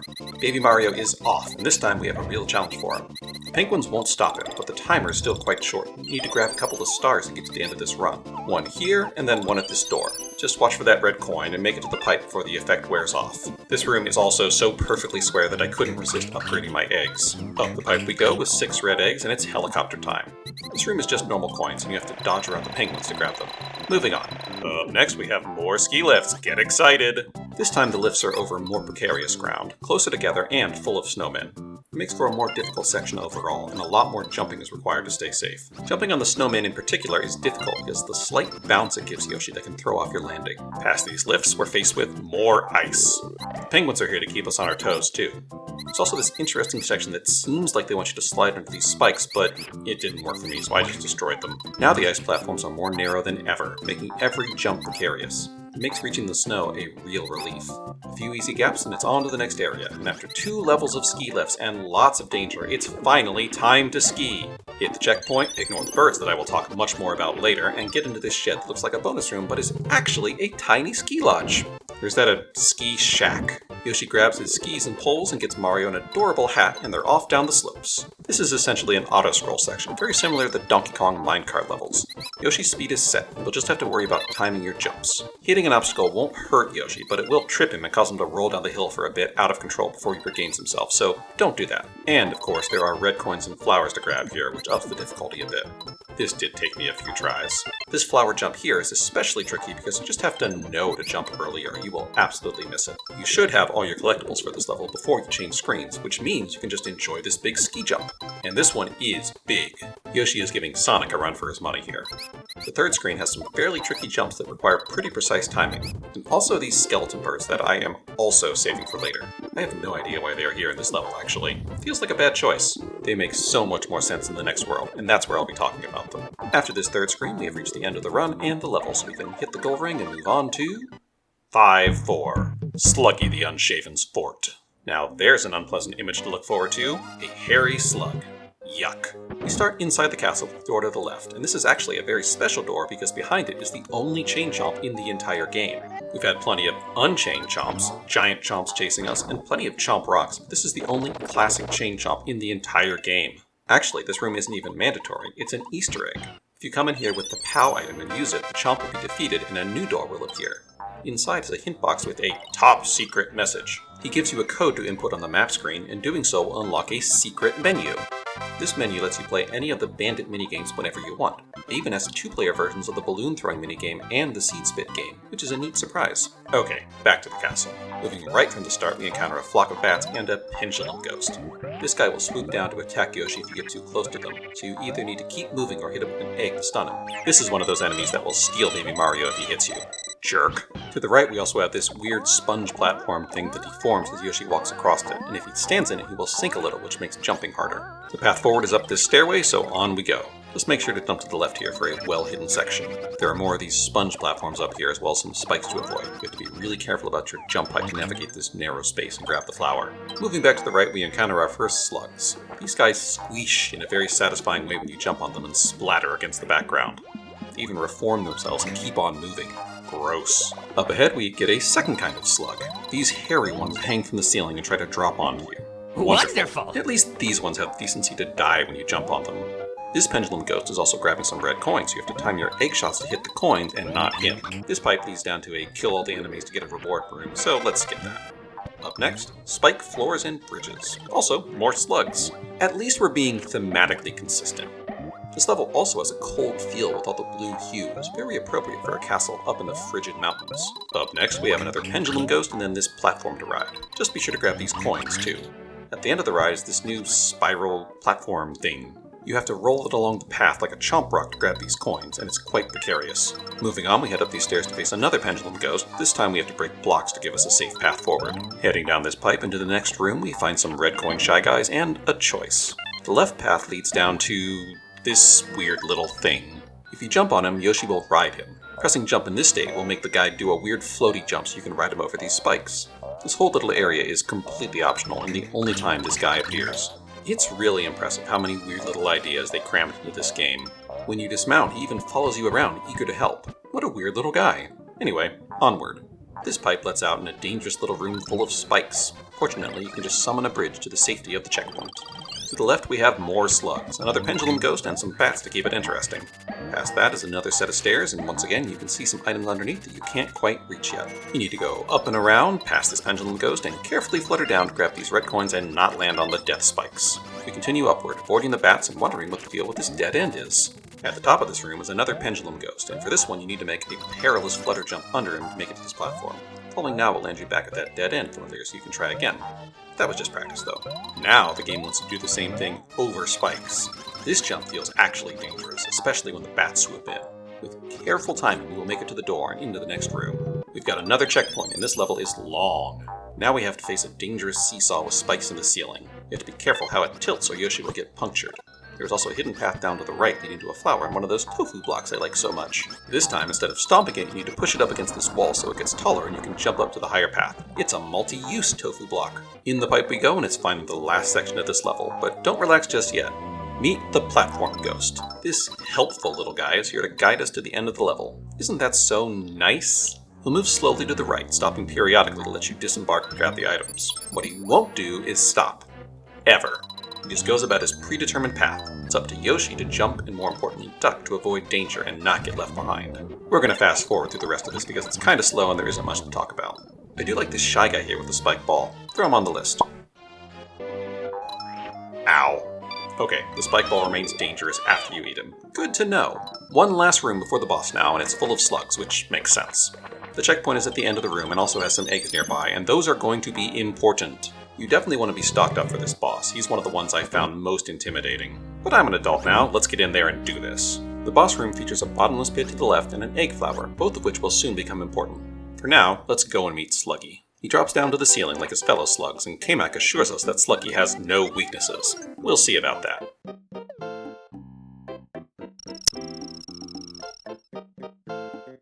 Kamek's magic powder does its thing and makes Sluggy big. So big that he fills the entire passageway. This guy is massive, hairy, translucent, and determined to push you off into the void. He also has a big hairy heart that we can see through his body, and that's our target. Hitting him with an egg will only put a dent in his gelatinous interior, but repeated egg shots can dent him enough to expose the heart and do damage. That's the plan then. The eggs bounce off of Sluggy, so you do need to run to the left and stock up between assaults. It takes a good 4 eggs per hit, so it pays to keep your egg inventory full. This boss challenges your aim, and more importantly, speed of aim. You have to hit him in the same spot repeatedly and quickly, or his body will return to its default shape. All the while, he is moving to the left, slowly and steadily working towards your doom. It's actually one of the most stressful bosses in the game. You can really feel the pressure, especially as you start to run out of platform space. With persistence and precision, we can prevail, and Sluggy will melt right off the edge of the stage.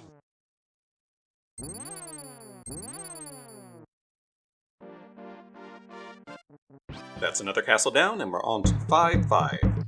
Goonie rides! It's time to meet the Goonies properly. But first, look at that view! We're so high in the sky now that all we can see is the vast ocean. We meet our first Goonie pretty soon. This species of bird lives high in these mountains and likes to swoop through the sky. Fortunately, they are edible. We'll be seeing a lot of them over the next couple of levels, and they have some interesting properties. For one, they can carry things that drop on Yoshi. Yay! There are also fat Goonies that don't so much fly as bounce. Another useful thing about Goonies is that Yoshi can ride them. When you land on them, they'll start flapping like crazy to compensate for Yoshi's extra weight, and through that they'll actually gain height. Also, take note of the flock in the background. There are a lot of these things. Perhaps they're migrating? We also meet what I assume to be juvenile Goonies that can't yet fly. Instead, they just run along the ground, typically in groups. There's also these fat ones that can't even bounce, they just roll along. What amazing and wondrous variation we see in these avians. The Goonies really are a vibe. They're also derpy and I really like it. That said, they can be annoying. As if to remind us that Goonies aren't the only birds on this mountain, up this pipe we find a group of penguins. They'll try to push you off the edge, so dodge out of the way, take them out, and claim the reward. As we move forward, the game is going to coax us into using these Goonies. These coins, for instance, have a convenient Goonie swooping in to provide a platform at just the right time.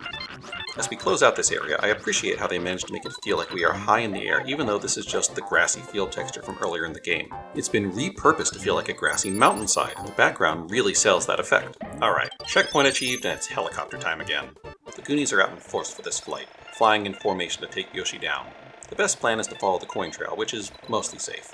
Getting hit is dangerous. The time here is pretty generous, and there are a lot of backup bubbles to find. The end is guarded by green Piranha Plants, but if you can avoid them, you should be golden. The next section has another checkpoint and then more hilly platforms full of Goonies. There's also this flower to grab guarded by Piranha Plants, but nothing particularly new or interesting here. Up ahead, we get to some more tricky platforming.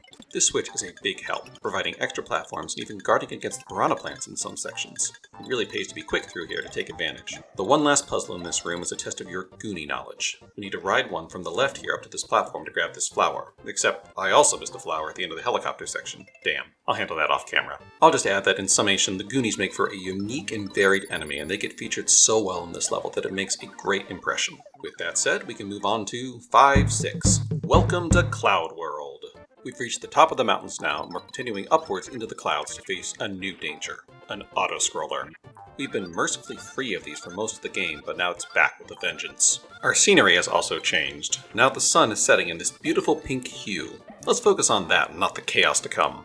Look at this mess as we get into the clouds. Gusty, Lakitu, Piranha Plants, tumbling Shy Guys, it's quite a mix. The baseball boys are back too, as are the quails. How did all these guys get up into the clouds to begin with? The Lakitu I get, but what about the baseball boys? Who do they work for? We have the batter blocking our eggs, the pitchers assaulting us from every angle, and we have 2 Lakitu swooping in at once. This is getting ridiculous. That happy active music is not working for me in this level.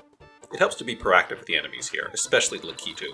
Leaving them to fly around can make this way too hard. Fortunately, the actual auto-scroll speed is pretty slow, and that does give you a little time to respond to each new threat.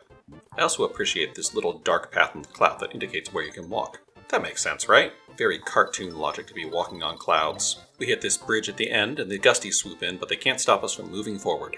Fortunately, that's it for the auto-scroller. We hit the checkpoint, and now the camera is ours to control once again. Moving deeper into the clouds, we find this interesting section where you need a boost from the baseball boys to reach this platform. It's always ambiguous whether these guys work for Bowser or if they're more freelance. Incidentally, this pipe leads to another room, but it doesn't seem to serve any purpose. Moving forward past these Goonies, we see the return of another element, these flippy spike platforms. This time we need the baseball boys to flip them for us, and we have to be quick because he will not wait for us. The green one isn't so bad, but up above there are some red ones that require tighter timing. It's nice seeing elements from earlier in the game being brought back in new contexts. Up and over this pipe we go, and we're in for another gusty assault. This section feels especially chaotic and a little unpolished, like a bunch of elements were just thrown together. Especially compared to the last level, this one feels less organic and more gamey. The next section features a pitcher that just wants to make our lives more difficult, and there's nothing we can do to stop him. At least he can't hurt us, and he's throwing us ammo we can use against these piranha plants. In fact, they can even kill the plants for us. Decent. Now it's time for another Flutter Jump test to wrap up the level. There are a series of tricky jumps here that make you dip beneath these pipes to move forward. The last one even features a piranha plant, really testing your timing if you don't just eliminate the threat. Hopefully by now you have a good grasp of how Yoshi's unique jump works. With that jump cleared, we're at the end of the level. Not exactly my favorite, but definitely a tricky one. Up next is 5-7, shifting platforms ahead. If you've been paying attention, you might have noticed that the 7th level of each world is a little special. They always try to give them a little extra juice. Right away, this level is different, one of the few that makes us go left first. The theme of this level is moving platforms, which was actually the theme of 4-7 now that I think about it. This first section has platforms following curvy paths, just as a warm-up. Soon the ground falls away and we will have to rely entirely on the platforms. The first set are still simple, the only obstacle an easy to clear block. We reach solid ground soon after, giving us a chance to catch our breath before proceeding. Just mind the penguin. The next platform winds past these floating balls, some of which have weird birds circling around them. This is foreshadowing! You'll just have to trust me when I say that these are ravens. Past these bird brains, the platform takes a long loop up to these guys which are going in small circles. We can jump up them and onto these next platforms. Also, aren't these tiny squeaking birds cute? It's another great little touch that has zero gameplay influence. Okay, next we can jump up some green platforms to reach this yellow one, which will carry us upwards past some tap-taps. Notice how as we climb higher we are ascending into a dusky sky. Night has been slowly falling over the past 2 levels, and that is intentional. It's also quite pretty. While I was talking about that, I rode this Goonie up to this little bonus area. The key here is to quickly jump across these falling blocks to grab this flower, and then run back with the switch. I like the way this room uses the same block twice in different ways. Back in the main level, it's rotating platform time. This ride is interrupted by a flock of Goonies just to keep things interesting. Make sure to abandon this platform before it jumps the track and board this yellow one. It will meander down to the right, but you want to watch out for this red platform and take it as soon as you can for a quick ride up to the flower. It will drop you back at the yellow platform so you can proceed as normal past the orbiting ravens. The next set of platforms follows a zigzag pattern that can be tricky if you aren't careful, and then we have a choice of platforms to pick from. As I learned in Sonic the Hedgehog, always go with the upper route when possible. I mostly recommend jumping across the top here to avoid tap-taps, but soon the platform will carry you down past some more that are guarding red coins. You have to be quick to grab these without getting hit. Down at the bottom we can jump off onto solid ground, which in this case is actually a cloud.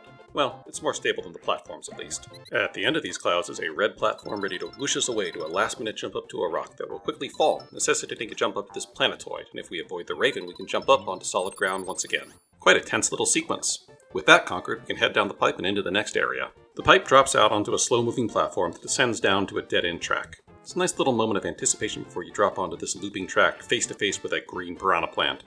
This one must be tired because it only shoots one spike ball at a time instead of 3. Take your time to take this guy out and you'll be fine. You do want to make sure you have at least one extra egg, because beyond this pipe is a bunch of dirt that is hiding some red coins in a flower. Remember, it always pays to have extra eggs. Down the next pipe we go and on to the next area. One last checkpoint and then we face an area all about those falling blocks. You've got a big gap you have to cross using the rocks. A long thin one you have to scramble across to get to this flower. Falling blocks, red coins, a stairway made of falling blocks. It makes for an exciting finale to this level. I especially like this tricky jump up to another flower that then drops it down to this platform face to face with a bullet bill. Then you need to ride the platform down to grab these red coins, and I nearly mess it up and have to recover. The last platform runs under a low ceiling and you have to jump at the last minute to reach the gold ring. I like the urgency of this last section. It really raises the excitement and challenge. I feel like this level has the energy promised by Don't Look Back and Ride with the Wind, which both felt a little tame. Alright, we've made it through another world, and now it's time to enter 5-8, Raphael the Raven's castle. We open on a bridge high in the sky above the ocean. Night has fallen, and stars twinkle in the sky. We're high in the mountains now. Moving to the right, we cross clouds and unstable rock spires while Goonies swoop in to cause trouble. Soon, we reach a red platform that launches us upwards, where more red platforms will carry us up into the castle proper while a moon shines full in the background. This is such a great intro to the level. It feels big and dramatic, and we are just getting started. Heading inside, it feels like we are still dangling from the bottom of the castle, jumping across small platforms to proceed. The spike ball Shy Guys are back and make for an intimidating threat. I managed to hit this one with an egg, but get hit by the spike ball again. To the right we have an ice melon that makes this next section with the spiky piranhas easier as we scramble across the bottom of the castle. I love how well this sells the very long fall beneath us if we miss a jump. Further to the right, it's time to climb, and also time for a new enemy, golden bullet bills. These launchers can swivel to aim directly at Yoshi, making for a more deadly threat. Also, these bullet bills bounce off the walls, and it's pretty tight in here as it is. As always in this game, enemies are also a tool. You have to use a bill, jump up to this flower, and then you have to use the same launcher to lure a bill up here so you can get to this second platform higher up. Very economical game design here. The path continues upwards into the castle, past more bill launchers and hammer throw Shy Guys, but this time we have an ice melon to freeze them. There is also a little puzzle here where we need to guide a bill along this hallway to jump up to this checkpoint. We also get the return of these walking cannons and our third flower. Through these flipper doors, we get a new mechanic introduced. These airlifts we've been seeing throughout the game can actually be eaten by Yoshi to reposition them. I am constantly impressed by how this game keeps introducing new elements even this far in, and in this case, it's a new way to use an existing item. We need this platform to get through this next room, but first we need to clear out all these blocks and watch out for the cannons. Reach the top and head through the pipe. We're even higher up now. The stars and the moon are much more clear in the background. We do still need to climb, so we can take these platforms up even higher. The Goonies return to harass us, and there are ravens orbiting their little spheres as usual, but we can dodge through them and grab the flower as we proceed. The next room features some more of those big 3D rotating platforms, and also a hidden path that leads to this door. It's time for one more train section. Choo-choo! This is the largest train section in the game, long looping tracks to follow. To complete it, we actually need to drop off this platform to land on the lower one to continue. With that, we can follow this track up to grab the last red coins and flowers at this level, and we can return to the main path. Taking the arrow jump leads us to the checkpoint, and now all that's left is the final climb to the boss room. There are more of those rotating platforms, this time guarded by ghosts. Higher up, the Goonies return, scurrying along the ground and rolling pathetically. It's a short little section, but I appreciate the chance to highlight the Goonies one more time in this world. The game gives us one more chance to grab stars in case we were hit, and then it's time for the boss. Weirdly, we go through the door and come out of a pipe. The room is small and empty at first, but Raphael soon appears, climbing down a wall to confront us. K-Max sounds a little nervous this time and threatens to banish us to the sky. What does that mean? He breaks out his magic dust like always. Raphael begins to glow. He doubles in size and charges Yoshi, hitting him with a body blow and sending him flying. Yoshi is knocked high into the sky, eventually landing on that moon we have seen throughout this level. It turns out to be a small planetoid that seems to have been stitched together. Raphael soon follows, jumping into the sky to confront us on a raven's home turf, a sphere. See? Foreshadowing paid off. Let's go! Raphael will circle the planet to chase down Yoshi, stopping periodically to reconsider his position. To hurt him, you need to pound in the stake opposite him to drive it through the moon and strike him. That makes him red hot mad and he starts sending energy sparks at us. I love this fight. It's so unexpected. Look at the way the entire world rotates around us as we circumnavigate this planet. It's just so unique, and maybe even an inspiration for Galaxy years later. Who can say? Raphael does move pretty quick towards the end of this fight and it gets very hectic, but eventually we get a third hit and defeat him. In the end, Raphael is the one who is sent into the night sky, destined to twinkle forever as a new constellation. What a great ending to the strongest world so far. We've climbed from the foothills all the way up into the icy mountains to this castle and confronted the boss on the moon. We've earned this key.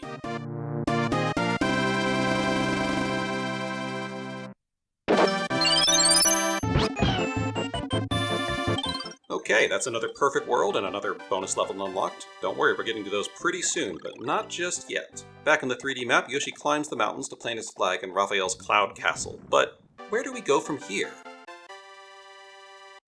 An energy engulfs Yoshi and lifts him into the air. The screen fades to black and shifts to a new, darker scene. It seems the last world was hidden at the center of this island, deep within the mountains. And here we are, the final world. Let's jump right into 6-1, Scary Skeleton Goonies! This world feels different right away.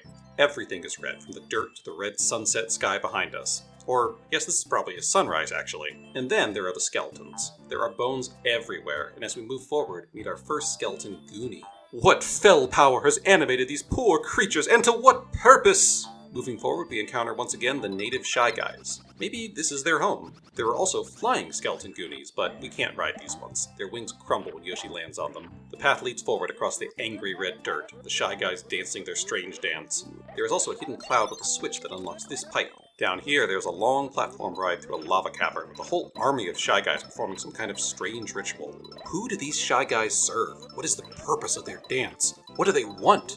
Is there some kind of Shy Guy god?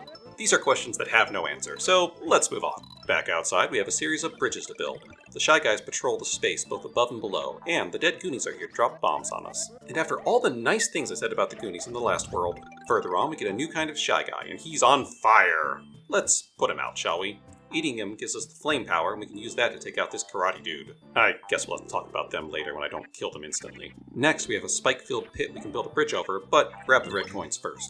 Now we can build this bridge, and I guess those Shy Guys just live there forever now. On to the next area, and it's a Chomp Zone. Good thing we get a checkpoint, too.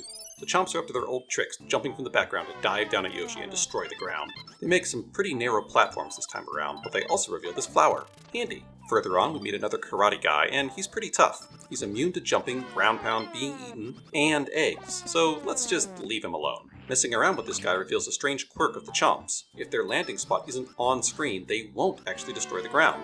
This is important because we need this bit of ground intact to push this box and gain access to these red coins. I gotta say, this mechanic feels a little janky. Moving on, we have even more Chomps. You have to watch the background and time your jumps so you aren't intercepted in the air by these bitey boys. I also get hit by a karate chop and find out that this level has gremlins that steal Baby Mario the moment you get hit. But with careful jumps we make it through to the next area and the next checkpoint.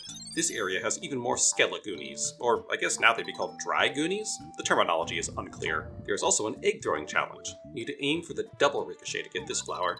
The game is asking for more precision from our egg throws now, and the Goonies do not make it easy. Moving forward, we pass a few more easy jumps and then another ankle biter Goonie and encounter a little puzzle. This bridge is marked to go right into this bone post, so we need to pound it in before we activate the bridge. Without the bridge, this seed will have nowhere to root and will fall into the abyss. Mind you, I'm not sure how it roots into a bridge, but that's someone else's problem. At the top of this plant is my old nemesis, balloon popping minigame. Will I finally manage to win this time? Nope! The bandit immediately wins. Great. I guess I just wasn't meant to win this game. Back outside and moving forward, there is a big arrow jump that sends us high into the air along a coin trajectory over this piranha plant. There is also a suspicious alcove, and investigating it reveals a hidden one-up. There's also this ledge that I overthought way too much. You just need to jump from this high spot. The final section of this level features some tricky jumps guarded by spiky piranhas, tap-taps on tiny platforms, and flying weirdos. What are these guys? Further on, there are even more piranha plants, and when we finally reach solid ground, the Skele-Goonies start swooping in. These things are unsettling. The normal Goonies are so cute. Here's one more platform guarded by tap-taps. Expect to see a lot more of these guys in this world. And then one more long Flutter Jump to grab the last red coin and hit the gold ring. We're one level in, and this world is already starting to feel a bit more intense. The atmosphere is desolate and angry. The enemies are tougher and uglier, and the jumps are trickier. I'd say that's a good thing to have for a final world. Gives it a strong vibe. Okay, on to 6-2, the Cave of the Bandits. It's time to confront those jerks on their home turf, which is apparently a mushroom-filled lava cave. The bandits are up to their usual tricks here, hiding and ready to jump out at Yoshi. Of quick tongue will force them out into the open and open them up to a ground pound. This first section features more bandits as well as ghost shy guys appearing outside of a castle for the first time. There's also the first red coin bandit that we've seen since marching Milde's fort. Past this guy we get into some lava and fire spirit things. This is all instant death, and there's nothing you can do about these fire dudes except avoid them. They even complicate this egg block. That's just annoying. Fortunately, they do move in predictable patterns, so it's kind of on you if you get hit. Moving back to the mushrooms, we have a bandit who was not paying attention and lets me walk right on by. Also, bandits on balloons. To be honest, they aren't really bringing their A game today. The next section continues onto these narrow mushroom platforms, and the fire guys return to make jumps tricky. You have to land here and crouch to get this red coin. Or, just use an egg. Past this section, we finally get to see what the karate guys can do, which is punch through dirt. So powerful! Let's just leave them to do their thing. We just need to jump across some more lava and we are through this first screen. The next screen gives us a preview of a new-ish enemy, the Skull Mouse. It's just a mouse with a scary hat that gives him +1 HP. Thematically appropriate, though. Past the checkpoint, there's a section with narrow pillars that forces you into tight spaces to confront the mice and bandits. The bandits are all hiding behind the walls, ready to jump out, but they don't hide very well, so as long as you are careful, you can foil their plot. Further on, there's a flower inside a narrow hole, and this time there are no tricks. You just need to aim an egg well. Moving forward, we find two baseball boys playing with a chomp rock.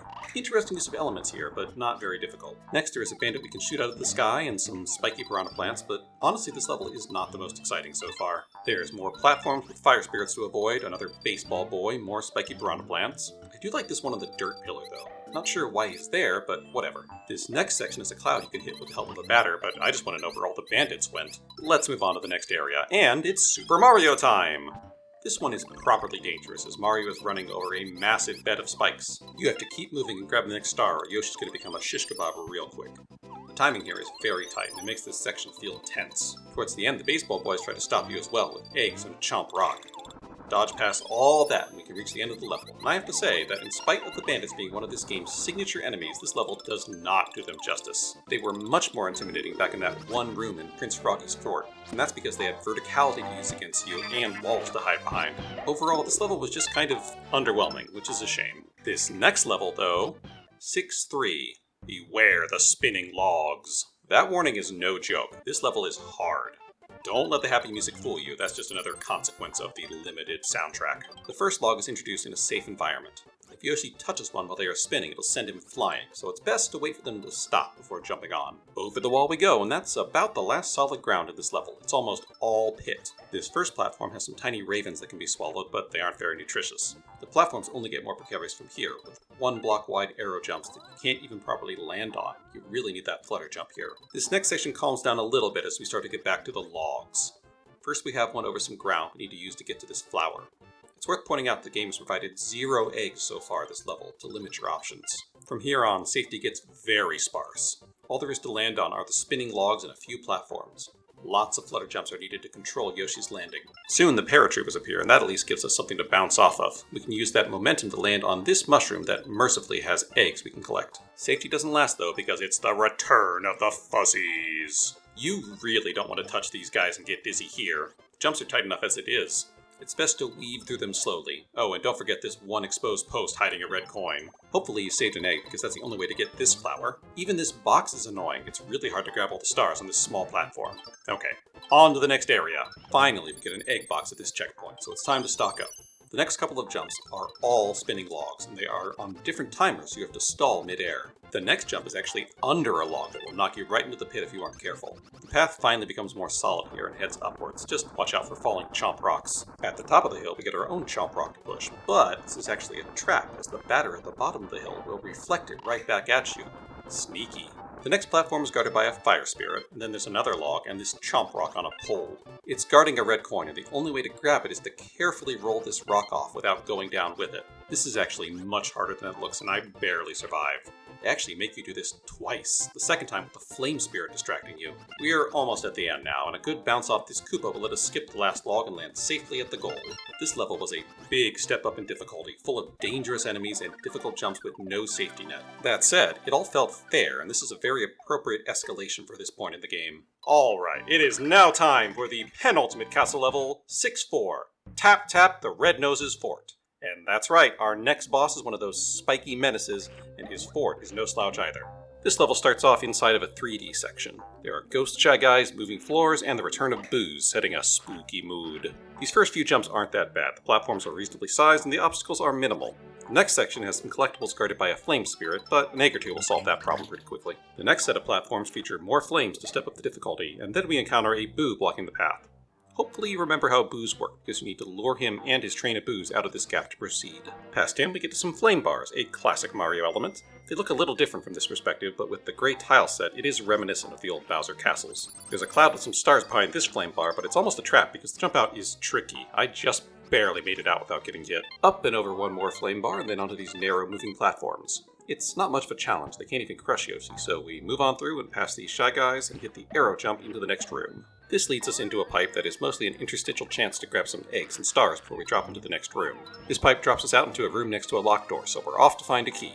To the right, there are a series of square platforms we can jump across, but when we land on the last one, it transforms into a giant slime! It's a surprise Salvo rematch! This room is much bigger than the last fight back in 1.8, so best to keep him away from all those spikes to the left if you can help it. He also doesn't drop smaller slimes this time, which makes him less dangerous overall. Still, it's a fun surprise rematch that can really catch you off guard. Unfortunately, he does escape, but I'm able to recover the key he drops without too much trouble. This is actually the first castle in the entire game that has a mini-boss. Through the door we go and reach the first checkpoint. There's also a small platoon of tap-taps in here we can turn into stars, but I took a more personal touch. From here, we can exit out into the main section of the castle. This is another 3D perspective section, but this one is special. It's actually a big hub room with multiple layers and paths to take. The goal is to explore this area and find a key and the exit, so let's get to work. Taking this pipe will transport us to a parallel platform. There are some sneaky eyes indicating that mice want to jump out and attack us. Our first pipe to the left holds a flower. We just need to deal with the tap-taps first. As a reminder, one of the few things that can kill these guys is other tap-taps. Clear them out, grab the flower, and escape. Next, we can take this pipe to another parallel path and another pipe that also holds a flower. This one is more simple to get, so we grab it and bounce. Now we make our way to the right, avoiding the mice, and head back down and further to the right to our next pipe. This one holds some red coins, and you'll need some eggs to grab them. If you have been paying attention, all of these rooms have needed eggs so far, so it's important to keep stocked up. Outside of this pipe is our exit pipe, and it's stopped up with a cork that needs a key. I'm not really sure how that works, but let's jump over it and keep searching. Down and to the right is another pipe with some red coins protected by spikes. It will take several eggs to clear this one out. Down and to the right one more time, and there's another pipe with just a few coins and some eggs. Back in the hub, we can go all the way to the left, past all these fire bars, and into a pipe marked by a double arrow. The block inside looks suspiciously familiar, and sure enough, it's another Salvo rematch. This one is tricky because there's no eggs in here. You only get the ones you brought with you. And if you leave, he'll heal back to full health. The key is to watch for his wavy blocking form so you don't waste eggs, and try to get some good reflections in for multi-hits. And if you can recover thrown eggs, even better. Once he goes down, he'll drop our key. There is one more pipe to check below this one, but it just contains some extra eggs in case you needed them for the slime. With that taken care of, we can navigate back to the locked pipe, pop the cork, and continue on to the next checkpoint and into another pipe. This section features a lake of lava and a rotating platform to cross it with. The platform dips into the lava as it rotates, so you have to be careful as you jump and also get the coins and flowers above. This second lava lake has a tiny log in it which we can ride over to the right in a surprisingly uneventful section. It feels like there should be more happening here, but I think it's meant to build anticipation. I'm just glad the log we're riding on doesn't burn up in the lava. That's some high quality wood right there. Right at the end, something finally happens. There's a bonefish and a flower. I'd suggest using an egg and jumping to dry land. We hit the next checkpoint and head into the pipe, and are dropped into the boss room. Wait, where was our red door? Well, we're here now. There's Tap Tap, and K-Mac's also here to promise us a game over, so let's do this thing. The question we should be asking right now is how we're going to fight the giant version of an enemy that is already invincible. Tap Tap grows, and he looks quite sure of himself. Eggs will stun him and knock him back, but that's about all they do. The key is that lake of lava beneath us. We have to break these blocks and drop him into the lava to defeat him. The problem is Tap Tap is surprisingly mobile. He has a massive jump, so you have to keep dodging him or use eggs to defend yourself. This fight can be quite intimidating as he leaps around the room after you. And then, just as I had him on the ropes, I realized I was out of eggs. I was actually on my way to grab more eggs, but Tap Tap fumbled his jump and landed right in the lava. Oh well, that's a wrap on him. This castle made for a great challenge. It felt dark, dangerous, and unique. There were plenty of tap-taps to deal with, a rematch with an old boss, and a challenging final boss that referenced old Bowser fights. Very appropriate for the last world, especially since it's the last normal castle. Our final castle will be a bit special, but we'll talk about that shortly. For now, it's off to the last stretch of normal levels with 6-5, the very long cave. And yep, it's an auto-scroller. That's what makes it so long. This cave is long and dangerous, especially with the lava everywhere. I'll fast forward through the slower parts so it doesn't take all day. In addition to the lava, this cave also features icicles, so we have danger above and below. Great! This section is pretty simple except for the flaming Shy Guy trying to jump scare us. Our path leads down and to the right, and we'll be crossing through here again later. Now we have a chomp rock rolling in, but I'm not sure why since there are platforms here. Were those added later to lower the difficulty? Hard to say. Most of this level isn't actually that hard, it's just slow. They do have some red coin Shy Guys in here to spice it up a little bit. The path eventually loops around and crosses our previous path. They give you a single egg here, which is very useful to knock down these icicles and give you a path across the lava. The next section features a real challenge. This chomp rock will roll down to this lower path, and you need to ride it across the lava. The momentum of the rock makes this jump really hard. It took me multiple tries, and getting back here is a long slog if you die. Through the door is the checkpoint, and we're still doing the auto-scroller thing. It starts slow to allow time to collect eggs from this block, but then it speeds up as we get to these dirt walls. There's not much danger of running out of eggs here since they keep giving you more, but if you do, you're just out of luck. As this section goes on, you need to aim your eggs quickly and get through the dirt efficiently or you'll get left behind. Even one bad egg throw can be surprisingly dangerous and put you in a panic. It speeds up a little bit more here, but it also gives you a melon and some eggs to drill through this long block of dirt. Through here, the camera finally stops and you get a moment to breathe and collect your flowers and coins. Through the door we go and on to our last checkpoint. The auto-scroll doesn't start up until you reach this flower. When it does, it's moving quick. You have to be really nimble and think quickly now, especially as these Goonies rush down the path to get you. I actually like this part. They follow you for a while, crossing your paths multiple times in a fun kinetic moment before they are all unceremoniously crushed by this chomp rock. The rocks keep coming as we jump across these slanted platforms, threatening to push us into these pits. Keep jumping and keep safe. Almost at the end now, and it's my personal nightmare. There is a series of posts along this path, and each one has a red coin inside it. You need to ground pound all of them once to get the coins, and your jumps need to be precise and quick. These 4 ground pounds make me so nervous, but I clear it, and that's the end of this level. Auto-scrollers are controversial on the best of days, and unfortunately the first half of this one is pretty dull. Things do pick up a little bit on the last screen. The speed helps it feel frantic and exciting, which is better than slow and boring any day of the week. Okay, on to 6-6, the Deep Underground Maze. That's right, we have one more cave maze to solve. I have generally liked these puzzles so far, and this is the most complicated one yet. The level starts outside the cave. The entrance is guarded by a pair of chomp rocks. Ferocious. We need to push one of these in to give us just enough height to reach this platform, forcing red coins and stars, and then it's time to go deeper. Down below, we find a locked door and a key we can't reach, so let's take the available path forward. We get a chomp rock, and we're going to need it to get by all these tap-taps.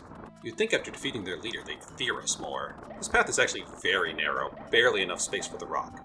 We get some good speed through here, but we can't follow our rock through these flames, so we need to drop down quickly before it rolls away and despawns. We can now push it all the way to the left and grab our key. The exit is down below, and there's an unusual enemy here. It appears to be a sheep hovering through the air, and if you eat the disguise, it is revealed to be a Shy Guy. However, if the sheep catches you, there will instead be a bandit under there. A strange case of Schrodinger's enemy. Regardless, we can take this arrow jump all the way to the top of this room for a shortcut back. This is so satisfying. We hit the checkpoint and drop down through the locked door into the main section of this level. Alright, puzzle time. We start by dropping through this dirt. There's a side path with a tulip and some red coins, but after grabbing those, we go straight to the bottom. To the left, there's a flaming Shy Guy in the way and some tricky to grab items above us. We can get these coins with a well-thrown egg, but the cloud is another story. The best strategy is to grab one of these Shy Guys and use them to jump up here and claim this flower. Enemies can be so useful, can't they? To the right, we have 3 shafts that each contain a cloud. The middle is a flower, and that's all we're grabbing for right now. Back to the left we go and enter this door. Through here, there are some karate guys we can ignore like usual to grab this flower and move on. We can jump up past these snippets and this bedsheet ghost to get to this area and grab this flower. Note the numbers on the wall. They exist to help you understand how the 2 halves of this level fit together. Through this door we go and end up in a room with a big arrow jump. We actually need to take a small jump here to reach this hallway for 2 red coins. We can then continue upwards to a chamber just off the entrance to the maze. So far, everything we've done in here was just for collectibles, so let's drop down and actually solve this maze. Our goal is to reach this passage here, which means we need to reach this cloud on the left. For now, we go through the door on the bottom left again, and this time we knock down this arrow jump to reach this higher section. To the left there are some fearsome karate guys. Fortunately, we can use this flame guy to neutralize them. Dropping down here, we can grab some coins and go through the door marked 6. This door puts us in the correct position, but we can't jump up to this ledge. Instead, we need to reflect an egg just right to hit this cloud and build a bridge. Now we can take this arrow jump up and work our way around to the bridge. From here, we can jump up to this passageway And once again, find a locked door with a key we can't reach. This key is actually cleverly hidden just out of sight above these shafts. You have to remember its location and then drop down to grab it. We just need to stop in this room to grab the last red coins before we do one more loop around the maze to get back to the door and finally escape. There's just one last room that's mostly a victory lap where we use another chomp rock to clear our way to the goal. Overall, not a bad maze. It requires you to understand the layout of the chambers and how they connect together, and then use that knowledge to reach the exit. This is all fairly unusual for a Mario game. It's actually the kind of logic the best Zelda dungeons employ. That's it for this level, but before we move on, we have one last bonus challenge to talk about. This one is a matching game where you need to remember the locations of the items the game shows you and find the pairs. This is easily the most generous bonus game. You can get a bunch of items and even 10 extra lives. I mean, I already have 204, so I'm probably good. We are now on the penultimate level of the entire game. 6, 7. Keep moving! That's 4 whole exclamation marks, so you know they mean business. Before I get into this level, I guess I should talk about the items since I haven't done that yet. There's a few different items you can collect in the bonus games that you can then use in levels to make things a little easier on you. They're all stored here at the bottom of the pause screen, which I haven't really talked about. Other than the fancy rotating pause letters at the top of the screen, this mostly just shows general information about the level and how many lives Yoshi has. But all of her items are stored here at the bottom of the screen, and selecting one will cause its effect to happen instantly. There's the egg item, which just fills up your eggs. That's handy. There's an item for each of the 3 melons. Using one of these will put the corresponding melon right in Yoshi's mouth, and these are actually all improved versions of the melons we find in the regular game. There's the POW item, which I did show off earlier. Using that will turn all enemies currently on screen into stars, or coins if there's too many stars on the screen. There's also the winged cloud item, which turns all enemies on the screen into winged clouds, which then also contain stars. There's the very useful 10 or 20 point star items. Using these will add that many stars to Yoshi's timer. These can be really handy if you get hit right at the end of the level. Now I should say there's a big limitation on all these items, which is that they don't work in boss rooms. The game doesn't even let you use them. That's especially unfortunate with the star items, which would be really handy if you get hit in a boss fight. What that really means is if you're going for 100 points, you're better off just dying and trying again from the checkpoint. There is actually one other item I haven't talked about yet, the magnifying glass. Using this will reveal all the red coins in the level and cause them to actually turn red. This is extremely handy for a new player who hasn't learned what the red coins look like. You'll see that in effect throughout the rest of this level. Onward we go, and the castle music is playing, so you know it's serious. We jump across these countdown platforms to this long row of 1 platforms, and soon a chomp appears to chase us. He's quick, but there aren't any complications this time, so it's mostly to build excitement. This is another level built around moving platforms. The path forward leads us up this rotating platform to a yellow one. This leads us up and around until another chomp appears, and we need to jump to this red platform and get running to escape it. The magnifying glass comes in handy here so you can see all the red coins, plain as day. We escape this chomp as well and continue upwards. There's an interesting challenge here where you need to climb this tower of countdown blocks to get to these red coins. I don't have much else to say about this section. I have praised this game repeatedly for constantly introducing new elements to shake things up, but this level in particular is all about remixing a lot of things we have seen before. The rotating platforms, the countdown platforms, and of course the chomps. Here's another one right on time. This requires some quick jumps before we can escape on this red platform. With our third and final chomp eluded, we can keep moving through this checkpoint and on to the next area. And look! It's the Starry Night inspired background I teased way at the beginning of the video. If you've watched this whole thing, it's been a couple of hours for you, but it's been months for me. But this is no time to get sentimental. We still have a level to talk about. This next platform is special. There's an egg flower on it. We aren't on it for very long though, and it soon dead ends. There are some red coins here to collect in this formation of platforms, and then we need to board this red platform to continue. It takes us through these coins and drops us down on the platform next to this spiral guy we saw in the last world. Fortunately, it doesn't have quite the same physics as a chomp, so we can ride it to the relative safety of this yellow platform. All these sniffets and piranha plants we pass as we descend are more threatening than actually dangerous. Down below, we have to take this red platform past a bunch of tap-taps, down and over some jump before we land on this circular track. Now we need to ride this new egg platform up through the dirt. Eggs are not an issue here, so let them fly. The magnifying glass comes in handy here as well to find all these red coins. The path continues around until you reach this red platform, which takes you around to that flower that I managed to grab earlier, so let's repeat this section, I guess. Eventually, this platform will carry us up to this checkpoint and we can continue right. This next structure here looks important, but there's nothing of note here beyond this cloud. There might also be a key hidden somewhere in here, but honestly, I can't be bothered at this point. The bonus games have nothing to offer me now. Let's move on. This next area seems to be the outskirts of a castle, appropriate as we approach the final level. Time for one more Super Mario section. This is a very short section, but honestly the bandits here are more threatening than the actual bandit level. There are a few enemies and some jumps through here that lead around to this final section that has a number of flipper doors. Before we deal with all of that though, there's this interesting puzzle where we need to wait for this bandit to activate this flipper to get this flower. Interesting use of enemy behavior here. Now we need to make our way across these structures to the right, avoiding the bandits. I said avoiding the bandits before we return to the left and grab our collectibles. Fortunately, there are plenty of stars here because I have been playing clumsy. We actually have everything we need now, so we just need to find the pipe to the exit, which is right here. The pipe drops us into this shaft with 4 other bandits, but a Flutter Jump will save us from them and we can escape to the end ring. And that's it. We've made it through the entire game, all the way to the last level. But before we tackle Bowser's Castle, let's take an intermission and look back at all those bonus levels we skipped. These are all completely optional challenges, a reward of difficult levels to put players devoted enough to 100% levels to the ultimate test. I'm going to keep this relatively brief, so let's take a quick look at what Nintendo cooked up for the ultimate bonus levels. Starting with EX1, Poochie Ain't Stupid. You want a challenge? Here we go. This level has bats, so that's a great start. It's also an auto-scroller. Wonderful.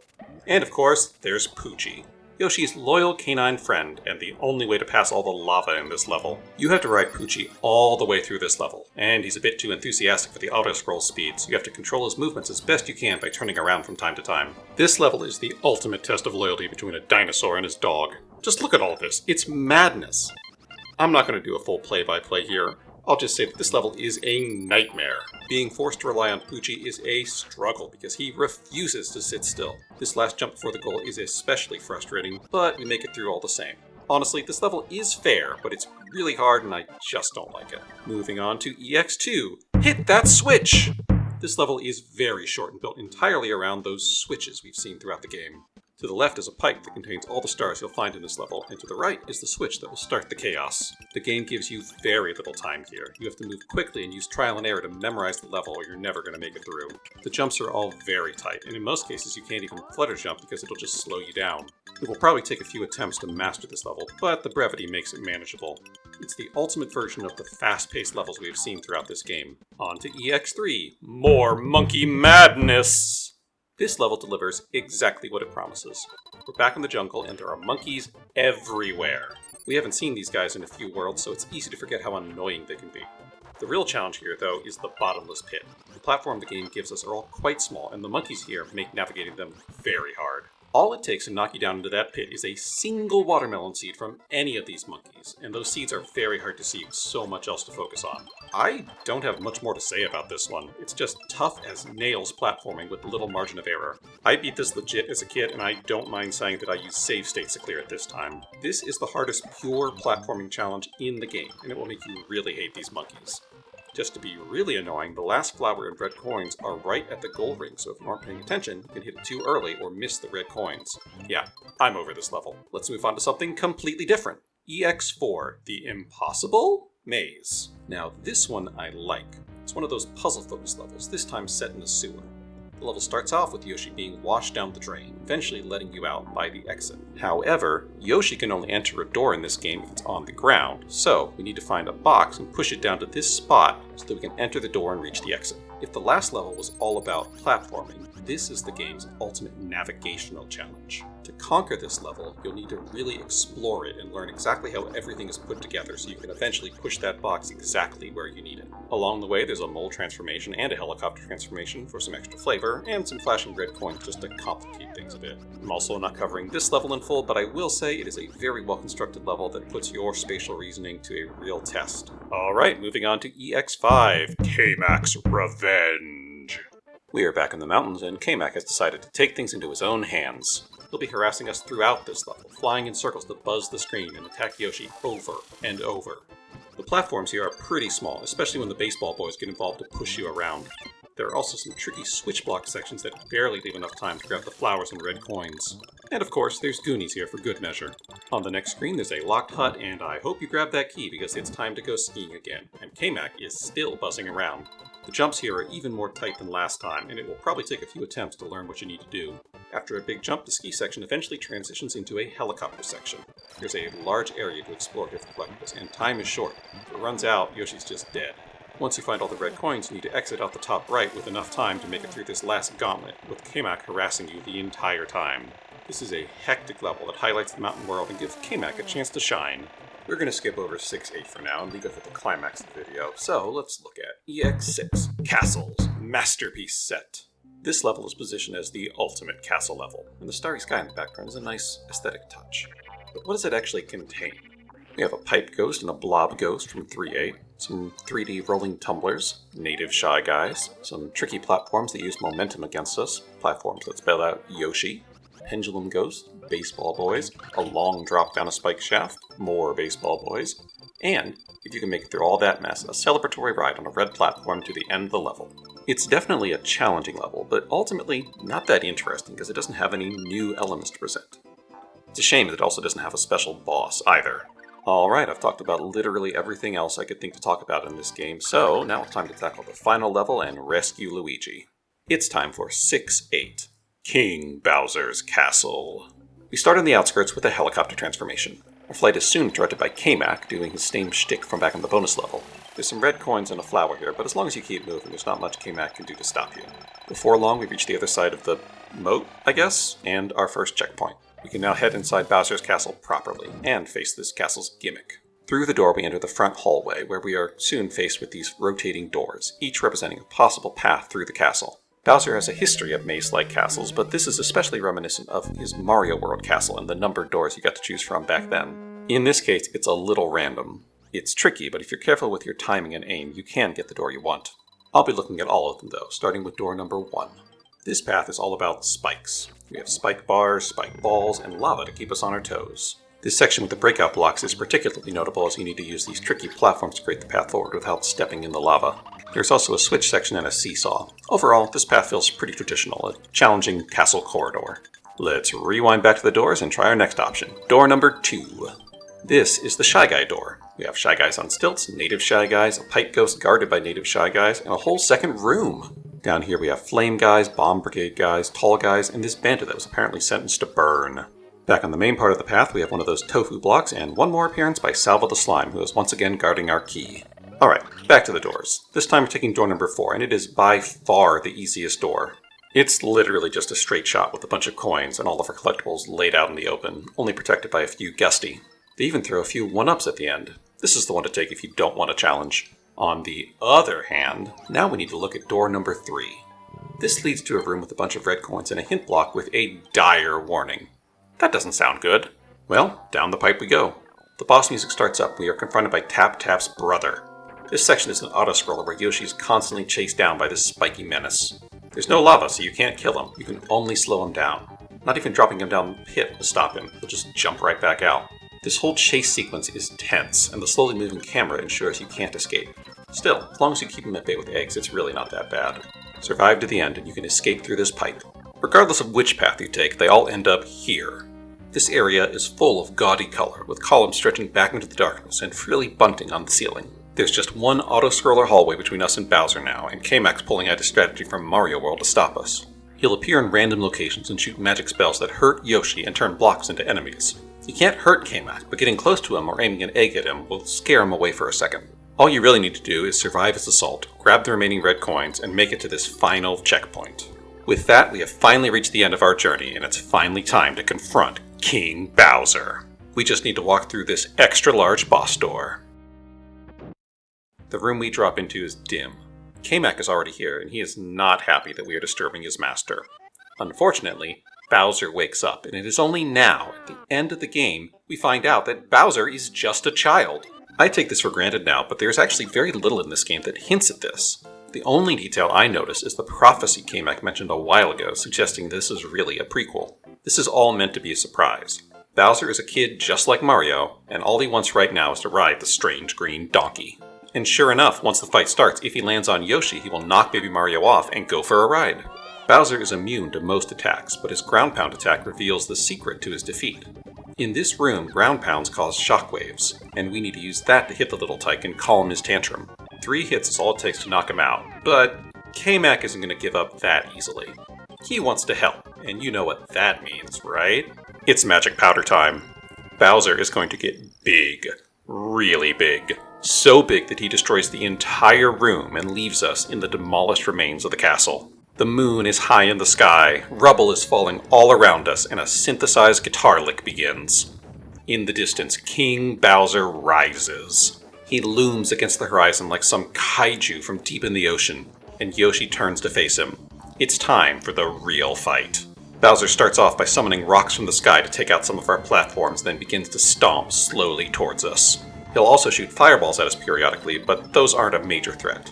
To hurt him, we need to grab these oversized eggs that drift in every now and then.